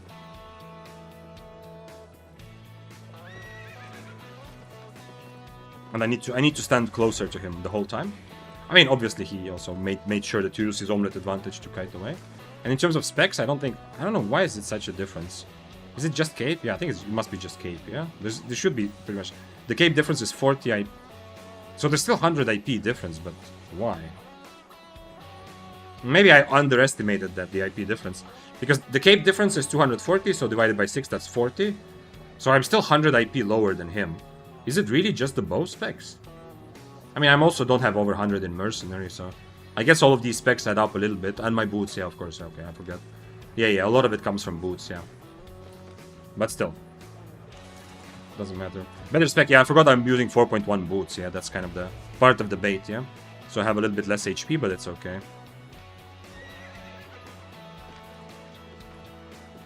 Too bad. But I love it. I love a fight. If I don't mess up, it's not guaranteed that I kill him because he has more mobility because of omelet. But if I don't mess up, I have a good chance of killing him. So I cannot guarantee that this fight we are both like equally risking and paying for our mistakes. But I'm happy at least that I did pay for mine. Ooh, tier 8 Arclight Blasters. This is another fight I have not really tried. I need to change. Give me a moment, sir. I need to change food. And then we'll fight. I think I have to kite him here now. We'll see. I don't know. I don't know if I can just brawl him or not. Can I? Can I try to brawl him? Let's try to brawl him, whatever.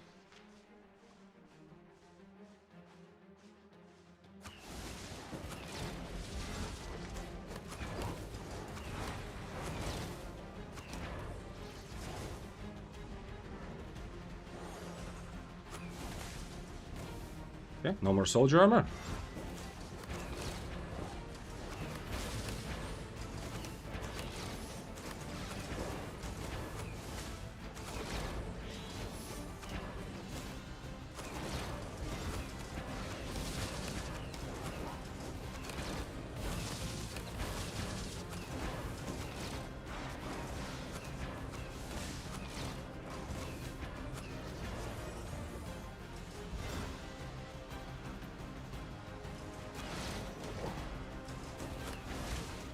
Oh, nice. The mob helped me there. Damn, okay. I could actually brawl him. I was not sure that this is gonna happen. Oh, come on, bro. I was not actually sure that that's gonna happen. I mean, he used his boots to get close, so he gave me an advantage there. Which meant that I didn't have to overcharge. Also, I just realized I didn't actually even buy overcharge. I cannot show the skill. Come on, if you take a 1v1 fight, don't... I click /die sometimes when, you know, it's a rat or something, you know, or it's like a weird situation. But if you take like an actual 1v1 fight, then I don't like that. I don't like this approach to /die and not give the enemy the kill. He's tier 7. He was only using tier 8 armor. Okay. So anyway, overcharge is not like crazy sensible anyway. But yeah, since he used boots to get close, I got advantage. I was able to hit my spells while he's closing the distance. And I also had the boots later. You saw when he used his armor, if he still had boots there, he will match my boots and he will get value from his soldier armor. But this way he didn't get it. I need to buy overcharge. Also, we need to change music. Although this was pretty cool for like an intense fight background, but let's put some more regular music. That is no more said much earlier. My pleasure. You're the most helpful, practical album creator. Oh, thank you. Thank you again for subbing as well. Hydrating with coffee is the only true way to hydrate. I have had times when, usually when I have like a project, when I have like to actually do intense work, or when I was working at an office for some time, I had times where I was hydrating with coffee, yeah? And like drinking way too much coffee every day. Okay, let's take some overcharge from here. You know, when you destroy your items just before you die, like you cannot do this to prevent the person who killed you from getting your items, yeah? I think most people know this, but just in case. So if there's a gang squad running after you, you cannot throw away your items just before, and then haha, they don't get my items, yeah? The game has a specific mechanic against that, so if you die shortly after you destroy your items on purpose, those items will still end up in your inventory, yeah? For the person to loot. They could add something similar, like if there's a 1v1 fight, if the person only took, like, only took damage from one person, like he did here, if they click /die, give it as a kill. That would make sense. And it's not just that, oh yeah, okay, I would like to have some extra kill fame, but I would also like to have it here so that I can click and look at the, like, show the fight like this, yeah? And talk about it. Bad Luck's battle was cool. Okay, nice. I'm glad you found it. Yeah, that was definitely the most valuable. I cannot show this last guy, so I don't know exactly. I mean, it was also okay. It was tier 7 with some tier 8 items. But this was the most valuable for sure so far. So you as a spear main would you say spear is hard to pick up for a beginner, but once mastered it becomes a killing machine? The first part, yes, Stoxer. The second part, not. It does not become a killing machine. It's not, you don't get like, oh my god, you mastered the spear, and now you are like breezing through the competition, killing everyone. No, it remains difficult, but very rewarding. Like, if you do get a good kill on the spear, it feels like you deserve it, yeah, usually. Not like on dual swords, you can get an amazing kill, and it's okay, congrats. Like, you clicked all of your buttons and your enemy messed up. Not always, but a lot of dual swords good kills would be like that. On spear, you're not gonna get kills, like valuable kills, usually by just clicking all your buttons, yeah? There has to be some tactics involved there. But Stoxer, if you go on YouTube and the video, it's pretty short. The video's name is One-Handed Spear, a Noob Trap. That's a video where I discuss this idea also, like, is it good for a beginner to pick up spear? Why don't you get rid of that pop-up? Do you always click yes? When I die? What pop-up? What pop-up? What pop-up, Desnal? Is there like, when the screen... Wait, I didn't die. Oh, wait, the pop-up when I'm trying to finish someone. I have to remember if that's a thing. Yeah, I didn't die, yeah, of course. I never registered in my brain. There's a pop-up when I try to finish a player, yeah? Pop-up to leave mists? Oh, leave mists I cannot get rid of, because, I mean, I don't click always yes, obviously, no. I need to be able to play around the mist exit sometimes when there's a fight, or when I'm trying to loot someone or kill someone. Well played, Vic. What's up, Fort? What are your thoughts on regular bow now that you've been playing it for a few days? I think it's very deserving to be like an 8-tier mist option. It is really strong. It is really, really, really strong. And it's very strong with the new Q1 as a brawler. However, the downside of this bow is... Oh, Daybreaker, hello. the downside of the bow is that... Okay, we're gonna fight this, of course. He's on energy shield on his helmet, and he changed to reflect, so I need to be a bit careful, but that means he's gonna do a lot less damage. Wait, I need to change. Sorry, sir. Sorry, one sec. Yeah, I'm fighting.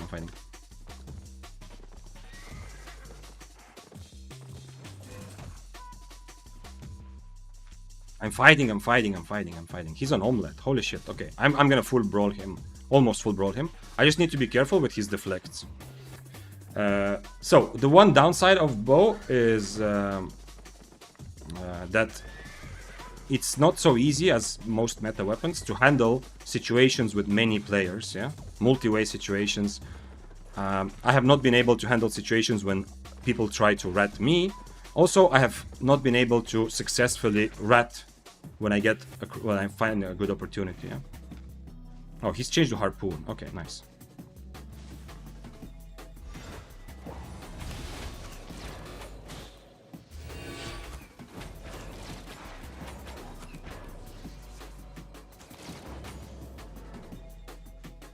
Not ideal, but...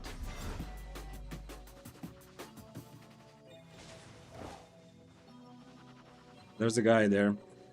I need to be a bit careful. His boots are gonna be ready way below us. No, I don't want you. Please leave. Man, I wish he wasn't here. Oh, he changed to... Wait, no, he just ate another omelet. We need to find a different place to fight.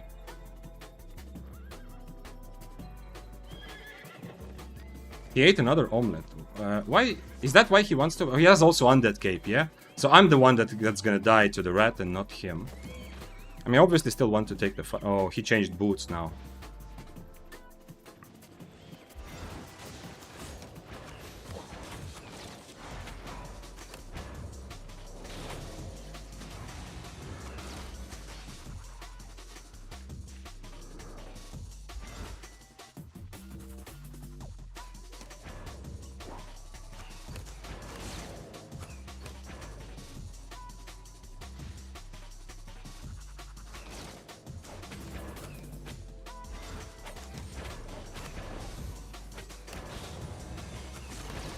Predicted that E.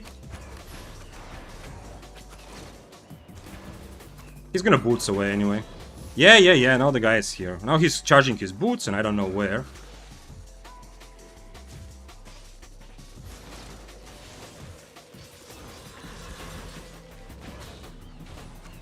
Yeah, congratulations. This whole time you wait for the rat and now you're attacking me anyway.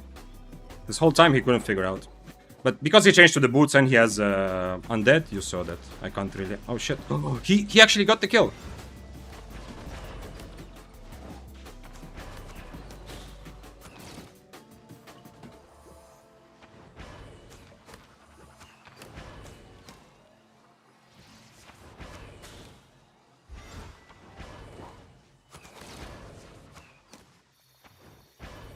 I'm gonna go loot at least. I'm gonna go loot at least. So yeah, you see another, like, this Daybreaker wasn't really sure what to do, yeah? He couldn't really properly brawl me, but of course I predicted his E. This is... Oh.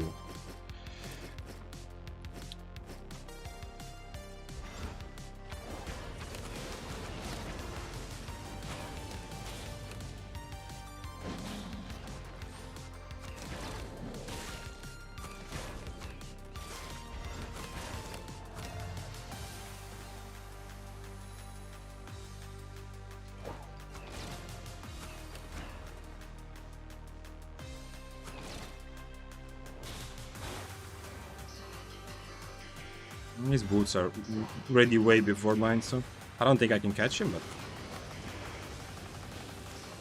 we'll see. Actually, not way before mine. I'm okay.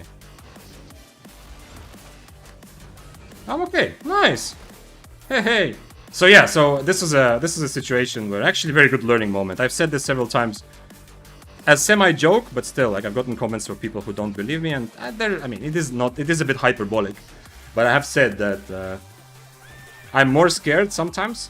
I'm more scared of fighting against people who have played my weapon than people who have played their own weapon. Not exactly, but that was exactly like... The W was just pure prediction, because it's so obvious, you know, that Daybreaker is gonna go for the... I will show you also, but I think everyone mostly saw. Man, this was 6-3 torch also. Man, that was nice. Too bad I didn't get the last hit, but at the same time, since he changed to his Royal March, and I didn't, he's free to go, yeah? Like, if Badon doesn't show up, the Daybreaker is gone. I can't catch him because I don't have Royal March and he's charging. He charged up his boots while he's in Invis, yeah? And there's nothing I can do there. Do you feel cheesy playing bow? No, I don't actually. Cheesy, no, but I do feel like part of my success is people undervaluing. Like this Daybreaker, I didn't get last hit, so I cannot show the actual kill. But you saw, first he changed to Harpoon. Then he decided to stay on Omelette. So he very clearly was expecting this fight to be me kiting and him catching. Which has been the case against most bows throughout history for a Daybreaker. But here, it ended up being different, right? He wasn't... it wasn't like if he gets on top of me, oh my god, I'm dead, he's winning the fight. No, not really. Free loot, grab the kill monument from Daybreaker. Oh, I didn't. Oh shit, yeah, I could have. Yeah, you're right, you're right. It's not free loot. Zambik, if this was free loot, I don't know. I don't know. It did not feel free. I had to sweat a little bit. Also, I was overcharged, so we're both tier 8. I don't know about his specs, but I don't know about the overall, whether Daybreaker... I mean, he was still higher IP, but I don't know if this came from him actually having good specs or not. Easy, easy, exactly. Easy loot, not free loot. Obviously, it's a joke, yeah.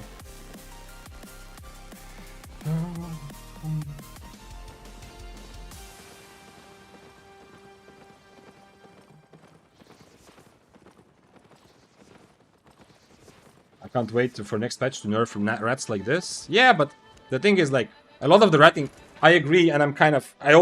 I love the idea that there will be fewer, on average, fewer people just looking to rat. But a lot of the ratting situation, if I'm being honest, a lot of the situations I run into, like this one, it wouldn't change that much, yeah? Like, Badon started ratting when we are both very low anyway. He would probably do the same thing. Maybe he would be less successful at it, but still. And a lot of the situations on Tuesday when I streamed, there was not, like, nothing would change because me and the enemy were already, like, 20% HP. Okay, something would change, yeah? It's more likely that we both get away, which is kind of nice, but, which is nice if there's actually fewer rats. But from the sake of, like, my fight being essentially ruined to the point where I don't really, I know I won the fight, but I can't really, fully feel it. That still happens, yeah? With a lot of situations on Tuesday, and a lot of situations on Tuesday where, like, the cursed rat got on top of the fight, and they didn't kill me. Either they went for the other guy, or they didn't, like, the one cursed rat was so hopeless he didn't get anyone. Even though we were both, like, very, very low HP. But that situation in the future, I mean, the fight is still kind of ruined, yeah? Speaking of cursed, do you think he wants to fight? I need to change my boots also, probably. I mean, now he saw my helmet, so he might change his mind.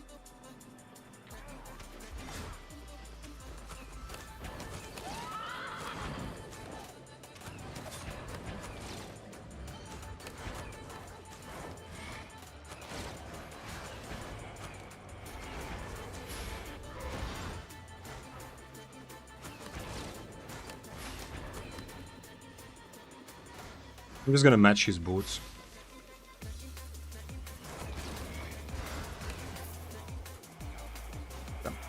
I don't think he saw my helmet or he doesn't care.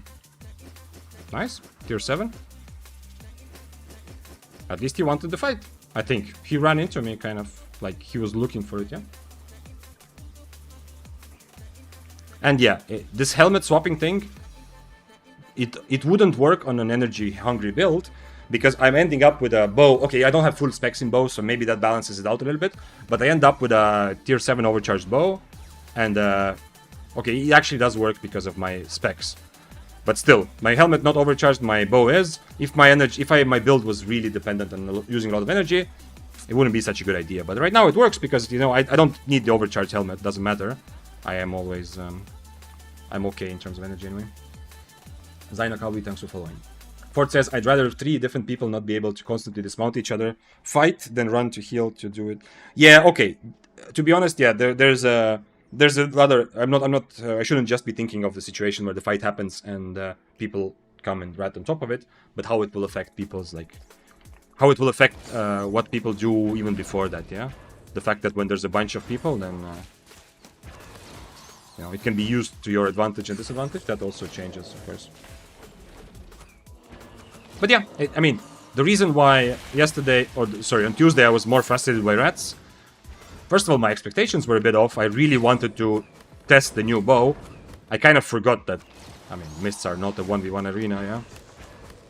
So I was just disappointed because I really wanted those good fights to end, to show to myself and everyone else how strong the bow is. And the second reason also just because it kept happening over and over again, yeah? If it happens like 5 times out of 10, it's okay, but it was like 10 times out of 10, yeah? It was absolute comedy. Last fight, I was joking about this happening again, and it legit happened again when I was winning the last fight. That was... But yeah, overall, I'm not saying the change is not good. It's absolutely is good. I'm just afraid that the impact will take a bit longer, yeah? Like the impact of this actually reducing rats, people are not going to instantly start ratting less. Long term, it's going to make ratting a bit less profitable because there will be more situations where you rat a fight when you think it's a good idea, and then you just get messed up because you don't do the damage to kill to end the fight, essentially, to get your kill, and the people are going to turn against you together. But there will be a lot of situations where still ratting will have the same effect. Oh yeah, what I want to say, another reason why I might not be... My first reaction was maybe not the same what you're saying. Am I lagging? I'm lagging, yeah? The mob just teleported. It's not just the enemy player. So another thing is that if you're playing like higher tier, obviously, then you want every measure against rats you want implemented. I was playing on Tuesday tier 7 mostly. Only a couple of 6-3 fights. So that's also why I felt like I just want to take the fight. Holy shit, something is broken with me or the server. But yeah, so like you're saying that Fort, you're probably saying it from the perspective of like often being the higher tier guy in the fight, maybe. And I don't know what to do. This is like the DDoS day. I hope the stream is okay, yeah? I hope it's not just me lagging. I hope it's the server breaking. Which is a weird sentence to say, but... Let me see. Twitch says everything is excellent, yeah. So yeah, so... If you fight and you have something to lose, like you said, you have, for example, your 4 million set, 100% you just want ratting to be nerfed, yeah? Absolutely, no question. If you are fighting and sometimes you are the tier 7 guy, then... You know, there's a bit of that feeling like, okay, it's whatever. Okay, what's happening with this? What's happening with the server? Is it just... Tell me, please, that the stream is okay. I hope it's not just me. Played Cursed any good? Gatsby? Yes, it's okay. But it's usually only okay at higher tiers. Stream good? Okay, nice. Ford says yes, but even in tier 7, tier 8, with even fight, I get rats focusing me on spear, I don't know why. Yeah, I mean, it happens too. I have the same experience. Sometimes it's because of specs, sometimes it's because of excellent quality, and sometimes there is no reason at all. Really just random, you know? Sometimes people just attack whoever is closer. Do you see what's happening, yeah? There's no animation of my spell. I also experience drops now. Okay, good. Then it's not just me. Then the server is being attacked again or something is breaking slowly. But yeah, overall, obviously, ratting being more difficult is a very good goal. I am just afraid that it's not going to have as deep of an impact as it would like to. But, I mean, there's also positives to ratting, as I've said. It brings new people into PvP who don't yet have the experience to take proper fights. They start out by just being rats for a while, and then they get bored, and then they start, like, later they come and play, actually.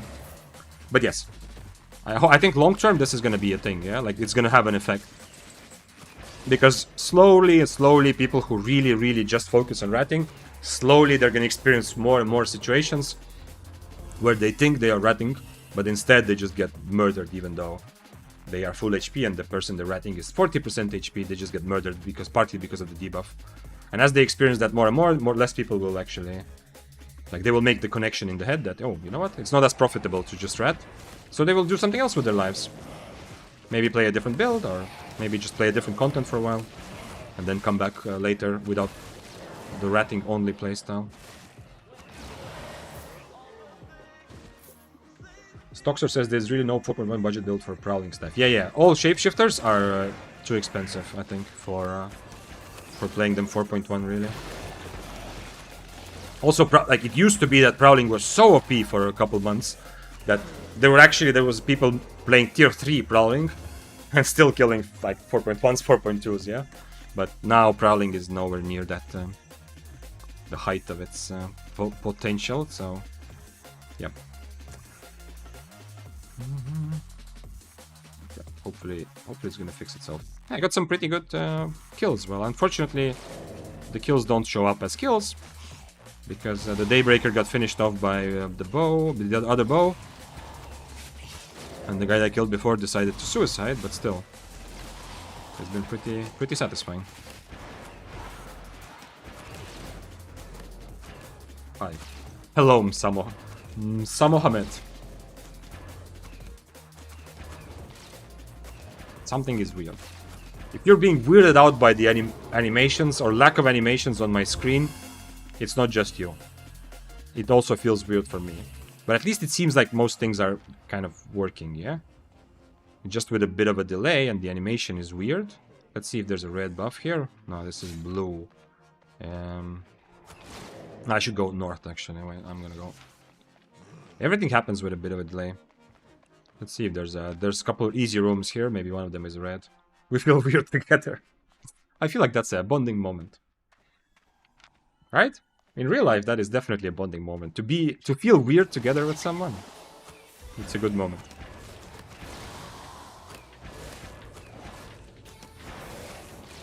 Yeah. Nah, I don't know how it's going to affect the fight though. Onidala says, how do you spec up stuff like Prowling Staff though? It sucks in PvE. My approach is to use fame credits and tomes. You know, all the I don't have right now, but the untradeable tomes you get from all kinds of chests. Maybe I'll get them here. I use those for the weapons that I don't want to play straight up and fame farm directly. These types of tomes, yeah? These untradeable tomes. I usually have a lot of them. And also fame credits. Right now I have 25 million fame credits.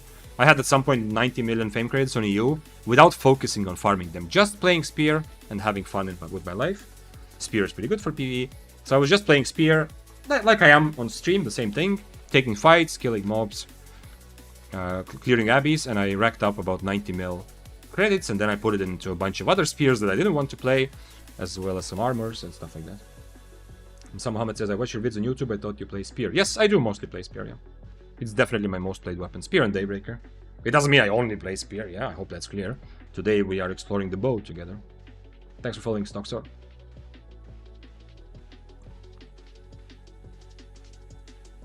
You have 3 AoEs, it hardly sucks. This is about Prowling. Yeah, I haven't heard that shapeshifters are significantly bad for PvE, but they might not be as good as some of their better weapons. Like spears are generally very good at PvE. Bow is so, kind of okay. Swords are pretty okay because of the Cyclone W. Daggers and frosts are difficult to spec usually. Do you guys activate fame credits or just let it at 20%? You mean auto respec? Don't activate this unless you really want to spend money. This is very expensive. But at the end of the day, there's no reason gathering silver like what I'm doing. It's not sensible, yeah? It's better to spend silver or something, and one of the good things you can spend your silver on is progressing your account's fame. So, if you've come to that decision that you don't really need silver to feel happy, you'd rather just progress your fame, of course, use it, but be careful, yeah? Usually, auto-respec is only used by people who don't care about silver because they've already reached the point where, silver is kind of secondary. They can make it as much as they need anyway. Or they already have a lot. Moroax asks, what helmet do you suggest for a Battle Axe Brawl build? I've tried many and can't decide. Purge. For Battle Axe Brawl build, I suggest Fiend Call or Helmet of Valor. Helmet of Valor is a little bit more difficult to use, but more multifunctional because you can also remove stuff from yourself. I definitely suggest that. Buying something like a Cultist Call is going too far into Brawl direction because nobody's going to actually brawl you at all. Ooh, 14 stacks though. 5 stack difference, but I still have my...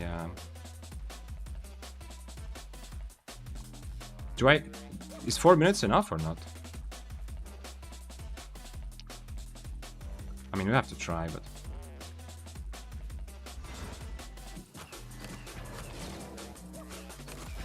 Is he just gonna... No way. There's no way he's just gonna loot and run, right? He's gonna fight me.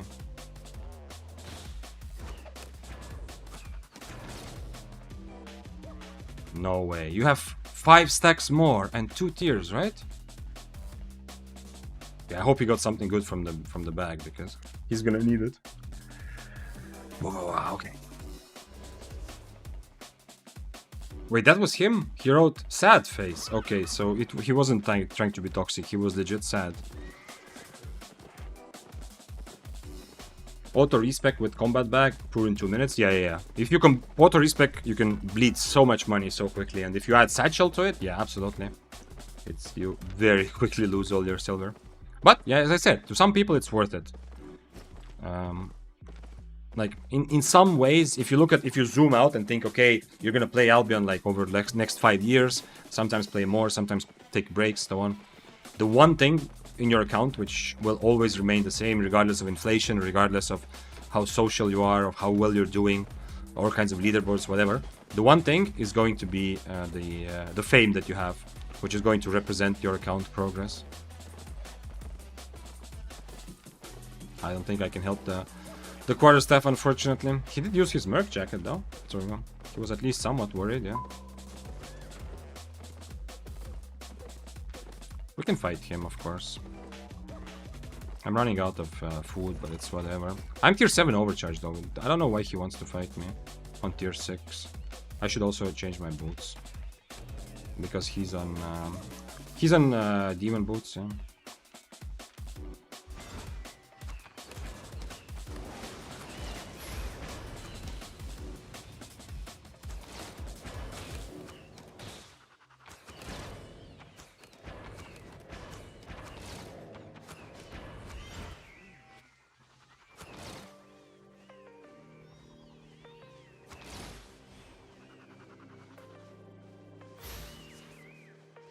Changing helmet against the tier 6 is a bit too much.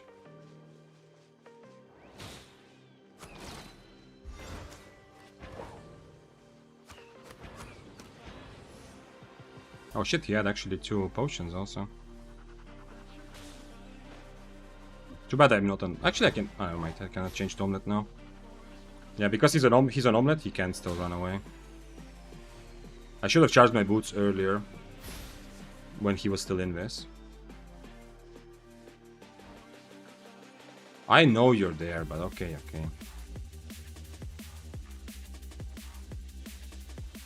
Don't mount, come on, bro. If you want to reset, just stand there, right? There's a chance that I'm not going to, force him. If you are in the situation and you want to reset, just stand there, right? I mean, I can also make that mistake sometimes, but if you just stand there, maybe the enemy will not like I attacked him. Yeah? What server is that? I'm playing on EU because of ping. Because ping, if you play this game, if you want to get into like, if PvP is your focus and you want to play it competitively, ping really matters. It's a bit unfortunate. I would love to be able to play all together on one big server like it used to be. There's such a big enjoyment from the like social aspect of sharing the one world together with everyone. But unfortunately, ping is just too big of an argument to play anywhere else. What game is this? Hello, Druid. This game is Albion Online. I'm curious how you got here if you don't know what the game is, but you are nevertheless welcome. It's a game I really enjoy. It's a MOBA-style extraction MMORPG, if that makes sense. It has MOBA-like combat, as you can see, like Dota or League. It is an MMORPG with a lot of people, like you see here, in a world playing on the server together, with like consistent progress, long-term progress, no wipes. But it actually feels a bit like playing an extraction shooter game, except it's obviously not a shooter game, but it feels like extraction game. Which streamer is this? Nice, good one. What planet is this? It's the planet where I play bow. Crazily enough. How much time I have? 6 minutes. Let's get new overcharge and keep going. But Gonna buy more.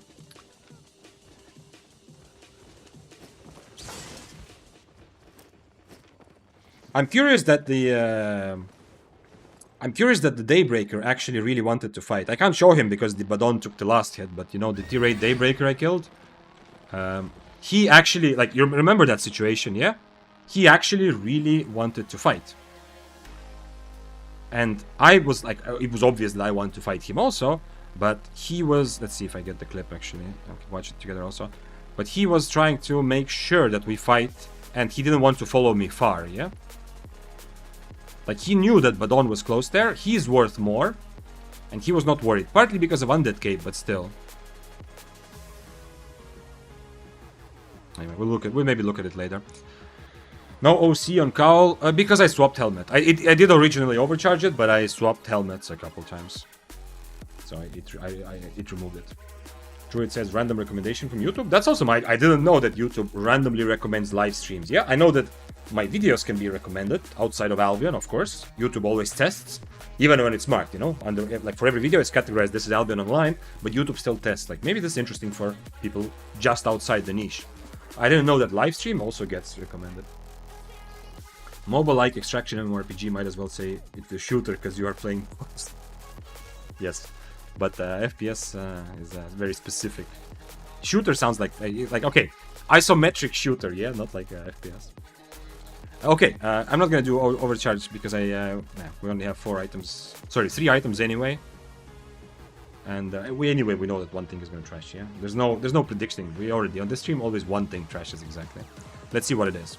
Let me turn on sound for this. It's not the bow. It is the mercenary. You see? I can do all predictions until the end of time. There is no doubt. Let's repair this as well. And I need a Merc jacket. Vic, you can't manifest trashing like that. You gotta believe. What do you mean? I believed. Merc jacket. Yeah. I just told you one thing is gonna trash, and exactly one thing trashed. There's this is beyond belief. Like, you know, if you're using belief to manifest things, that's like rookie level. You know, I'm using knowing. That's like the next step after. Believing still has like a little bit of doubt, yeah? Believing is like, I believe, but the fact that you say you believe already implies that there's a little bit of like, you know, it's like 99%. I was telling you I know. There's no room for believing anything here. I knew that one thing is gonna trash. I always have nothing trash, at least that's what I tell myself. Yeah. How many YouTube videos I've seen as a fun clickbait advertising that they have discovered a way to never have anything trashed. I think it used to be almost like a meme. I've seen so many YouTube shorts and YouTube videos with the kind of implication that this is the tactic you can use. I've also been told that when I was a new player, some people told me like you always need to repair your items before you remove the overcharge or some other stuff. But you can't. You can't do anything. Next step is ordering what is gonna happen. Yeah, exactly. I mean, that's what I'm saying. Like, okay, so you're saying that knowing still implies that I don't have control. Good point, Semrek. I hate to admit it, but you make a good point. So believing is here, knowing is here, but knowing implies still that I don't have control. I just know what's happening. And then you're saying, like, even next thing is ordering. Any Gucci fights today? Some good fights. Unfortunately, I can't show some of the fights because one dude killed himself.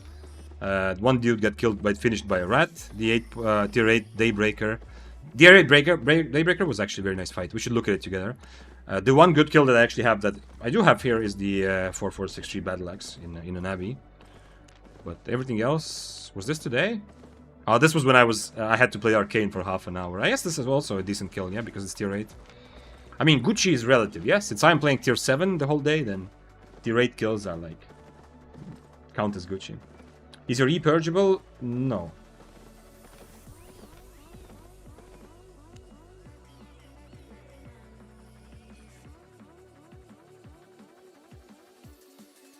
I wonder if there's any part of my E which can be purgeable.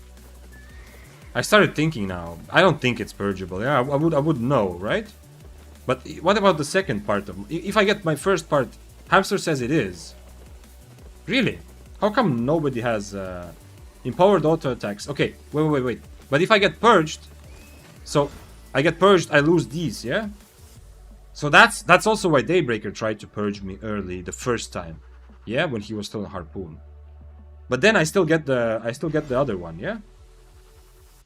Read chat, man. I am reading chat, Zombilius. This is where chat is. When I'm looking there, that is where the chat is. I started thinking now, I don't think. Yes. I had a thought, but it died of loneliness. Okay, wait. So how? Okay, so if I get purged, I lose the stacks that I have, and then I can just get more with the E, right? Okay, this is interesting that I have not found it out over the course of 2 days of playing bow. No one has tried purging them. I guess the Daybreaker was the first one that tried. But the Daybreaker was a bit confused in general, which is understandable, whether he wants to brawl. So the only logic is that... Okay, so that's why people don't purge it. Okay, if you were here 1 minute ago, new up-to-date information coming. It is actually purgeable. I'm gonna trust Hamster on most Albion mechanics, including this one. But the reason why people don't purge it is because IE and instantly do 2 auto attacks. After which, if they purge, they just get rid of the 2 auto attacks I still have left with extra damage. But then I can, like, they purge these 2, but then I can still dash, yeah? And get more. So that's probably the reason why it's not being... no one has really tried to purge it. I'm not sure even if the Daybreaker wanted to purge it or just get close to me. Okay, that's very interesting that I did not find this out during 2 days of playing bow. So it's purgeable, but it doesn't feel good to purge, yeah? Because by the time the purge hits... I mean, unless you do it right after they dash, maybe then. So, Zombilius, what did you want me to read? You said, Vic, I'm starting to love Chillhal, might try it other than spears. That's what you wanted me to read quickly. Okay, I mean, that is... I'm happy. I'm happy for... I'm not trying to make spear propaganda, yeah? I hope it's clear. Chillhal is really fun, because it also gives you a lot of variety of options that you can apply to a fight. Now, many fights, in my experience on Chillhal, will still come down how well you're able to stay away from enemy and kite them, yeah? You won't have as much of an option to brawl as some of the more other flexible weapons. I was wanting you to read that it's purgeable. Ah, okay, sorry. Well, it's good. Vic promotes spear because he crafts him, obviously. I've had comments under my videos for it.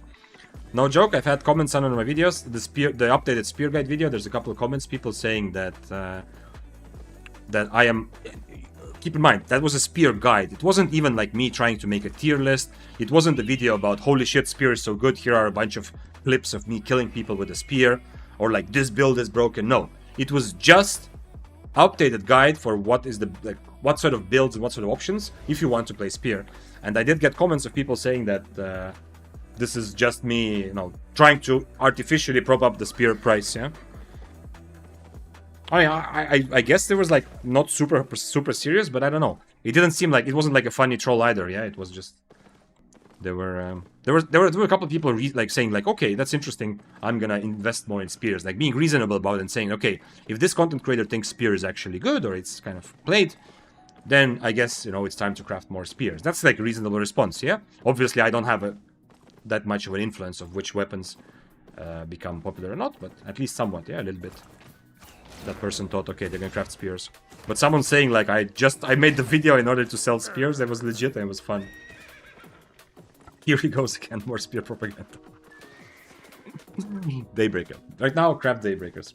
Shouldn't your dash also be purged then? I don't think it is. Come on, Hamster, there's no way that if I get purged now, I can still use the second part of my E, right? That's the reason why no one is trying to purge my E the moment I click it. It would be very weird if after 2 days of playing I would not have had any opportunity to experience my dash being removed. Also, it would be kind of weird mechanically, yeah? Wait, let's see the Daybreaker. Let's see the Daybreaker. Maybe nobody knows it's possible. I mean, yeah, if I didn't know after playing bow for a while, there's a good chance that people don't know about it either. let's look at the Daybreaker fight. Anyway, I wanted to show the Frost Shot to feel good about myself, and then we'll look at the... Because he did purge me pretty early, but I'm not sure if it was after or before the dash. I think dash is not purgeable. I mean, it has to be not purgeable, yeah? Hamster also said you can dash still. Okay, you're now saying it, and before you said that you don't lose your dash, you know, in response to Semrek. Let's look at the Daybreaker fight quickly. So, this is me from the past. At which point the actual fight... By the way, like, once again, I point out that both times he wanted to fight, he knew there's a Badon, yeah? And it's, even though it's he's a Royal Boots, it's kind of obvious that Badon will go for him, yeah? He's much scarier and more valuable. But I don't think this is the... Is this the actual fight when it happened? No, here he missed. He doesn't hit the purge. He's even used his E, like, he's very clearly taking this fight like it's his job to get close, yeah? He's still an omelet as well. So this is another one of those situations. He does not fully understand how good of a brawler I am. He uses his boots to get close. This is the moment when I said, like, you know, sometimes it's just easier to fight against someone who plays your weapon, because it's, I mean, it's not a rocket science, yeah? Anyone who knows Daybreaker knows this, but I'm just saying that this is not because I'm playing bow, but it's because it's so obvious. I use my my mercenary jacket, so I try to dodge with E, but here it's so obvious he's gonna go for E, right? Against my mercenary. I mean, I can kind of frost shot anyway, because why not? I'm using it to keep distance. It's not a terrible idea, but this is the moment where it was prediction. Yeah, I cannot. My frost shot is not fast enough to react to his E. Because of that, I get full mercenary value, and also I hit my. I mean, my frost shot is valuable, but he misses his E. But still, like, this is what we expect to happen that Badon comes. If you're not here before, this is one of the good fights and kills. But I can't really kill him, but because he used his undead cape, he doesn't have smugglers. He has undead cape, and he used it to charge up his boots. And I am not on royal boots, yeah, because against Daybreaker, it's gonna be 100% purged. I don't really want to limit my mobility, so I'm not able to catch him, unfortunately. But this Badon rat ends up getting the kill, and I got to loot everything because I killed the Badon later as well. So yeah, the Badon actually hit him from that range. I don't know if he was trying to mount or not. I didn't see him, but anyway, the rest of it is fight against Badon, where he almost got away. But anyway, I looted, and it goes on for a while because I went back to loot instead of fighting him. But okay, so he did not purge me at all during this clip. But was there a situation at the beginning, the first time I fought him? Let's see. I think he hit 1E at some point, yeah? Yeah, this is when he was still on Harpoon. Okay, yo, it happened. He actually purged it. Look at this. Look at this. Look. I use my E. I use my E to try to dodge his E. I miss it. And look at this. I have 5 attacks left. And they get all purged. So it actually happened today that it got purged. I just didn't... I mean, for a second I do remember thinking that it's weird I don't have E attacks, but I jotted it off to like some mistake I made, and not that it was purged. And here he purged me in the middle of the dash, so we don't get to see that it happens like... that it happened, and then I could still dash to get more attacks. But yeah, this is a very good situation. So in some ways, like, this was a very good reaction from him. Obviously, he's doing this because he thinks he just needs to get close to me, which is not really correct. But I use my E to try to get close to him, and I end up not dodging his E either. I could have E to the side, because at the end of the day, if he's not coming to me, it's not like I have to use all my mobility to get close either. So yeah, this is the first part of the fight, and here it's after he misses Harpoon, he lets me go, yeah. Because here he's not on Royal March yet. So he thinks that this actually, it works out well. Because he's winning the first... Here I'm also not overcharged yet. Oh yeah, never mind, I am already overcharged, yeah. Because he thinks that he's winning this fight anyway, close range, he does change away from Harpoon, but he ends up changing to Royal Boots. Which ends up almost saving him by accident, but still. Good fight. I didn't realize at the time he had 6-3. Masterpiece Torch, which survived, which I can use later. Okay. That was the Daybreaker fight from before. One of the fights, unfortunately, that I don't have on my... I can't show here. Also, earlier there was a Arclight Blasters guy that I 1v1, but he ended up clicking /die because he got down to mob. Unfortunate. Hamster is getting rage baited right now, I love you already. How is Hamster getting rage baited? By what? We have to be gentle with Hamster because he's the source of a lot of useful information. So if you want to make fun of him, do it, but be careful. Because I'm learning stuff from Hamster's experience, you know. By you, am I rage baiting? No. Morak says I'm speccing Scholar Cal for general spec. Is the third skill worth it, or should I just use Energy Shield while I'm leveling it to 100? Oh shit, what is happening? A bunch of people running. Oh shit. Letter of Blood. Who are you running after, my sir? Oh, a crossbow. Yo. Did I walk in an actual fight? Do I change my boots? I need to change my boots for this.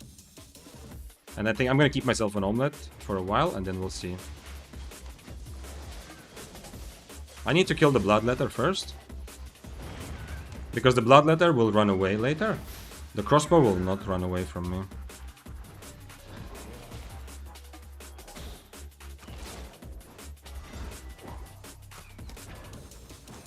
And the server is still weird. The problem with these boots is he's gonna just mount up next time he has his boots, yeah? He's gonna have enough space, probably, to just go and mount. Unless he instantly mounts, though, I think I can catch him.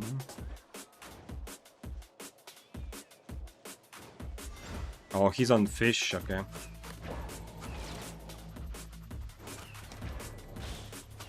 Now, I can keep doing this forever, probably, but we'll see. Maybe not. He's not going towards the exit. No, he's too far for that. Come on. Did I find the build where I can catch... I mean, not build, but the boots are good enough to catch Bloodletters?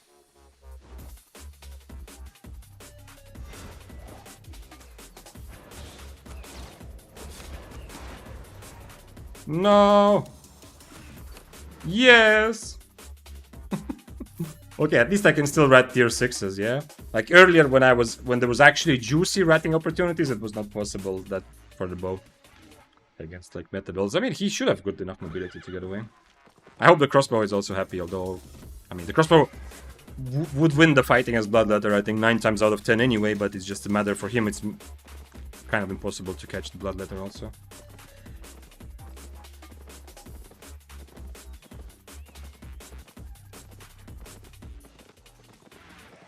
Do you think he wants to fight me? Probably not. I'm not overcharged, but still probably not, yeah. Good purge from him. Yeah, I mean, I did, he also hit me exactly when I was Eing, yeah, so, I mean, when I was dashing with the E, so he completely got rid of my E, the Daybreaker from before. But I think he was surprised, yeah? He did not give me enough respect as a brawler, and that's, like, several kills I've gotten come from that. Like, the Daybreaker, first of all, he was Omelette Harpoon. Second time, he was Omelette, and he changed to Impaler, which is not bad, I think. But then he changed to Royal Boots, yeah? But in both cases, I'm not saying it's an easy matchup. I think I have a big advantage over Daybreaker, yeah? But because it's not easy. From any distance, I have a bit of a... Like, it's easier for me. But he was willing to give me advantages and run towards me several times. Run towards me. You saw he used his E. That one nice E dodge by me was one time, but the other E he used just to get closer to me. So he was giving me advantages, thinking that if he does get on top of me, it's an instant win, which is no longer the case against bows because of Q1 buff. And of course my build overall, yeah? This is also very good against Daybreaker. Bow is the only tree line that never uses offhands. Never thought about that. Are there any quarterstaffs that are one-handed? I don't think so, Rayesh. So, quarterstaff also. There's no quarterstaff which is one-handed, yeah? Maybe there's something else I'm forgetting? I guess all other weapon trees have offhands. Wait, shapeshifters also are all two-handed, yeah? Right? Also, all shapeshifters or quarterstaffs or bows, and I think that's it. Gloves, yeah, of course. Yeah, gloves. No, see, that's not it. Yeah, of course. I mean, you can't just have one glove and then torch. That would be pretty fun, though. You have one Fists of Avalon, and the other hand, you have like a Crypt Candle. Like, I'm gonna get you. It's just funny to imagine in my head. Morak says I 100% have all my arrows purged before. Mage Robe is a big one. It gets yeah, of course. In Corrupted's Mage Robe is also very relevant. But I have not fought against Mage Robes today. I think I've set up and tried to fight a couple, but they didn't take the fight.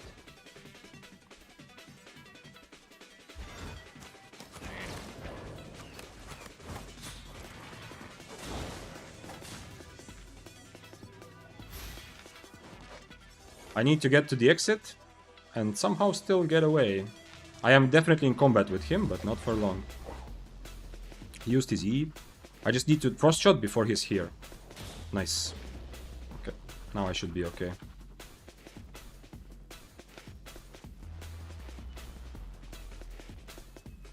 A little bit of an 8.4 surprise. Full 8.4, by the way.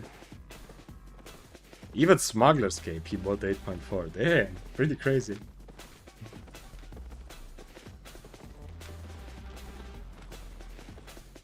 This is interesting. Dual swords. I have not fought dual swords yet on this build. I'm curious to find out what it feels like. I cannot full-on brawl him. I learned this when I played against Galentine's. I want to surprise him by brawling, but I cannot just full-on brawl him, yeah? He's also overcharged, but I don't think I need to overcharge, yeah? He looks like he does want this fight, but he wants to start on top of me. Which sucks, because then I cannot... Come on, you're overcharged, let's fight. He's also on Wanderlust, by the way. Oh, there we go.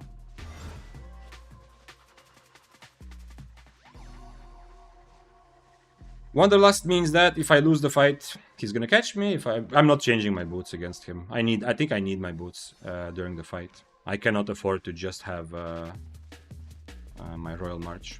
I think. Maybe I'm wrong, I don't know. Can I just try? Do I try Royal March? Okay, let's try Royal March. Then I don't have to worry about his Wanderlust. Also, he doesn't have a purge. So.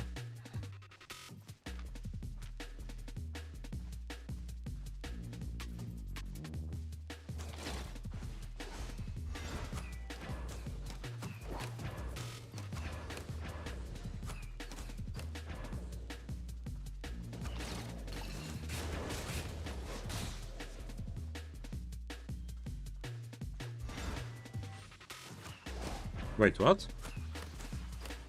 Nah, I charged my boots a bit too early.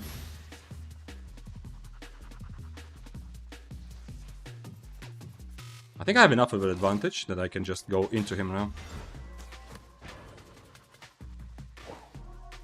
Now he won't have boots for a while. But he has Undead Cape, which I need to be a bit careful about.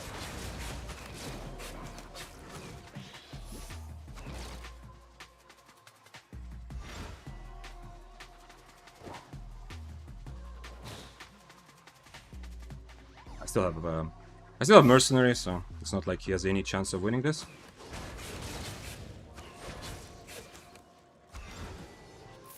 That was still a lot of damage though. But yeah, good thing I didn't overcharge. Using potion, yeah, I didn't want to Mercenary because I was so close to proccing his Undead. I thought I don't want to just stand there with my Mercenary ready and he just goes invis into Undead. I guess changing boots was a good idea because he missed all of those E's. But if he hits all the E's, it's kind of sad for me, yeah? To not be able to create space with boots also in the middle of the fight, yeah? Because by changing boots, I kind of accept that if he gets on top of me, he's gonna stay on top of me, yeah? I can E and Frost Shot, but that's not gonna be enough to reliably create space.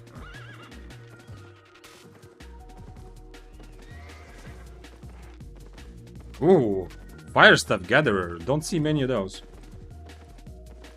Morax asks, have you tried Q2? Q1 is good, but in certain matchups range, lower CD. Yeah, I mean, I've tried. I've played bows before, yeah, so it's not like my first day, yeah? And bows used to be played with Q2 always in mists and open world. Because before the buff, it was always bows played around using the mobility and range advantage. But right now, the big part why I'm having fun and why I believe there's actually, like, it's a kind of a sleeper build, like I said, it's actually very strong, the regular bow. The big reason is Q together with E, the kind of potential of brawling, yeah? Q2 is, I mean, it's good, but it's also kind of annoying because with Q2 I am playing to my range advantage. It's kind of necessary against Frost Staffs, probably, although even Frost fights I've taken on Q1 and felt good as a brawler, like as the one who's trying to force a brawl. But Q2 it kind of makes for a very annoying fight where you're just standing at the edge of the screen trying to avoid the enemy getting close. Because if I'm on Q2, a lot of these fights that happen, it's my job to make sure the other guy doesn't get on top of me, yeah? Like I have to keep a much bigger distance to take advantage of my Q2 because I don't have that sort of Q1 damage. So the fights are much more annoying. Q2 requires more brain power? I guess, I don't know. Both of the Qs you are just spamming, yeah? There is no, you don't play like super tactically with the Qs. Both Qs you are pretty much just spamming whenever it's ready. It's just that Q2 is less damage but more range essentially, and Q1 is a lot more damage but a lot less range. Reduced resistance in Q2 is really good too. Yeah, true. That's actually interesting. But yeah, but it has to be kiting, yeah. It has to be kiting from further distance. If I want to let people get on top of me and surprise them with how good I am at fighting close range. That's the biggest kind of thing or way that I'm playing right now. Max health, ability damage. I kind of need him to think that he has an advantage, but I don't know if I can. Am I overcharged? No, and I also don't have cape yet. 50 seconds, need to be careful.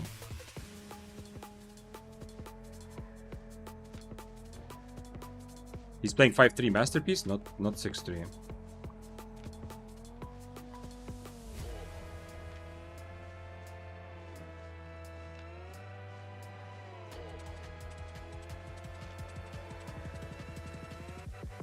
Maybe I should change my boots. But if I do get into a fight with Battle Axe, I don't want to have Royal March. I need to be able to create space. And the other guy was not on Demon Boots either, so in both 1v1s I would prefer not to have Royal Shoes. But if it does end up being a like 1v1v1, everyone is involved. Ooh, Heron Spear, hello, that's awesome. Then I will regret not having Royal March, you know? If they start fighting each other or something, the Royal March is my way.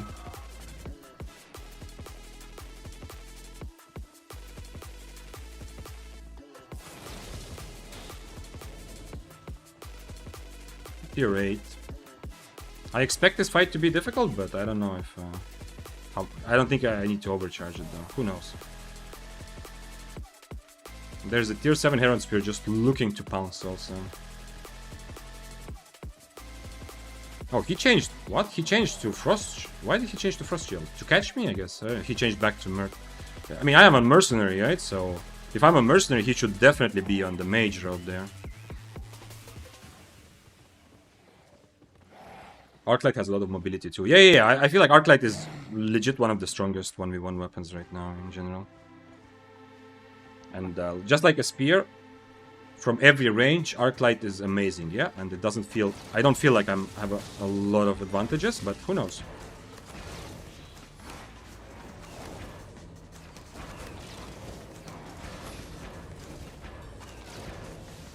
What? Why did he mage roll?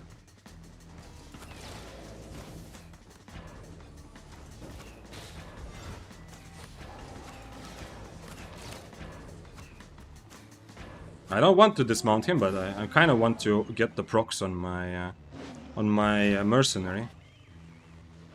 I wonder if he's just going for the exit now. Please tell me you hit him. This guy, he's on Demon Boots. He cannot catch anything. Too bad. It's interesting because Arclight also has a bit of the same confusion as Spears and stuff. Like, for him, it's not obvious. Is he trying, like, does he want to play from a distance or close range? He messed up his mage rope, so I was like, too bad. If the rat wasn't here, I'm probably winning. But who knows, Arclight has so much damage that, you know... But it looked like he thought that he's just a close... Like, he thought that he's the one who needs to get close. Which is not completely wrong, but there is some... There is something there. Oh shit, I didn't mean to attack that guy.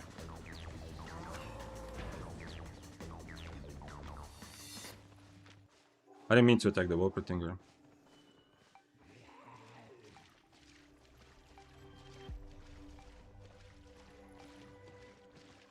So yeah, but the big thing that gave me a feeling like I'm winning this is that he wasted his mage robe randomly for nothing.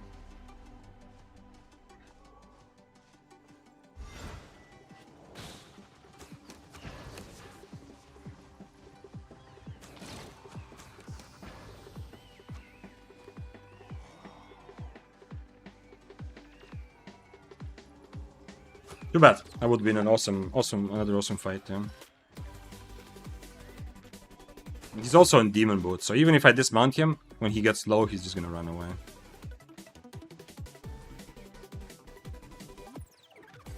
I'm tier 7, so if I die because I dismount the rat and then this guy takes advantage, it's whatever, yeah. I'm not gonna be super unhappy. Like I'm not attacking the rat just because I'm expecting the Arclight Blasters to give me like an honorable fight or something. If he abuses that and kills me, I'm accepting that as a possible outcome. The update can't come soon enough. Kind of true, but as I said, like in this situation, he's still gonna try to rat, right? Is he taking the fight without 2 potions? That's very brave if he does that, but I don't think he will.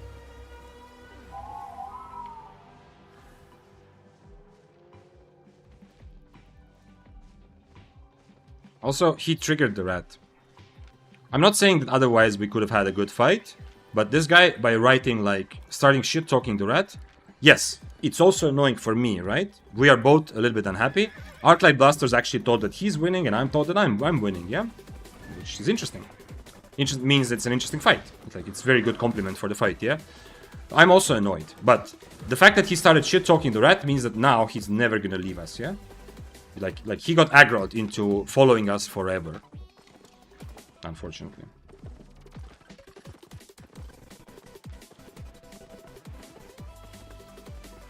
So, while I share the emotion of the Arclight Blasters, I just want to point out that it's not a good idea to start triggering rats in voice chat. If you like, you want to trigger and talk to people that you want to fight. But if you want someone to just bugger off and not bother you, you need to not write anything essentially. This guy is confident he can kill me with 1 potion, which is interesting. Also, his Stalkerhood is not that valuable from far, which is one extra argument for me.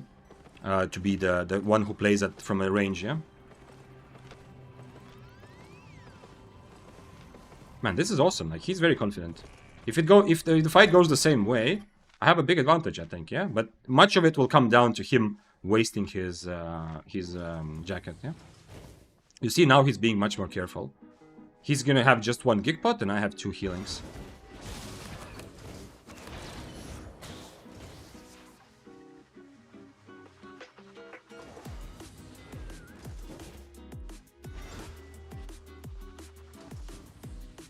But now he has no potion at all. Maybe I do change my Q, but I want to surprise him by damaging from far.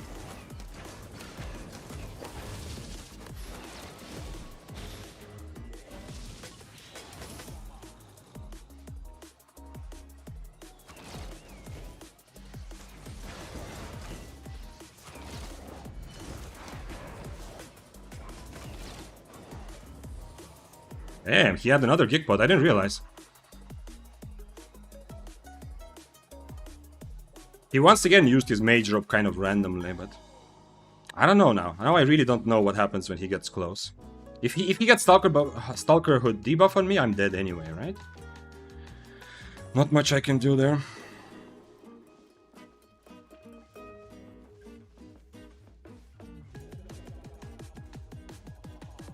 The Mercenary Jacket is the longest cooldown in all of this fight.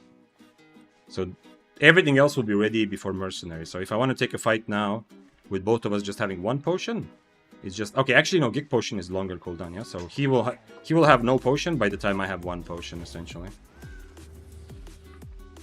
I don't know how to do this.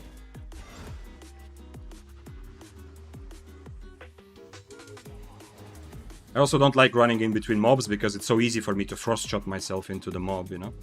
I've done this before. Do I just change Qs? Is that a thing?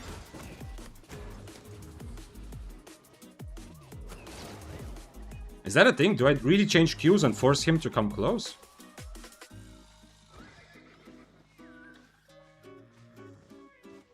I don't know. Like, he wants me to get close and I want him to get close. And we are both running pretty good, like, close-range builds, right? So whoever starts getting close is gonna probably have a big disadvantage, yeah? If someone uses their mobility to get close.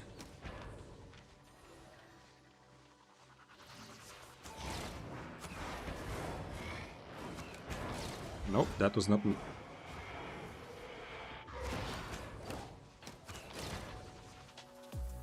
I can't follow because the other guy is there, and I don't trust him enough.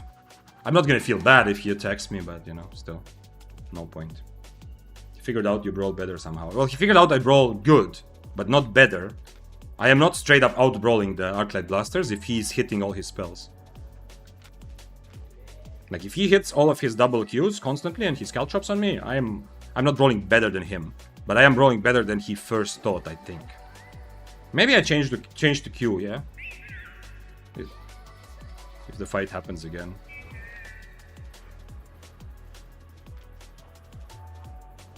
I don't know.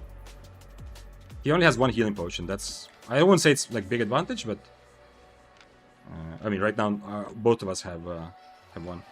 But that means, that means he's playing on Gig pots probably again when his cape is ready. So I don't know which is better. 2 healings is usually better than 2 gigs, but I don't know if he uses it correctly. We can try to 1v1 him, maybe. Can I join party? I think that's the thing, yeah. I mean, it's gonna be the same kind of fight, though. And he doesn't know who I am. Maybe he will see. Maybe I'm gonna stand here and he's gonna see that it's me, the bow. No, he's not here. Did he leave already? Okay. Okay, let's take this out and then go again. Kind of interesting, though. Very, very nice to have a weapon where I don't feel very much disadvantaged against blasters, yeah? Like, I feel like if he gets on top of me, if he starts the fight on top of me, I just lose if he hits everything. But especially if he keeps his mage rope. Both times he used his mage rope without me using my my mercenary. But still, it's like I feel like both close range and long range we are kind of even. Unfortunately, when he double Qs, like you saw, I get a lot more damage than I do with my 1 Q, that's obvious. But still, it was an interesting fight. Next time he will bring more healing potions also. A omelette, just in case. For later. 7-1 is good enough, and I'm ready. I mean, it was also tier 7 versus tier 8, actually. I just realized, yo. So maybe if I am equal tier, maybe then I actually do brawl equally well as Arclight Blasters. Who knows?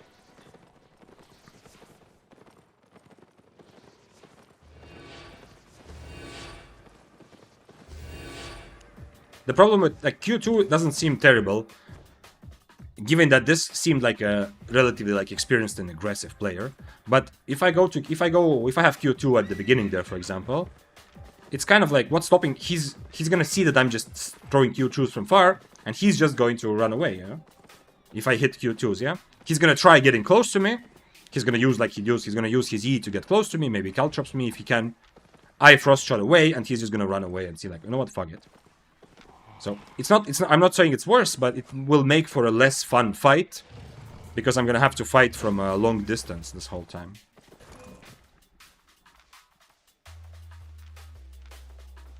Let's see what the one-handed frost can do to me. I'm gonna change my boots. Who are you? Ooh, Death Givers. Okay. Death Givers on Shadow Edge will definitely mess me up, though.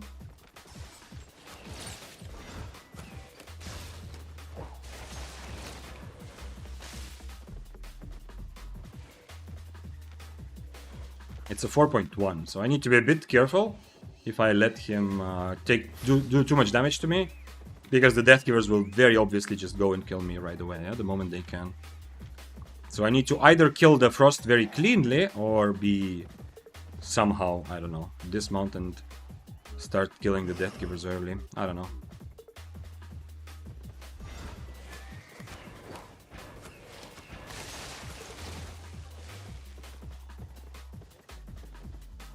If I lose this little HP, it's okay.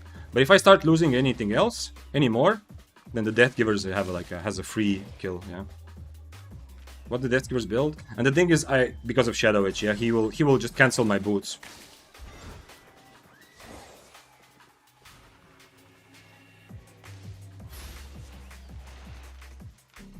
He dismounted the Death Givers now. Hopefully, I will be back in time. There's a bit of a problem. Like these multi-way situations are very clearly the most difficult, the most challenging for bow. Of everything, the reason I can't, like, I have to be careful with saying that bow is such an amazing weapon for mists. It is very good for everything that is 1v1 based. But whenever there's more people, like solving this situation on a tier 7 spear is much easier than trying to solve it on a tier 7 bow, as an example, yeah? Like having the tier 6 overcharge death givers, I know that the death givers are going to go for me, but on spear I can take the fight, I can lose some HP, because I can formulate an idea of how I'm going to kite the death givers, yeah? And if I dodge one shadow edge, the death givers are not going to kill me, even if I get low.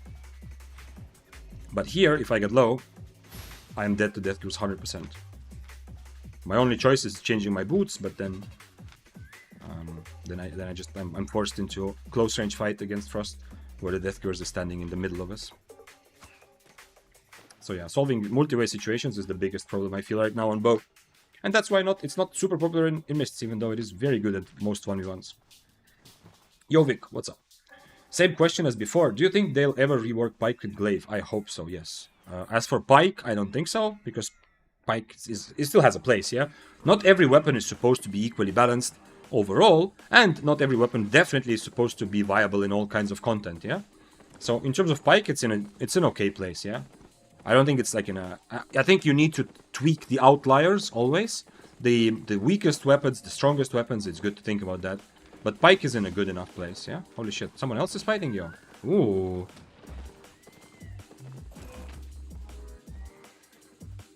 Need to be careful with Death Giver still.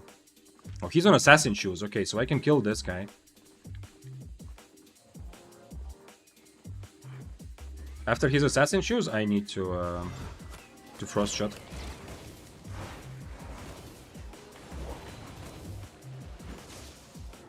I still have 2 healing potions. The moment he assassin shoes, I am frost shotting.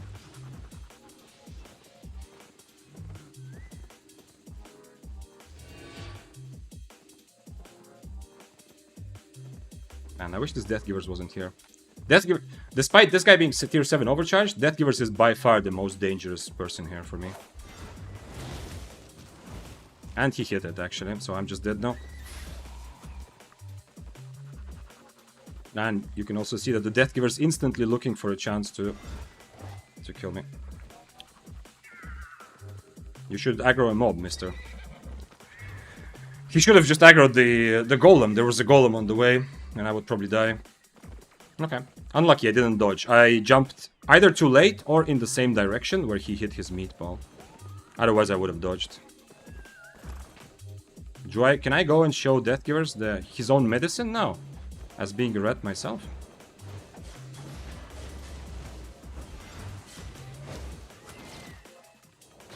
I'm sorry, sir. Sucks to be him. Ah, man, I didn't get the Death Givers. I wanted to kill the Death Givers, though. Okay, I am at least better than this build at solving situations when there's 4 people, yeah? Because on Assassin Shoes, without any mobility... What was his W? He wasn't even running the mobility, yeah? So, he is even worse. He is even more in the direction that winning every single 1v1 of equal tier, but having no tools to deal with multi-way situations. But I am also pretty far gone in that direction. Like, it's very difficult, as you see. It's a struggle.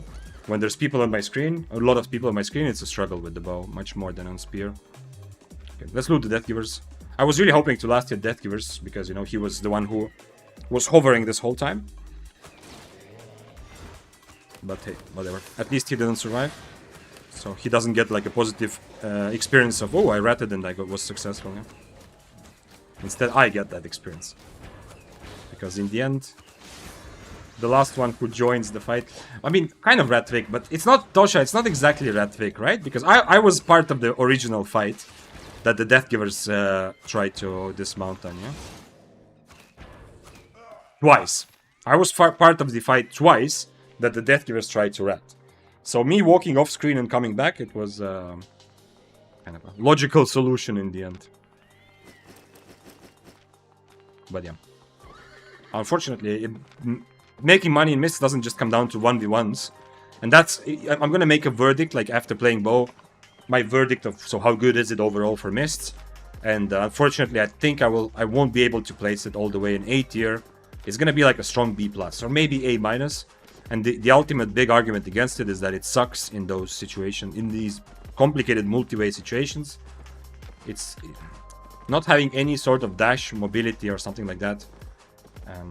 Is kind of, I mean, Frost Shot is just not enough, yeah?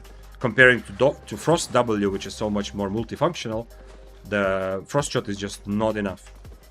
Also, Frost Shot can be cancelled. You cannot use it inside Badoni, you know, you can accidentally get it cancelled. There's stuff like that also.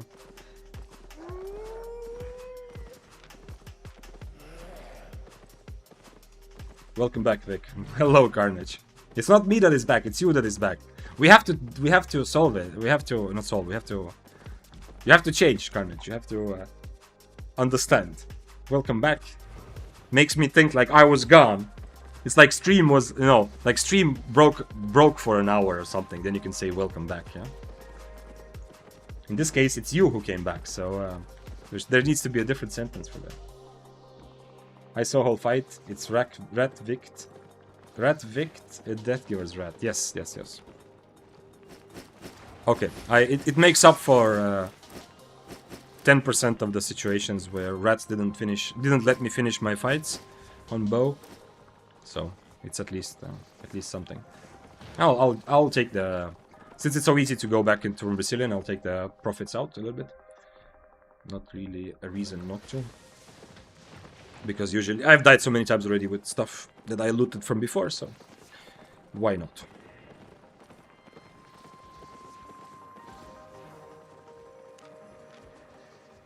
Okay, back into the mist we go. At least these boots give me a good chance of doing this. Of solving some of these situations a little bit. And the bow also looks cool. I love the way this holds it. It's a rat or be ratted world sometimes. Yeah, for sure. That is a big part of it. But there is a bit like, the one reason why ratting doesn't feel so good is the same kind of be the change you want to see in the world type of mentality. Like that is more like, ratting is based on realism. Like that's inevitably what the game is about at the moment, or like big part of the game. So it's exactly like you said, rat or be ratted. Anyway, the next 10 fights, I'm probably gonna be ratted 9 out of them, even if I take good fights. So, you know, accept the reality of the world. But the idealist in me is telling the opposite. Like, doesn't matter, you know? Doesn't matter if everybody else rats. Kinda, you know, there's a good feeling about being the last guy who doesn't. But, I mean, this is all theoretical. In reality, I'm always gonna rat. When there's a good opportunity, yeah, that's not the question. The question is just whether to feel bad about it or not. It also helps accepting, yeah? Like on Tuesday I was a bit annoyed because I really wanted those 1v1 fights and I couldn't get any without being ratted. So it's also about accepting and having the proper expectations. Today I am expecting every fight to be ratted, so I am not frustrated when it does happen, which is awesome. Carnage says, I know, every time you get confused I explain it, you miss the chat. Now it's just for fun of not explaining. No, one time I read it. No, I didn't. Did I miss everything? No. I mean, every time. One time I remember you explained that it was not me that came back, but it was you who came back. And I'm telling you. No makes sense. Oh, Abby. There's 6 Abby. Nice. Change boots. I'm gonna eat omelette. And have the other food equipped. And be ready to fight. Yeah, let's go to the edge actually. Not to the exact edge, but let's... I feel like going to the center, I get a little bit less action. Obviously, I'm gonna see the 8.3s anyway on the chest. But from all the people who are kind of like in between, who are not sure, do they want to PvP or not? Or maybe who only want to PvP if they get like a lot of stacks and a good red buff in the end. From all kinds of in-betweeners, I am much more likely to get some good action in the Abbey if I don't go to the center, I feel like.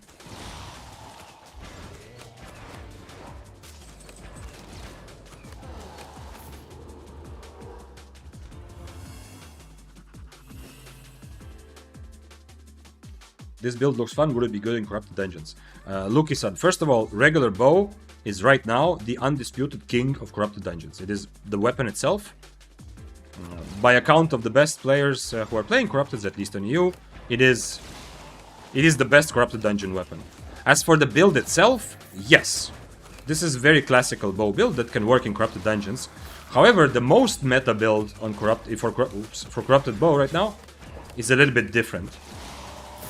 Right now, the best players are often using cloth armor, usually mage robe, and Mistwalker hood, the one that makes you immortal for 6 seconds. Yeah, I think that's probably the most meta corrupted dungeon build, with Mistwalker hood and what did I say? Mage robe. Yeah, I lost my thought for a moment.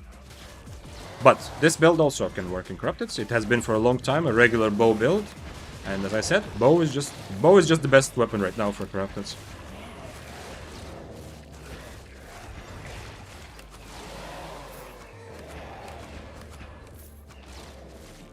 Oh, dang, you read that. It kind of became an inside joke. One time I read it, yeah. Maybe you have explained it more later. I'm not sure if it counts as an inside joke if it only exists inside you. I think you need at least 2 people for an inside joke. Although I'm not sure. Oh, that reminds me of the Michael Scott moment from Office. When he says, like, I love inside joke. I love to be a part of one someday.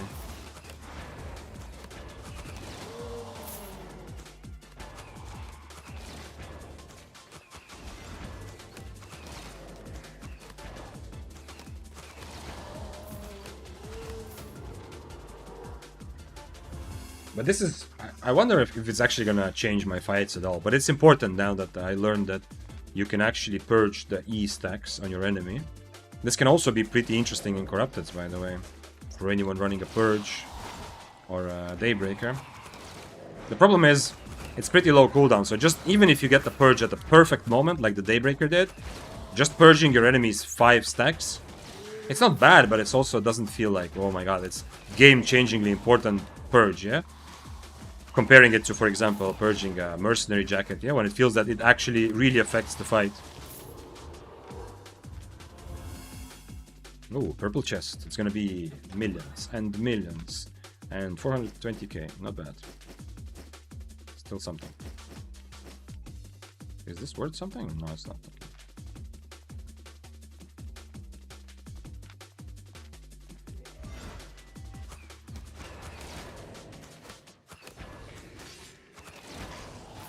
Plus, if you use a different kind of purge, you also risk just getting it dodged, yeah? Because the whole time, when the enemy bow is using their E and shooting, they are constantly ready for a dash. They might have frost shot. I mean, if you wait for them to dash and right after dash you purge, maybe then you can guarantee that you hit it. But even so, by the time the purge hits, the bow will have already used some of their stacks anyway. So you're purging probably less than 5 auto attack charges. And you're losing your valuable purge that you could use on something else. I like that.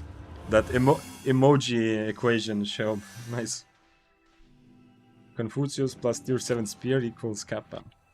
Ooh, I said millions and millions. There we go. 1.6 million from a chest. Doesn't happen very often. I got a 8.1 Guardian armor and 6.3 bag. Let's put a bag here just so I can carry a bit more. Not the 6.3 though. I can change to 8.1 Guardian armor if I need it. If I need to guard something or someone.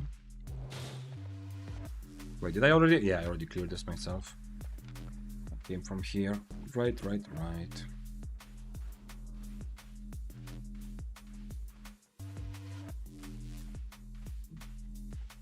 Okay. I thought I would see more people at the outskirts of the Abbey. Haven't seen anyone yet, but doesn't mean anything.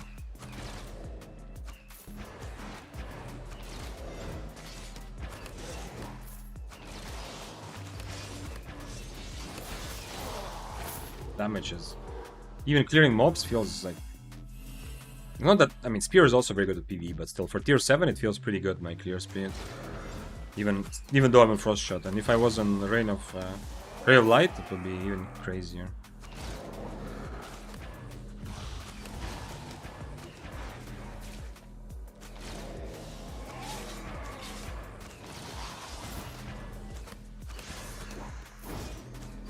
Ah, dodge that.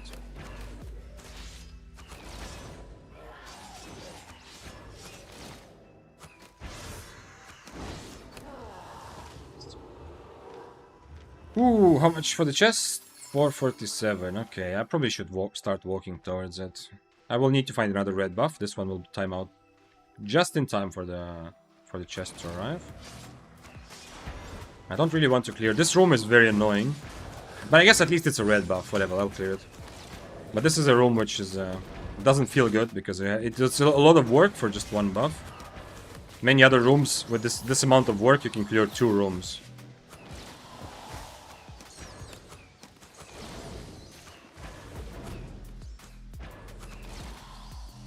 At least I'm very close to the exit.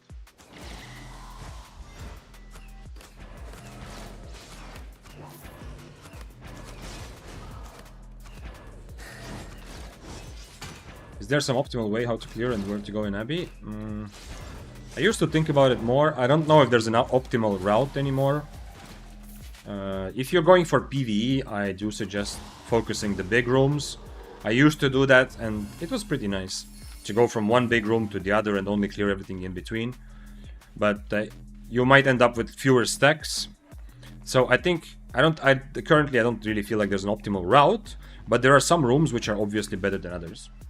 And I mean, some rooms are just much easier to clear. Like for example, these 2 here, like this room here and this here, just examples, super easy and quick clear.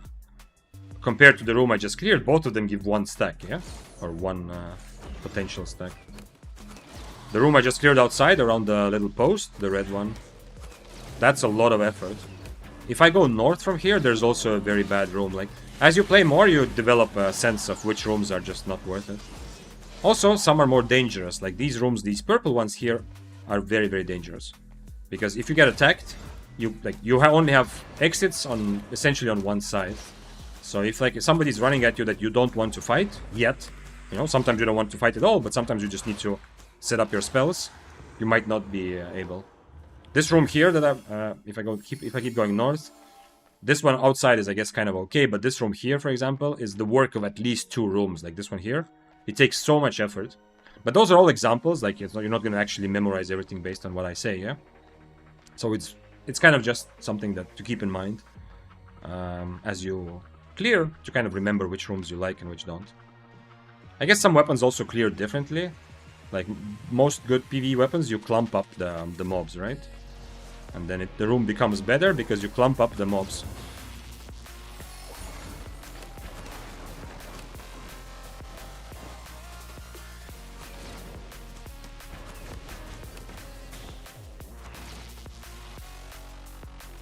I don't want to proc my buff, and I don't want to use my cape. So I need to figure out a way to win this fight without doing any of those things, essentially.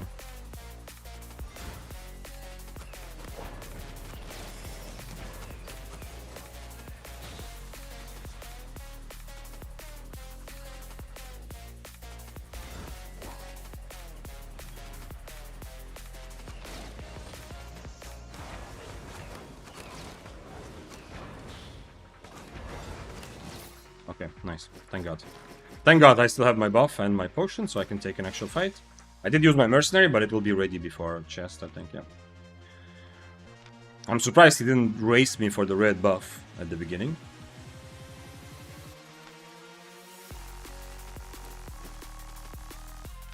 But yeah, I think in the center in general there's more good rooms on average. Like these purple ones are really bad, but going around the center here, usually I feel like there's a lot. Also here there's good rooms like this one. They all feel like very easy to clear, so you can clear fast. But I have not heard of someone creating like a specific overview of that. This is to optimize for stacks. Yeah, what I was saying. If you want to optimize for just PvE fame, I think prioritizing big rooms is not a bad strategy. I'm not 100% sure, but that's what I was taught when I started. I was told by more experienced players that that's how they feel it works, like to get maximum fame from your run. Oh, tier 7 spear. Let's see. I don't think he's gonna fight me, right? If I change food and he's not gonna fight me on cripple especially, right? Can I bait out his boots? I mean his E? Are you gonna cripple it?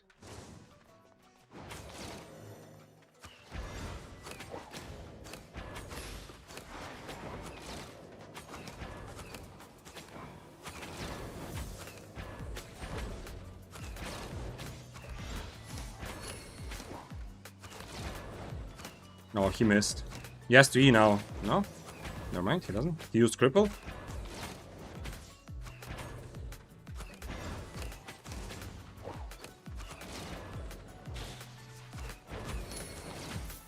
Ah, he got my buff. Okay. Baiting out cripple was good though, right? I kind of risked because he can just walk away if he doesn't want to do that. But man, how many times? How many times have I done the same thing as a spear? He wasn't crippled, so it's like, I don't know. I don't know what he can expect. After his first E, okay, he's on top of me, but he's very like brave fighting me. He has no purge for my mercenary. I have cultist, which is really good against him. My build is really good against him, yeah. So after he misses his E, his only thought should be just to get away, I think. Even if he hit his E, it's still like, on cripple I wouldn't fight it. But you saw it, right? The psychology of spear, yeah? It's just, how many times have I done this on cripple? You see the enemy use boots. Aha, I need to get in there and cripple it. You full auto attack while cultist on him. Yeah, also that, yeah, okay. I mean, even if you... Yeah, not only is my build good for him, but also, yeah. Maybe he didn't notice it because he had Inferno at the same time. I kind of used my cultist as a bit of a counter to his Inferno. I'm not sure. Well, not a bad build from him, but from him, if I was on his side, I also don't have any solution or how to fight this regular bow. Because it's a bit of a problem that there's no good range. The only thing he can do is... okay, two things. First of all, he can hope to reflect really well. If he gets very lucky with reflect, he can maybe win. Reflect is also good against cultist because whenever you get hit by cultist, you click reflect, you take one instance of damage from the cultist, but then you deny the enemy the rest of your cultist timing, yeah? The other option he has is to Impaler, try to stack up, E through me when he gets 3 stacks, and then just kite and run away. Ooh, interesting stuff here. This looks like a guy I fought. This is definitely a guy I fought recently. But I don't remember if anybody died in that fight or not. I think the rats... I think that was a fight where everybody ran away. That was not one of the fights that I was already winning. That was one of the fights where maybe I survived because of rat, or at least rat came and everybody ran away. Let's get... Since my build is worth like 3 times less than my items, it's reasonable to bank them and go back. Eing into a bow with frost shot is a death sentence. I think Spear has to disengage with E and chase only when it's needed to end the fight. Yeah, kind of, yeah. He needs me...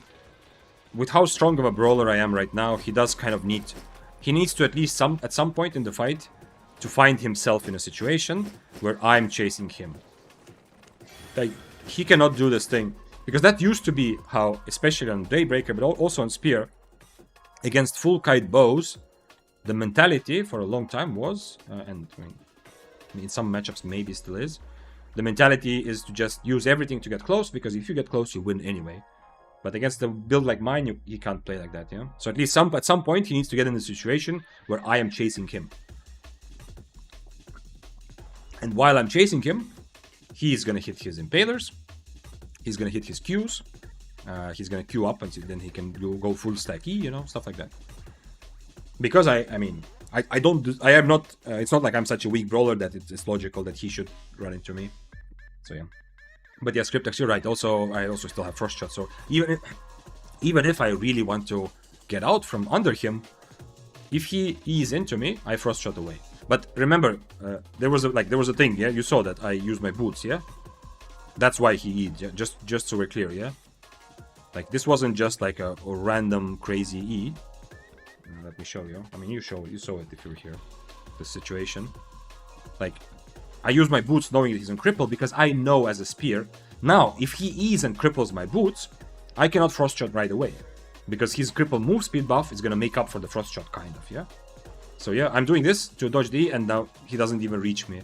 I'm surprised. Normally, when you are like this close, I would expect that he actually reaches me. But yeah. And now he's kind of free to go, right? But he decides to use boots to come in. So yeah, you're kind of right that he was very random. And he keeps hitting me, he doesn't understand cultist. Yeah, you're right. This fight is... It shouldn't be as clear, yeah? I am countering him, I think. I'm better than... Like, my build is much stronger than him in this 1v1. But yeah, it shouldn't be that obviously hopeless for him. First of all, being on cripple makes him weaker, but secondly... After this happens, after this moment here, he can just walk away. it's not his job to get on top of me and give me advantages, right? Because I'm actually very good at brawling. He can just walk away. He can just be like, okay, whatever, Mr. Bo, if you use your boots randomly, I'm just gonna walk away. And that's what he should do. And if I follow him, now he can throw his Qs. Well, he doesn't have Impaler, but you know, if he had, would be better. And at least he can be. But here, I'm not even forced to use my first shot the whole fight, yeah? Because we are just brawling. And I brawl a bit better. But yeah, the cultist culting is a big thing, yeah, that you noticed also, that he actually did hit it. I do use cultist kind of against his Inferno, you know, to counter that timing when he has Inferno. But it's not intended like as a visual counter. But it worked a little bit like visually, I think. I think he messed up a little bit because he thought that he didn't realize it because of the other effect on him. The Inferno effect was on him already. Okay, let's go back to present time. He just fell for the oldest trick in the book. Well, I've fallen for that many times, you know, when the enemy uses boots because they want you to E and try to cripple. I've done that many times.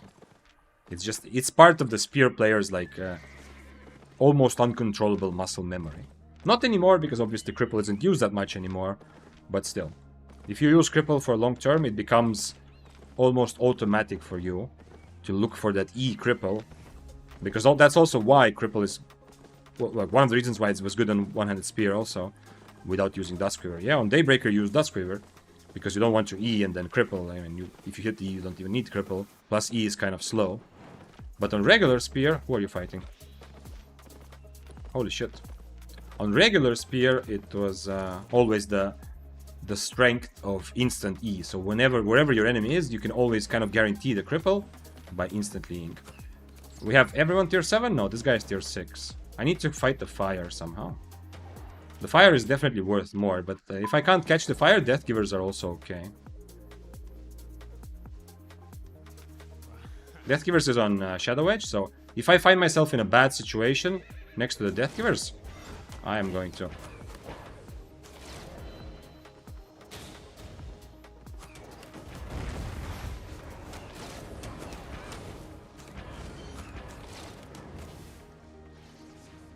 He's going to his friend. He's running towards his friend, and I need to be careful of the fire. Does the fire have a purge? No, he doesn't. Okay. But he has royal boots also. The Death Giver is dismounted south already, so... Yeah. This would be an interesting 1v1 though, obviously. Inferno and Cultist. I might need to change to Inferno also against him, because otherwise this Cultist will negate my Mercenary. He's an omelet though. If he doesn't change food, I'm still brawling him, yeah? I need to overcharge. This is very interesting. I have no idea how this fight goes. I might just get full destroyed. If he hits me with all his spells, I might just get full destroyed. It's possible.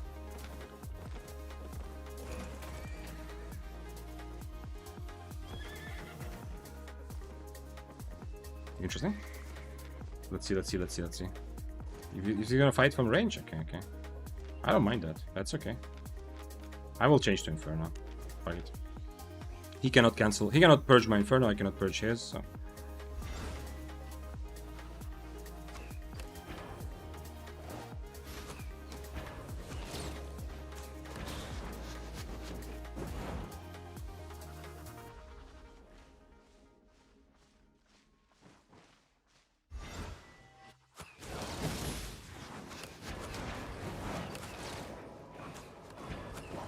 Wait, oh fuck, he cultisted me, I'm an idiot. Remember we just talked about this cultist thing.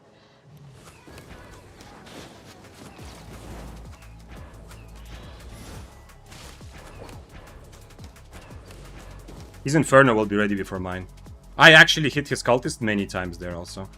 So we just joked about this, but I did the exact same mistake as the guy from before. We both still have one potion, so I'm not sure if he's gonna come and try to attack me or not. And we will both have all of our spells ready. Interesting, how am I winning this though? I didn't overcharge, and I gave him so much cultist value. Why am I winning this? I shouldn't be winning this, right? Oh, either way, he's trying to mount. No, he's not trying to mount, he's running away. This might be a bad idea. Although his E is so low cooldown that I might be able to catch up. This is the Flamewalker nerf potentially. But he's an omelette, so probably I won't though. Let's see. Yeah, he's an omelette, so I probably won't catch up, but who knows? It's not completely hopeless. Okay. He's gonna boots away after this though.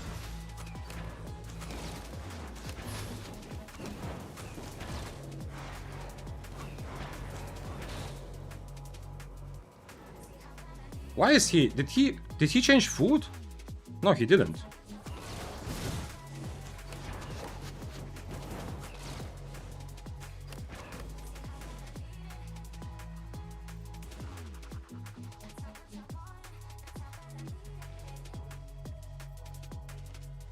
Everything survived. He's no longer overcharged. I'm not super happy that I have to chase him, but...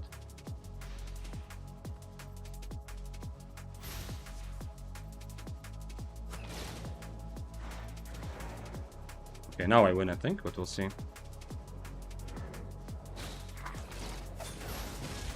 Oh, man.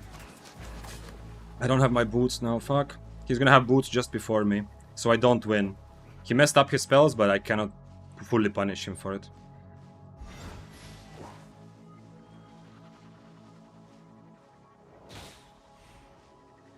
Okay, he's running around in circles. There's a chance. Wait, what? He has another potion. Holy shit. Okay, now it's GG then. He had 2 potions there. I didn't know. Also, there's a 4-4 on us. Damn, he survived long enough for 2 potions. I should change my...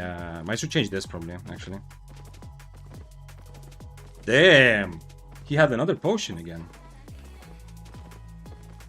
He missed a couple of skills. That was... I mean, if he hit all his Qs, I should die there, yeah? But that's awesome. That's how Flamewalker should be. He needs to hit Qs to win the fight, yeah? That's awesome. I like that. Everything about this fight made sense, but I completely didn't realize that he has escape ready again. So in the end, he drank a potion. I would still try to go for the win, yeah? Yes, potion is a big deal, but not crazy. But then he drank a potion, he has 1 more ready.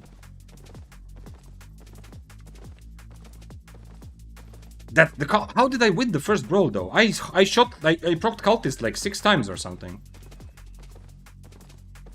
I'm surprised that it was still so strong. It almost felt like I don't have to worry about cultists that much, yeah? Which I don't think it should be a good day.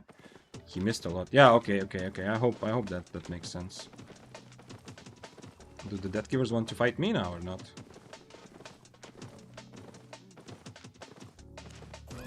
Okay, let's do it. I have another cape soon. I mean, not another, but I have cape soon.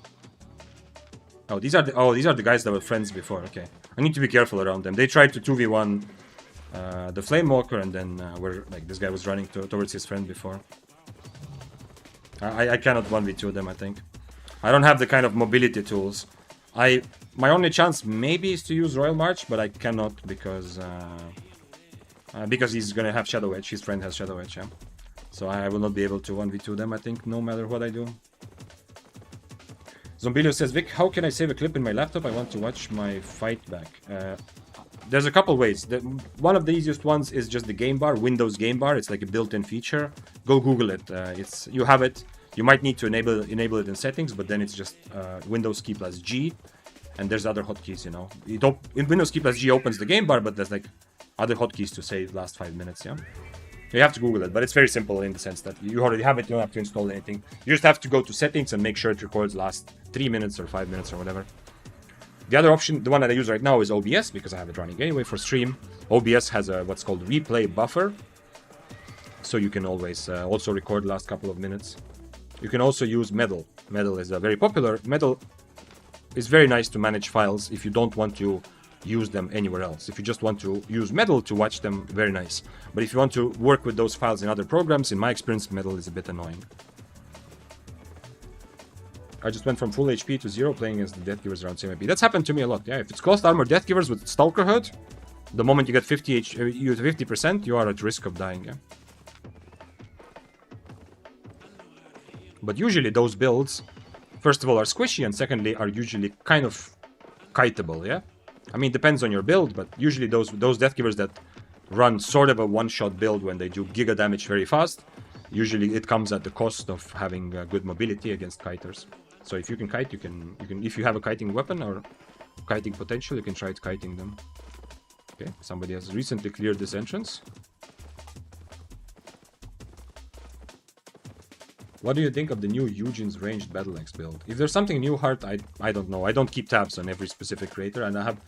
If you're talking about Eugene's build where he was playing cloth armor and Duskweaver helmet, I think that's awesome. I think that's one of the ways to kind of still have battle axe, which isn't very good in the meta, to kind of still have it like it's kind of still possible to play. Yeah, I need to change my W. Give me a moment. Give me a moment, sir. Actually, wait, do I need to change my W? Can I just full brawl him? Is that crazy? Tier 8 overcharge. Is there any chance for me to just brawl him or not? Probably not.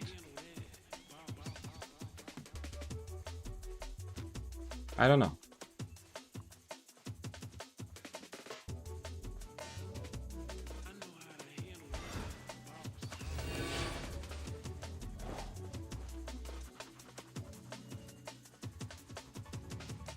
Interesting. Well, I can't use my ability towards him, yeah?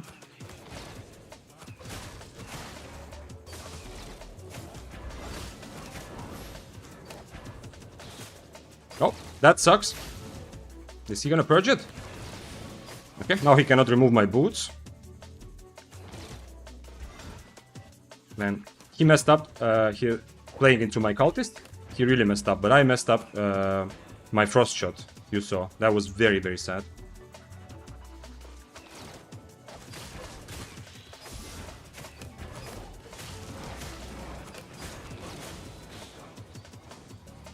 Nice.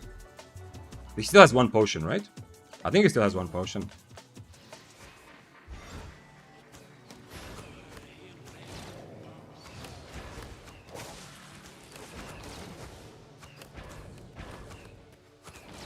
I don't think this is possible, but we'll see.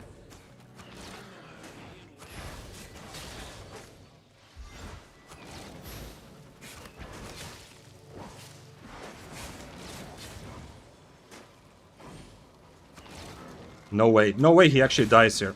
No, I should have kept running. I was so close to my boots. I should have kept running. The slow was not enough. The rat messed everything. Not everything, but he played pretty bad in the end. I should have kept running. There's a chance. There's a chance. I'm not saying 100%, but when I turned around and he hit his bleed, I signed my own death, kind of. To showcase the bow strength again. This is exactly the kind of guy I want to fight. But I think in the end, if I didn't turn around, the slow was not worth it, yeah? What I gained from the slow, I lost from standing.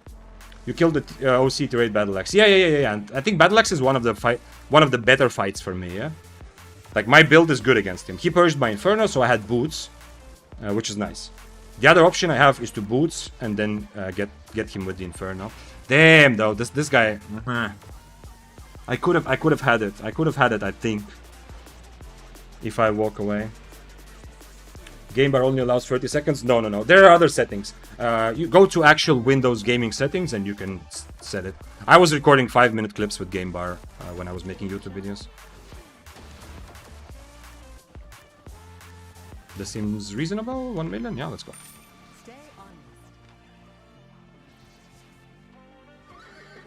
When you dodged his E, I thought God has smiled upon you. I was also already in my head, already kind of winning. But the thing is, I should have... let's look at it.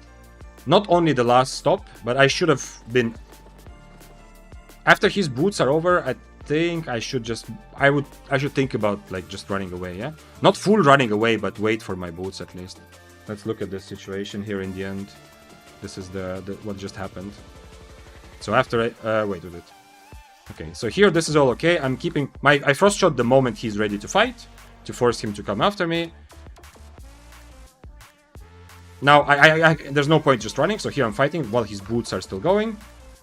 Cultist Cowl, everything. And now here, if I don't stand here to do this, I'm not sure.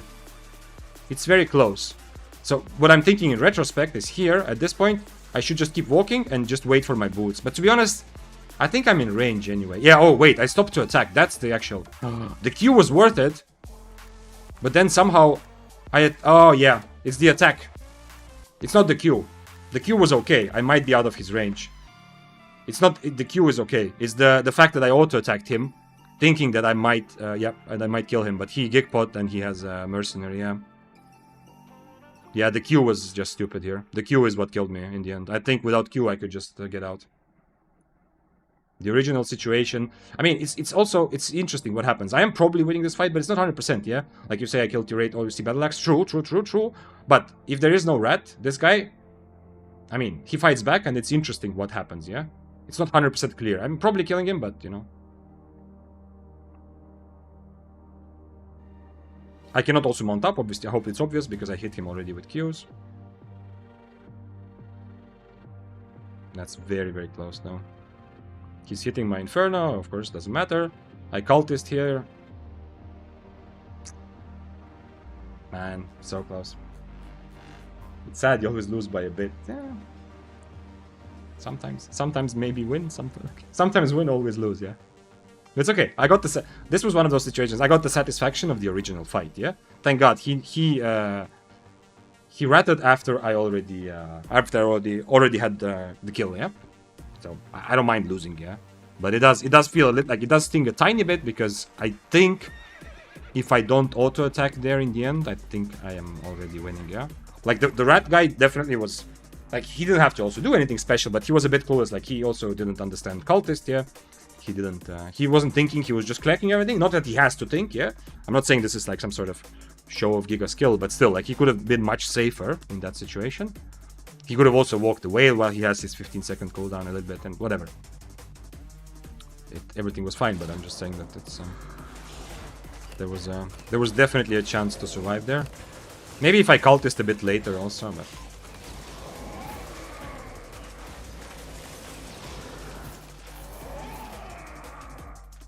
And yeah.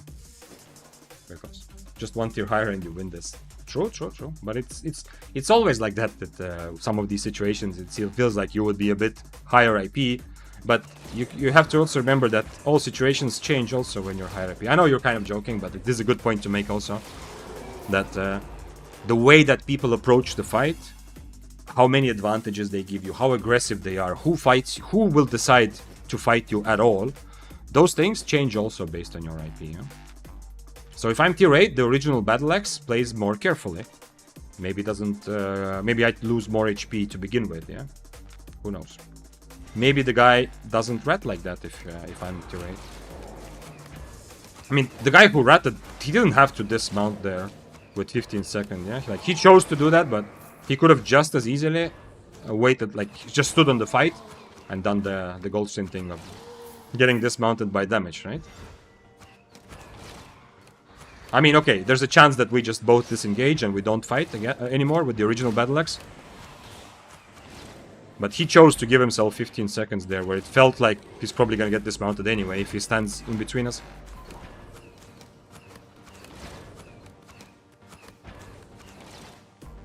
There's so much clicking going on with the bow. Oh, this is a tier 7. Yeah, I forgot. This is tier 7 heavy. There's so much clicking. I feel the global cooldown impacts me a lot more than on some other weapons. So often I click things and it's not ready because I'm constantly clicking something, yeah? With E's and Q's and the other part of the E, and then of course auto attacks. It's also happened already several times in fights today that I want to Guardian Helmet or Inferno, but I just can't because I'm constantly clicking something else, so the likelihood of me not being in global cooldown is pretty low. Majority of the fight I am under global cooldown. Time to play sword. No, I want to play spear again soon. Oops. I mean, mostly Daybreaker. I want to play the 4-4 Daybreaker again. By the way, yo. Tomorrow, I don't know if I'll play probably a little bit of Albion, but a big part of tomorrow, I will play a scary co-op game with some of the other creators you might know. So come by tomorrow and you will find out who. I can give you a secret tip that one of those guys shares a name with a very popular matchmaking app that people use on their phone. But anyway, I'll do probably some Albion as well, but then I'll play some spooky co-op with with some other people. Hopefully it will be fun. Albion creator? Well, at least you can ask him tomorrow, yeah? Tomorrow you can ask Grinder if he considers himself an Albion creator.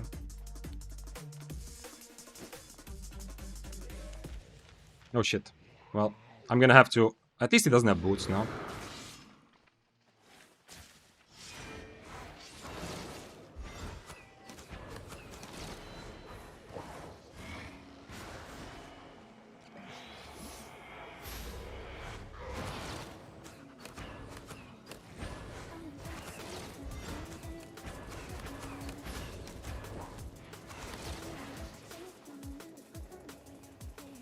I wait for my next helmet. No point giving him this for free.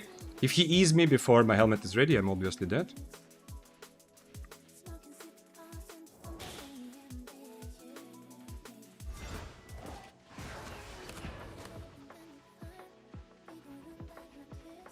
His boots are going to be ready soon, though. Need to be a bit careful here.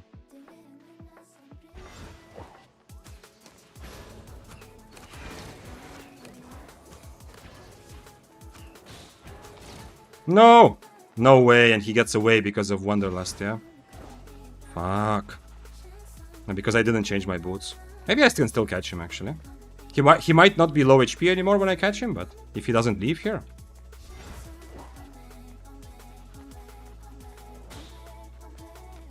Oh, he's not going straight for the exit, right? Please tell me. It's close. It's gonna be close. He's using Respot also. This is also a signal that someone is watching YouTube, but not actually realizing what's up. Respot doesn't... It's not a very good idea.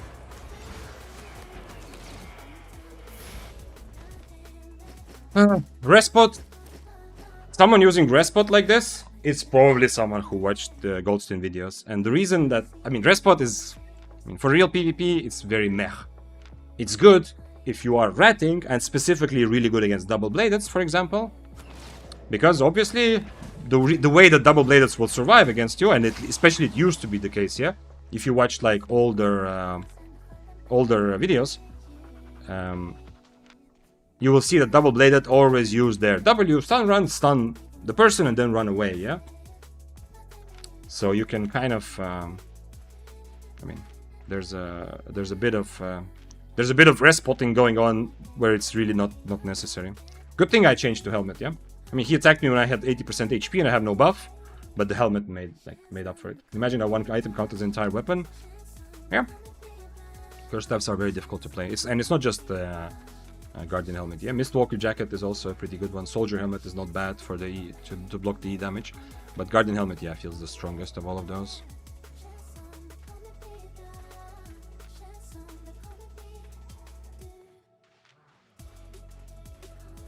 Grinder is my favorite half. Yeah, the Guardian helmet was nice. Also, I'm trying to push that one thing to notice from these fights.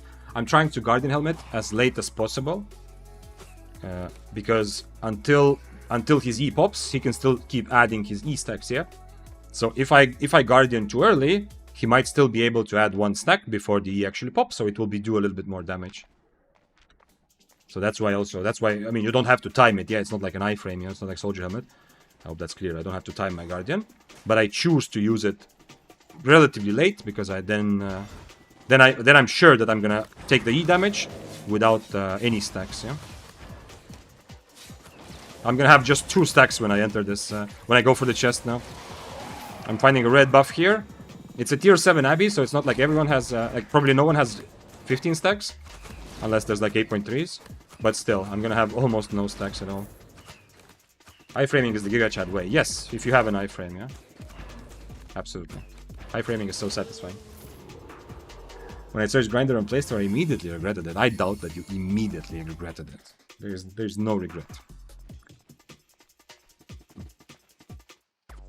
No, not Phasmophobia, it's a different game. But yeah, okay, so anyway, unless...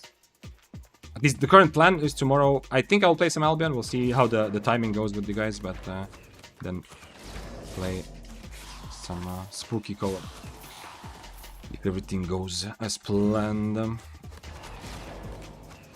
But then next Albion, like full Albion stream, maybe even tomorrow, we'll see. I am kind of itching to play some more Daybreaker. Like, I like playing the 4.4 Daybreaker, and I liked also playing it in a bit more try-hard way when I was more focused about surviving, making actually, like, profitable decisions and not just running in to every situation. Why did you lose your stacks? I didn't have any stacks in this. I took one buff. Then I lost the buff while fighting the mobs when the curse staff attacked me.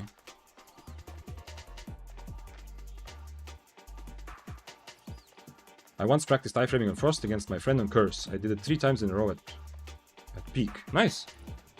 I must boast or gloat or whatever the word is.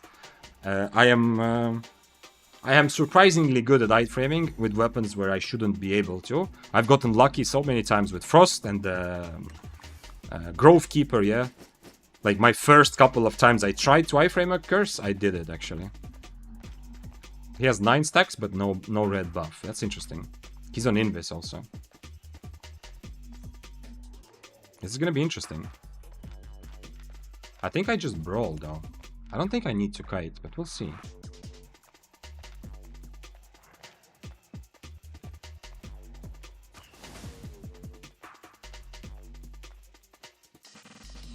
Very interesting. He's also not on Snapper, so I guess I just do this then. I try to predict his W with my Inferno, because otherwise he's just gonna invis my my Mercenary.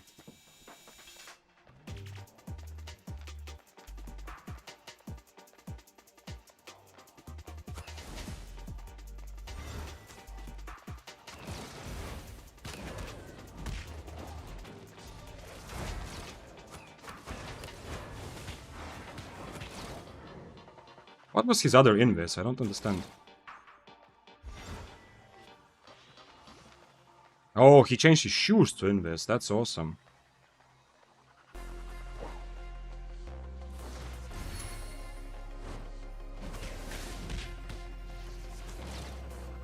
That's awesome, but that means I can keep running away forever. Kind of interesting, though.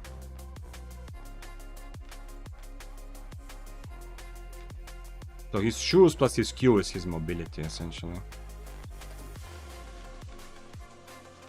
I don't think I want the Frost Shot, though. We'll see. My Frost Shot can help me actually dodge him, but... What if I change my... Nah, okay, no, I'm overthinking. Dodge roll is not the way to go. That's a lot of damage, though.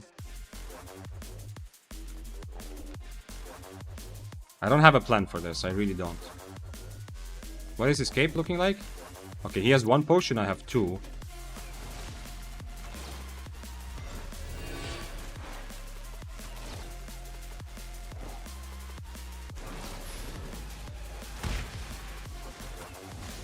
Nice. He did get my Inferno, but...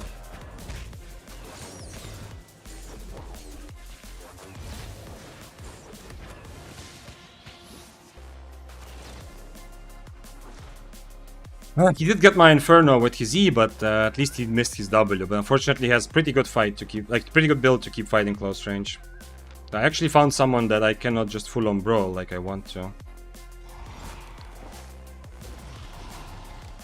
He's gonna have to use his Q on a mob.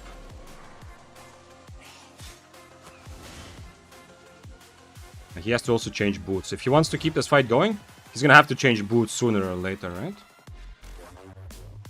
Well, I'm an idiot. I might just die here because of this.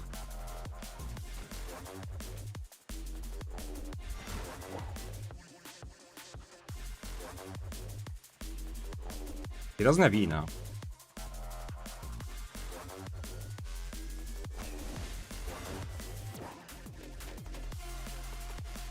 I think he might have another potion though. I'm not sure.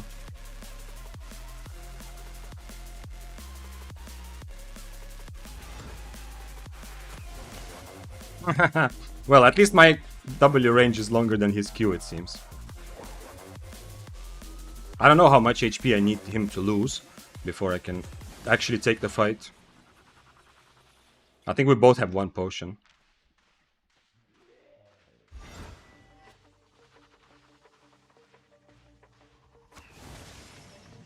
Nice.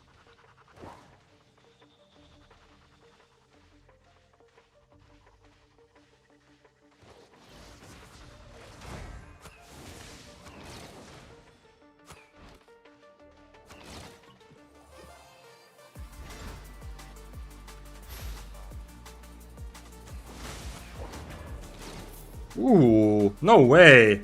Actually worked. Running away just in range. Actually worked. I mean, big respect to him for still going after me. But he goes, once again, he went even further in the direction of no mobility, but very, very, very strong brawl. I did not expect this to happen, I'm gonna be honest.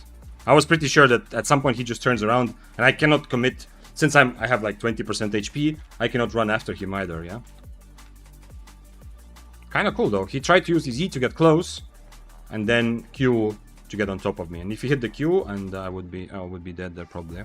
Although after he uses his E, my Inferno is free, yeah? That fist trashed? Yeah, true. But everything else survived, yeah? Plus he had also a tier 8 enigmatic staff. That's fun. Tier 8 enigmatic. The most enigmatic man in the world. You can see that it's been 6 hours, yeah? That's my brain on 6 hours of streaming. Last player who doesn't reset 5 times? It's the opposite, bro. He did, his build was not Profano. Look at this. First of all, he's not on triple kick, but anyway, he shouldn't be on triple kick in this fight, yeah? But anyway, triple kick is one thing. The other thing is, look at this. He went for this to have giga damage, but not have mobility. So if I was winning a fight, he could not reset. But because of his build, I'm not going to be winning a straight up fight, yeah? Because the damage is crazy. You can see it's been 6 hours, yeah? The most charismatic. What's the actual, like, the commercial? Is like the most interesting man in the world, yeah? The beer commercial. I think it's the most interesting man in the world. But I like enigmatic is a cool word. Like if I got to choose, like, let's say people that I meet or like friends of my friends or whatever, if I got to choose how they would describe me, I'm not saying that I am enigmatic. I'm just saying that if I got to choose any word, anything I want, how do I want other people to see me? I think the word enigmatic is like pretty high up the list of what I would be happy with, yeah? There is something awesome about being enigmatic, yeah? I don't think anyone would realistically ever say that, though, about another person, but who knows? Maybe it's a thing. But it's pretty cool, yeah? If someone told me, like, yo, like someone I just met last week told me, like, you're a pretty enigmatic dude, I would say thank you. That's like that sounds like a compliment.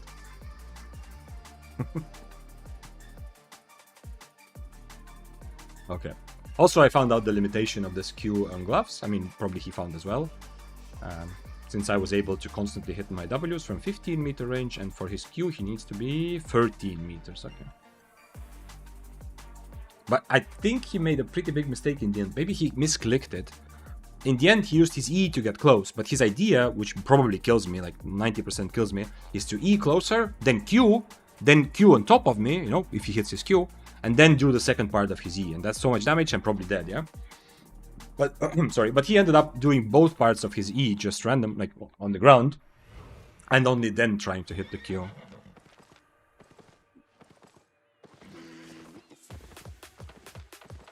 Okay, let's go back to Mercenary.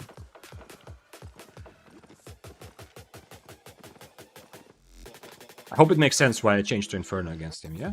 Inferno is good value against his brawl damage, and especially if I can somehow predict his W, Inferno is very valuable. And if he goes invis, he goes invis. Okay, it sucks, yeah? He has two ways to counter my Inferno, to go invis or to E it, yeah? But it's the same with Mercenary. With Mercenary, he will also either go invis or purge it with E, depending on what's available right now and for him.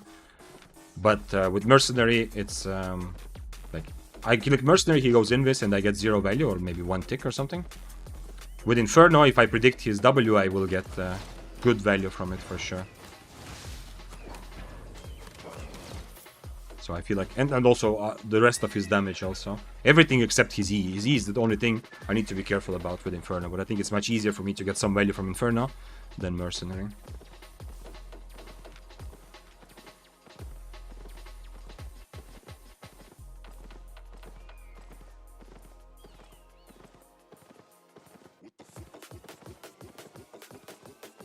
Interesting.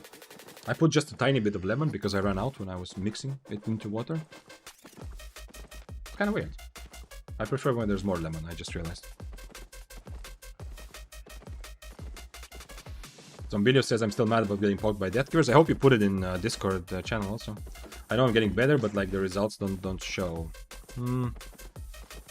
There is so much randomness in Mists and Open World. Like in Corrupted, you can kind of compare yourself today to tomorrow. There are other moving factors. You can spend half a day in Corrupted just going up against best players and another day with more intermediate beginners. Sure, but there's less moving parts. Also, it's controlled environment 1v1 where you know exactly what's going to happen, you know the rules with the bats, you know the corridors, whatever. But Mists or Open World or Roads of Avalon, there's so many moving factors that you cannot control for and you cannot even fully like understand that they are part of your fight.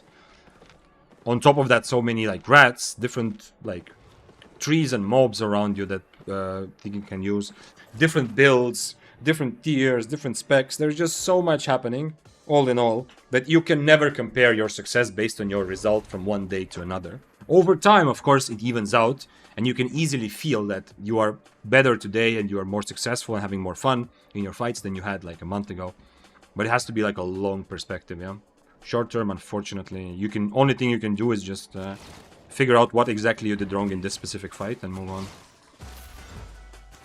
So it's very possible that you are getting better, but you don't feel it. Like fight to fight, there's no way for you to measure. Unless it's a really, really, really very similar fight. The best thing you can do is, first of all, look at the specific fight. But secondly, you can analyze your performance in a very specific way. Like for example, like we talked about iframing. That's the thing you can measure. You failed an iframe. Next time you succeed in iframe. Okay, that's very clear, measurable progress. Or you got good value from Mercenary. Today, that one time I'm happy that I died as a mistake for that. This fight, I completely fucked up my Mercenary, yeah?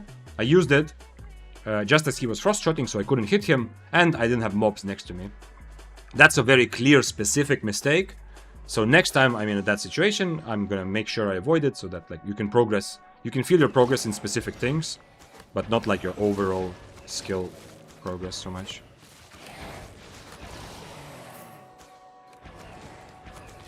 Couldn't figure out how to clip it. Oh, okay, I see. Well, then you just have to live with the unhappiness of dying another time. Hi, Big Zane, are you planning on playing Sky Strider? No, not really. I am really enjoying the bow, but I'm not sure I'm enjoying it to the point where I want to play a lot of bows in general.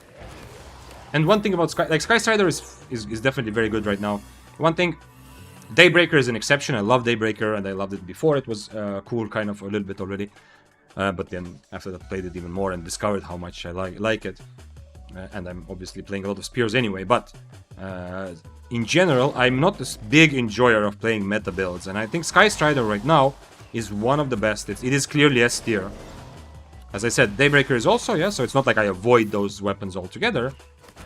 But that's just like a counter argument in my brain. If I know that something is super duper strong, like Sky Strider is right now, it's like one extra reason to maybe not play it, because I know I will enjoy it a bit less if I feel that I am using a very meta weapon.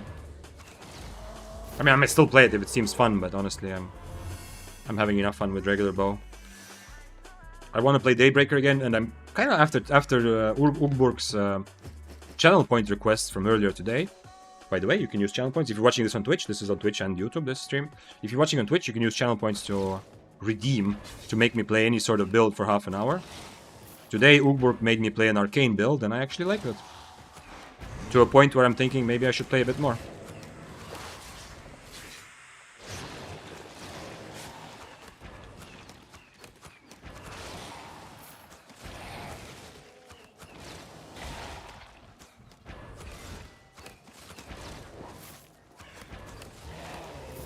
What's iframing? Oh shit, sorry, I missed that completely, but I see that Jetwar answered you.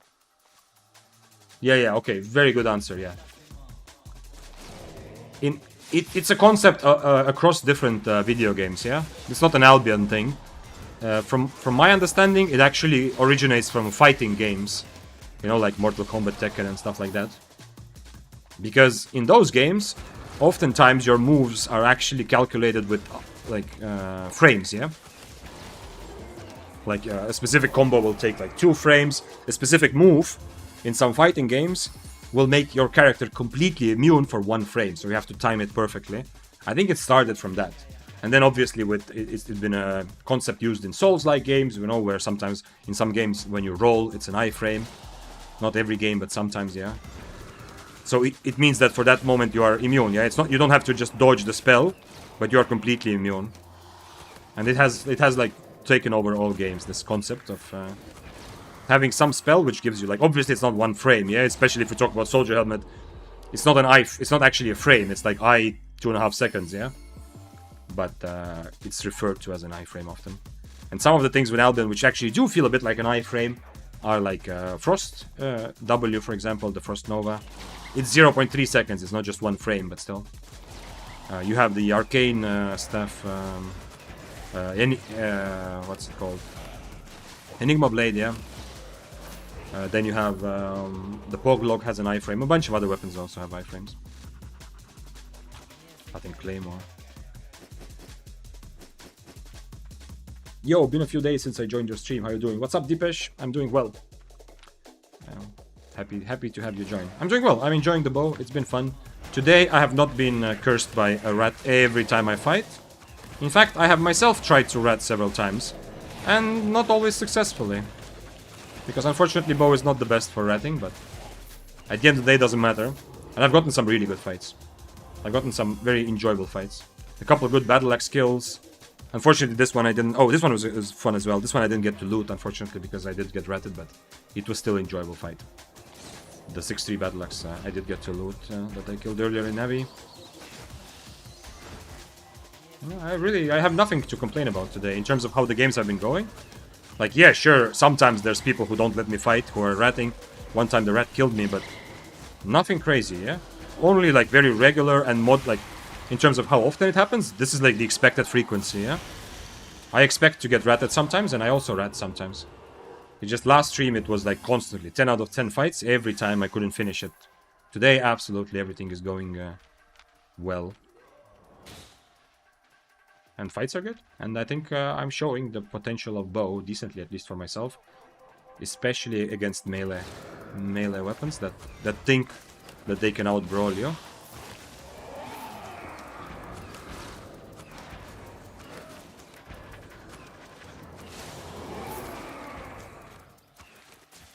Okay, I'm gonna clear this room, and then I have 3 minutes, so I can clear something else as well. But I need to start thinking about the red buff.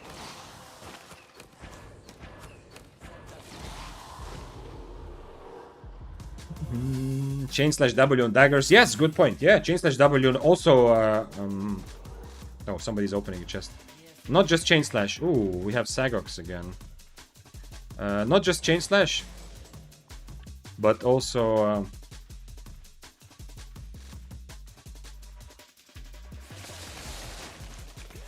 what's it called? Not just chain slash, but also the Shadow Edge. You are in combat.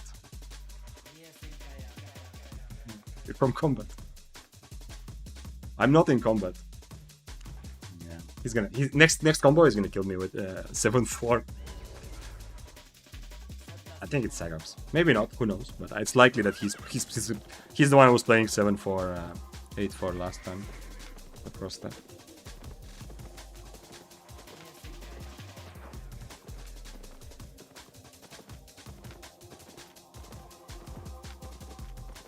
So yeah, unfortunately, because I obviously cannot fight 8-4 no matter what I do. I guess, no, I think I can. Maybe, like, I tried fighting some 8-3 bloodletters last stream, yeah? I don't know. Like, if I am ever gonna kill an 8-3 on this, on tier 7 I mean, it has to be like a mobility build, right? It has to be a bloodletter or double-bladed. But the thing is, I'm unlike a Daybreaker, if I do focus myself on being... What? On being really good at...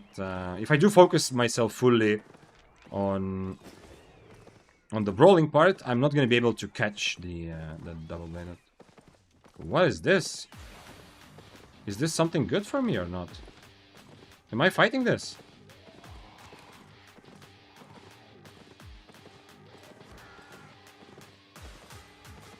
I mean, I have to fight this. I am also overcharged, but holy shit. Let's try, but...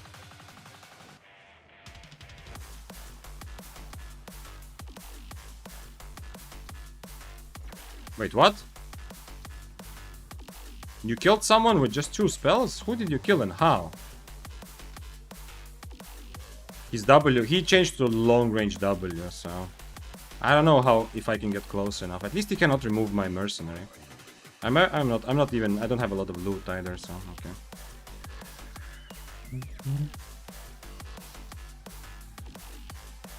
The problem is he's gonna kill me even without casting his E. With cloth armor and the 2 tiers difference, he's gonna kill me with just his stacks. Also on buff for damage.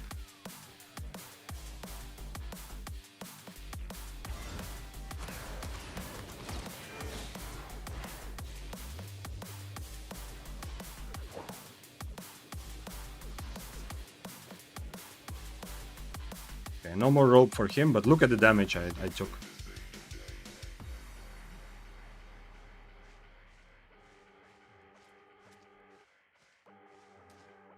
Now let's try that again.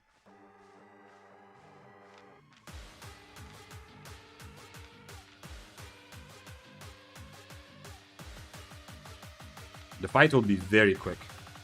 I need to merc very early in the fight. Maybe I don't go W jump. I don't know. The fight will be so quick that also he will probably he will have a lot of value from his gig pot, which is a problem.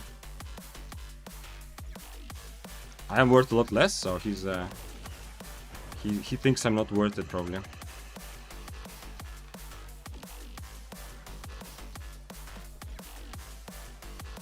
Man, I don't know how this goes. I trust the go, yeah. Heard Grinder mention it in a couple of his videos, never understood it until now. Still not sure how Shadow Edge can iframe though, can you help? You are immune to damage while you're flying towards your enemy after you hit the Shadow Edge. There's no more secret to it.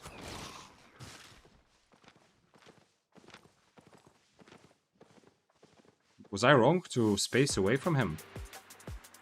I don't think I can win this in just one big brawl, yeah? So I need to, for both of us to get a bit lower, but then again, I don't know what I'm hoping also. He might be right, like the start is not gonna go better than it did, yeah? It's not like, I mean, the only thing that can happen is he misses his W. That's the only thing that can go better for me. I don't know. Oh shit, somebody entered. Maybe that was him. Somebody went into the Abbey.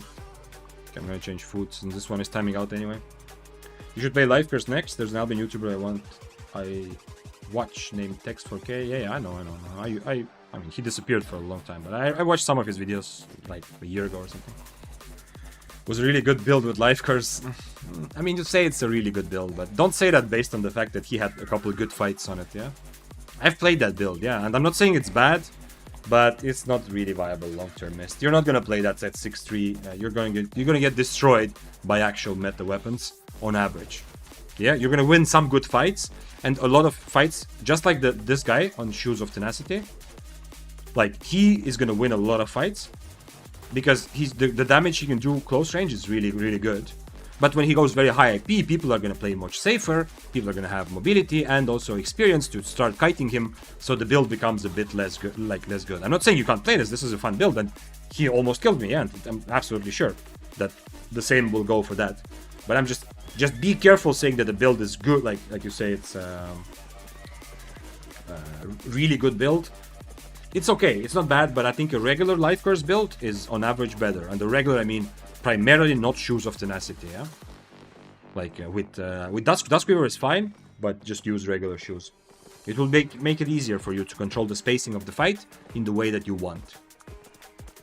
Or I mean, you can take Shoes of Tenacity and just swap them around between regular sprint and that, yeah. But I remember Tex, yeah, I like some of the builds. He like some of the ways he definitely embodied the spear mentality of just playing what he wants to play, what is fun, and inventing some sort of new build and not worrying about meta, not worrying about, you know, how strong or how profitable it is long term, just playing his own style, which is awesome. Like that's what also got my interest and respect when I was watching, which is awesome. But I don't think I'm gonna play Life Curse though. Although, if I were to play a curse, probably Life Curse would be the closest to. I mean, I have played Life Curse, and it was the closest to being a kind of a real weapon, because you have the Purge on E, which gives you very good versatility on how to take the fight. Sometimes you purge the enemy's Inferno, because you know that you just want to brawl. Sometimes you purge the enemy's boots, because you're already winning brawl anyway, you just need to catch them.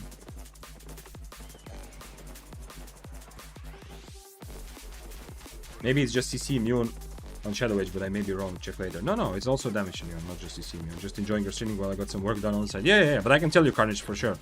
You are not only CC immune on Shadow Age, you're immune to damage also.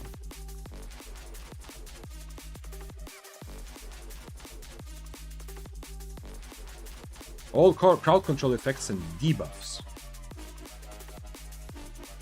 I mean, I have iframed the Curse E on Shadow Age, so it's not a question, but the tooltip is actually kind of weird. It says on all crowd effect, control effects and debuffs. And this one just says immunity to damage, yeah? So this is interesting, because it doesn't say immune to damage, but I mean, there's no argument here, yeah? Like Shadow Edge, you can Shadow Edge a curse. I did it on stream recently, like a couple of streams ago also. But I wonder if there's any difference that it says crowd control effects, and I mean, CCs anyway, that's a separate thing, yeah? But the fact that it says immune to debuffs and not immune to damage, is there some sort of difference there? Is there some reason why it works against one-handed Curse E? Is there some spell that it doesn't work against? Never thought about it. Anyway, it is definitely like a counter to curse staffs. Or prowling E damage, yeah, like the last jump part. Although there you would probably want to use chain slash anyway. That's an interesting idea though. And yes, you're also immune to CC, so you can also Shadow Edge over firewalls, but that's like a separate thing. They did change Shadow Edge some time ago. The iframe used to be very, very long and very obviously longer than the animation. It used to be that whenever you Shadow Edge, you get like 1 second of iframe or something like that. And then they made it so that you're only immune while you're actually visually flying towards your enemy. So if you Shadow Edge from like close range, like point blank, the iframe is like almost non-existent. Yeah, it's just actually a frame. Which means that if you want to use Shadow Edge as an iframe, you kind of have to walk away a bit further away, so that you Shadow Edge from further. That was a change they made like 2 years ago or something, I feel like. It's basically one shot with SOT, because Life Curse E purges and Duskweaver Helm to get close. Again, I'm gonna press doubt on that analysis, but I understand. I understand that it's attractive, because for anyone who is not gonna outplay you with mobility, if you play it at lower tiers, a lot of people will just fight into you, like dual swords, battle axes, and you might feel like you are a god amongst men, yeah, if you pull it off correctly. But I'm telling you, if you go and play that 6-3 or some higher tier, and you're gonna quickly discover that it's not a god tier build. And even if you hit your Duskweaver, people will outbrawl you. They will Q. Whatever they build is, they're gonna try to brawl you for a while, and then run away to, essentially, you know, to kite you because you cannot catch them. If they don't win the brawl, yeah, they will try brawling you, and if they realize they're losing, they're just gonna run away and reset forever. How the fuck do you kill Frost and Spear without Spider-Man hat?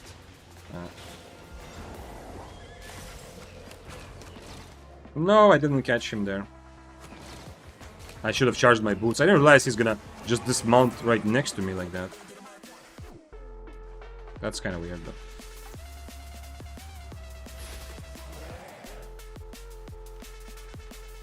No. So, depends on what your spell is, but if you... Usually against the Frost, you have two options. If you're full HP, you'll try to harpoon them until you harpoon successfully. After you harpoon them, they have they have W that you want to match with your E. Whenever they W, you E after them. They have boots, which you want to match your boots, but the problem now comes that they have Invis, which you cannot counter. If you have a Purge or a Stalker Hood, of course you can.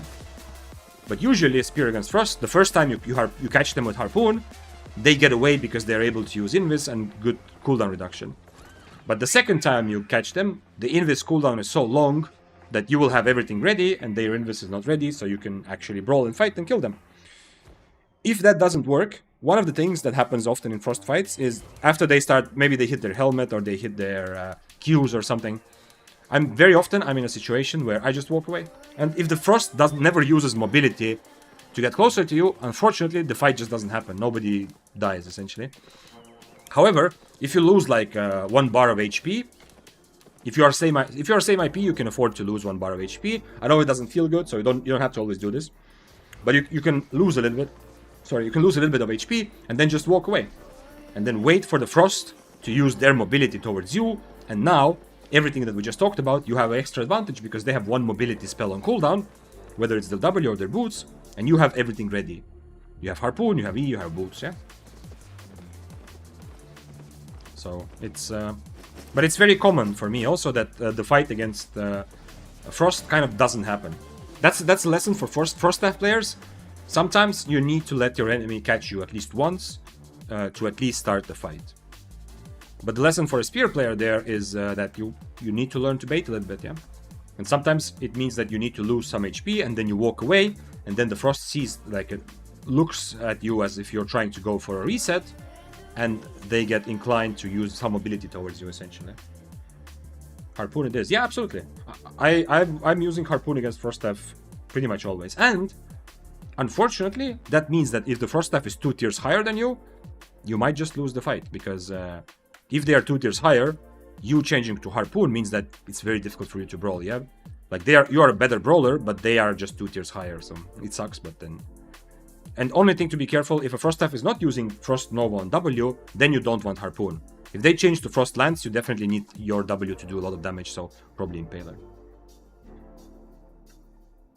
And at the end of the day, Harpoon does kind of... it does become a bit like high risk, high reward, yeah? Like, you can very easily, when the fight is already ongoing and you miss an important Harpoon, you're just standing there, and it's very difficult, yeah? But, I mean, that's part of the Spear love also, that you get rewarded for hitting all your spells. You can kill Frost staffs better than many other weapons, but you need to hit spells. And if you miss, then you might end up in a bad situation, kind of a high risk, high reward a bit to try to Harpoon. Sorry if you answered my question about Arcane already. I had to help family. What would you say? Let's see. Leon, what do you ask? I've been enjoying Arcane recently, but no one seems to use it. It's just balance something. It's difficult. It's difficult and you get very much punished.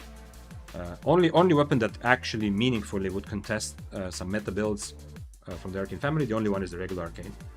Like if you are super giga cracked best player in the world, sure, play Witchwork.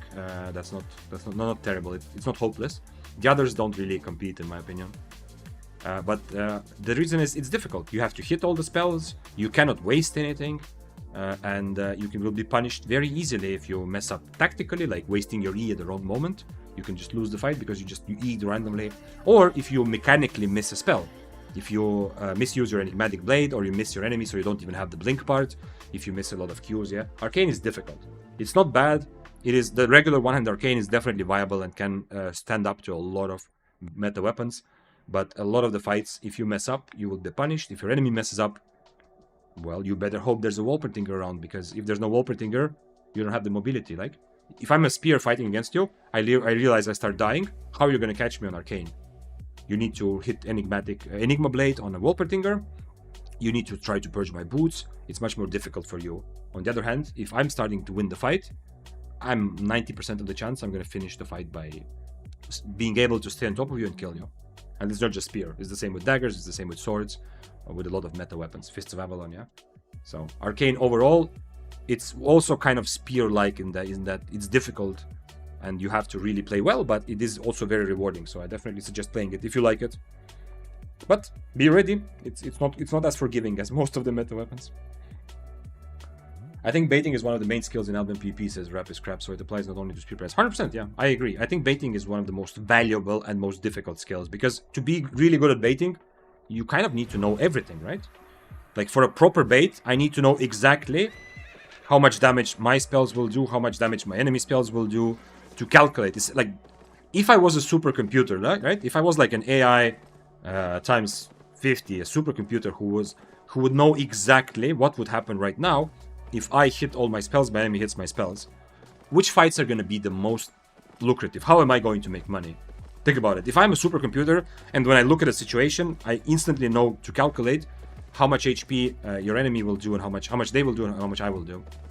The fights that are actually going to be the most silver are the ones where my supercomputer brain tells me that I'm going to kill the enemy while I have still 2 HP remaining, or 1 HP, right? That's going to be the best. Because those are going to be the kills against much higher IP players, like other builds, because they're going to stay in the fight. They're not going to start playing defensively. They're not going to run away. So if I was a supercomputer, I would run around just looking for any fight I can calculate where I know that my enemy is going to die 1 millisecond before me, essentially, yeah? Now, if you kind of try to imagine that a really good player is like a supercomputer, like a proper bait, the best kind of bait relies on you being able to calculate that sort of thing. Obviously, you're not actually going to be able to do it. It's kind of like, you know, intuition, but still, it is going to be, and that is where baiting comes from. Baiting is when you are so confident in your build that you know you are intentionally losing HP, you're intentionally missing spells, whatever it is that you do, because you know that you have that wiggle room, because you know that you're still gonna kill the other person with 10 HP remaining. Wait, someone? I thought I heard some sound, but I guess not. Maybe in the camp? Somebody was here recently and didn't pick up the money. 4-4 on demon boats. I want this fight, but I don't like fighting demon boats, you know that. Also, it's 4-4, so it's definitely more difficult than the previous one. It's a very good baiting weapon.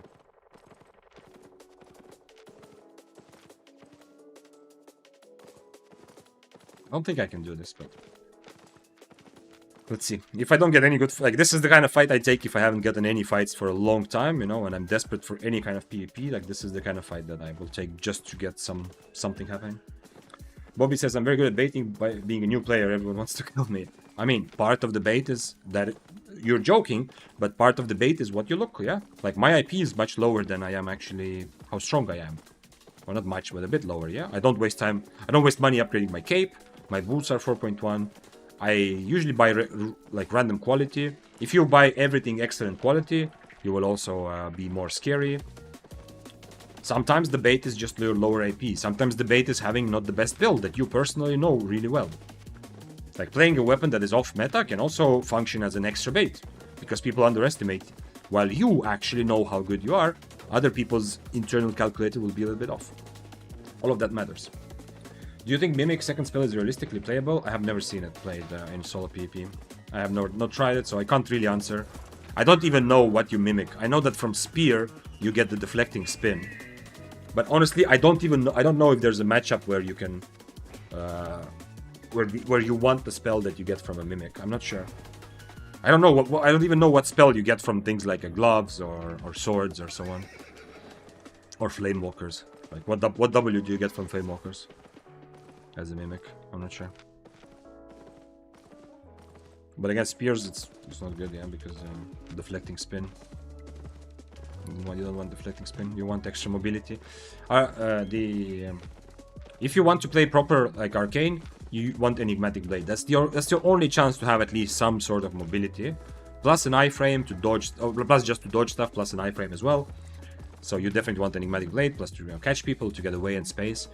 If you want to go more like balls to the wall, I'm in too deep, I'm just gonna fight until the end type of playstyle, which is what Uber played and what he also made me play earlier today. I played this for half an hour, somewhere near the beginning of the stream, this one. If you want to play a more like, I'm just gonna full YOLO and see what happens, then you use Frazzle. It's really, really, really good damage, because you reduce your enemy's resistance, like defense as well,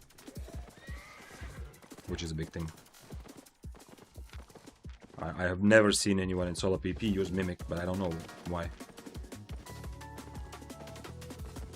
This whole iframe thing is crazy to me. People that use it reliably are mad. Not really, no. I mean, it's not... yeah, okay, I understand, but... like, it's the same, like 0.3 seconds is the same like on Frost, yeah? You just need to... If you play the weapon a little bit longer, you get used to it, yeah? You kind of get used to it. The only thing that is difficult to understand is at which point exactly are you immune, yeah? Because it kind of feels to me like... as I said before, if for some magical reason, my iframes have been pretty successful overall, even though even with weapons I'm not experienced, but it's mostly luck. But when I do fail, I usually fail because I try to iframe too late. There's some sort of spellcast animation, so that's the only thing. Like, it's a bit difficult to hit it right. That you kind of need to iframe not at the exact moment, but like a tiny bit before that, before the actual thing you're trying to iframe, yeah? But remember, we're not just talking about curses, yeah? When we talk about iframes, you will also just try to run around and dodge other spells, yeah? Like, let's say you're playing against Fists of Avalon. In that case, it's not like a super tight iframe, yeah? Or dual swords. Like, it's a telegraphed spell. You can see the dual swords flying towards you. If you have your Enigma Blade charged up, you blink away. Against Fists of Avalon, the same. It's a pretty slow spell. The only problem is, unlike a Frost Staff, where you can always do the W, in order to do the blink W on Arcane, you need to actually hit the mob or something first with your Enigma Blade. But yeah, just to be clear, we're not talking iframes only to iframe like a actual one frame of Curse Staff E. We're talking about dodging a bunch of other stuff as well. Daybreaker also. If a Daybreaker is charging up their E from somewhere, like the Daybreaker is like this tree, you know? You're fighting a Daybreaker, they start charging up for E from there. If you have your Enigmatic Blade charged up, it's very easy to blink away at the right moment, yeah? On a Frost Staff, it's very easy to blink away, period, because, you know, you don't need any mob or anything, you just W.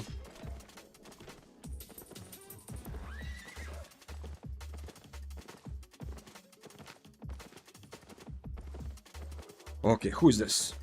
Who are you, sir? Somebody in the camp, yeah? He was mounted, so it's not an 8.3, but who is this? Ah, it's the same guy from before. This is not a swapping set because of his boots, right? Also no specs and omelet. This is like some weird fame farming set or something.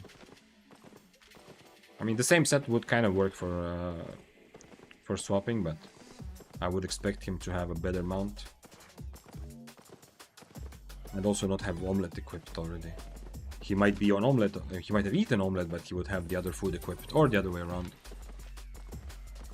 Okay, let's try another mist. It's the CTA time right now, so not as many active players as usual.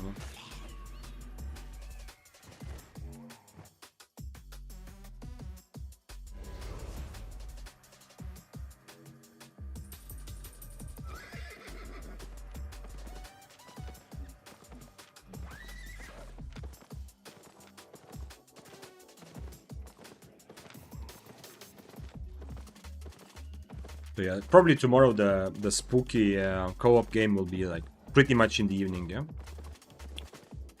I'll figure it out exactly, but it will probably still be like a proper Albion stream and then just scary stuff later. I don't know how scary it is to play games when you're not alone. The scary part comes from being alone. Although, I played Alan Wake on stream last Sunday and it wasn't scary, like it wasn't like the atmosphere and everything. I felt that it would be scary if I was playing alone, but on stream it wasn't. But there were a couple of jump scares. The game didn't really have jump scares, but there were a couple. When you're looking at the middle of the screen focused and then suddenly like some image flashes or stuff. Those actually, like, a couple times I did get the adrenaline from it. So I guess like the more jump scary type scary is scary no matter how many people there are. But the atmospherical or psychological horror is not really scary if you're not alone. Have you got Doomslayer Avatar from Antiquarian? I just want to see it. Which one is that? Search Doom. This one. Unlocks untradeable. No. Is it? Do I have it? I don't have it, right? Where can I hide sources? Unlock. No, I don't have it now, but I can see it here. How do you get it? Is it from the Antiquarian standing? I think it's probably from the... It's probably from Antiquarian standing, right? I have Admire, 3 million. Okay.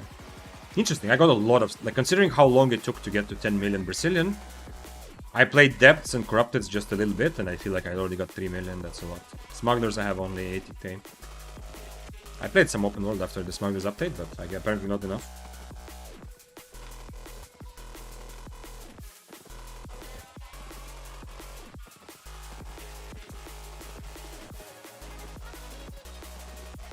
Thank you very much. Well, happy to help. I don't know if that helped you with your decisions. Just fought another Frost, says Azut. Okay. Fought against Chillhowl and won using your advice. Oh, awesome. I'm so happy to hear that. Nice. that is a good feeling. As I said earlier, you can't really measure your progress from one fight to the other so clearly, because, you know, there's so many moving factors. But if you ever do get that feeling like, ooh, I just did something in a fight that earlier I was not able to, or earlier I didn't know how, you do something successfully, that's such a good feeling. Like I felt this, especially on stream now that I played a bunch of different weapons. I felt this several times. Like if I feel that I did something I couldn't before, that's good. So I'm happy. Okay, the last 2 mists, I haven't seen anyone even remotely interested in PvP. I think that means that it's good time to call it a day. Before the stream gets overly philosophical, which always happens at 7 hours. It's been 6:40. Let's find someone to raid in Albion category. And as I said, tomorrow will actually be a pretty like proper Albion stream. And then towards the end of the stream, we will play some scary stuff. But I'll talk about it tomorrow. We'll play some scary stuff with Grinder and some other creators as well. But for today, Dick XD says, "Hey Vic, how was your day?" It was good, it was good. I enjoyed the bow. Today I did not get frustrated at all. My expectations were correct. I did not expect to have 1v1 fights. I expected to be ratted. I was ratted, but also I was the rat several times, and I got a lot of good fights as well. So there was a lot of good things.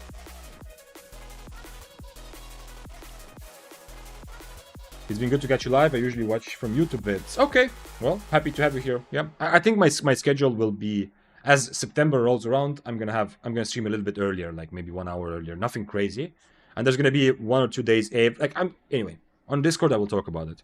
I will set like a proper schedule so that every week it's the same kind. It's the same days that I am streaming and the same days I'm not streaming. Okay, we have 2 choices now. Deciding together who to raid. I think we have 2. We have more actually, but anyway. We have Sagox that we just saw, who's playing 8-4 Froststaff in Mists, which might be interesting. I mean, it's one of the best guys to ask questions about Frost, at least from content creators. Very, very good for that. We have also Beburi, which is an interesting one. He streams in English and Russian, like interchange, like he answers questions in both languages, yeah.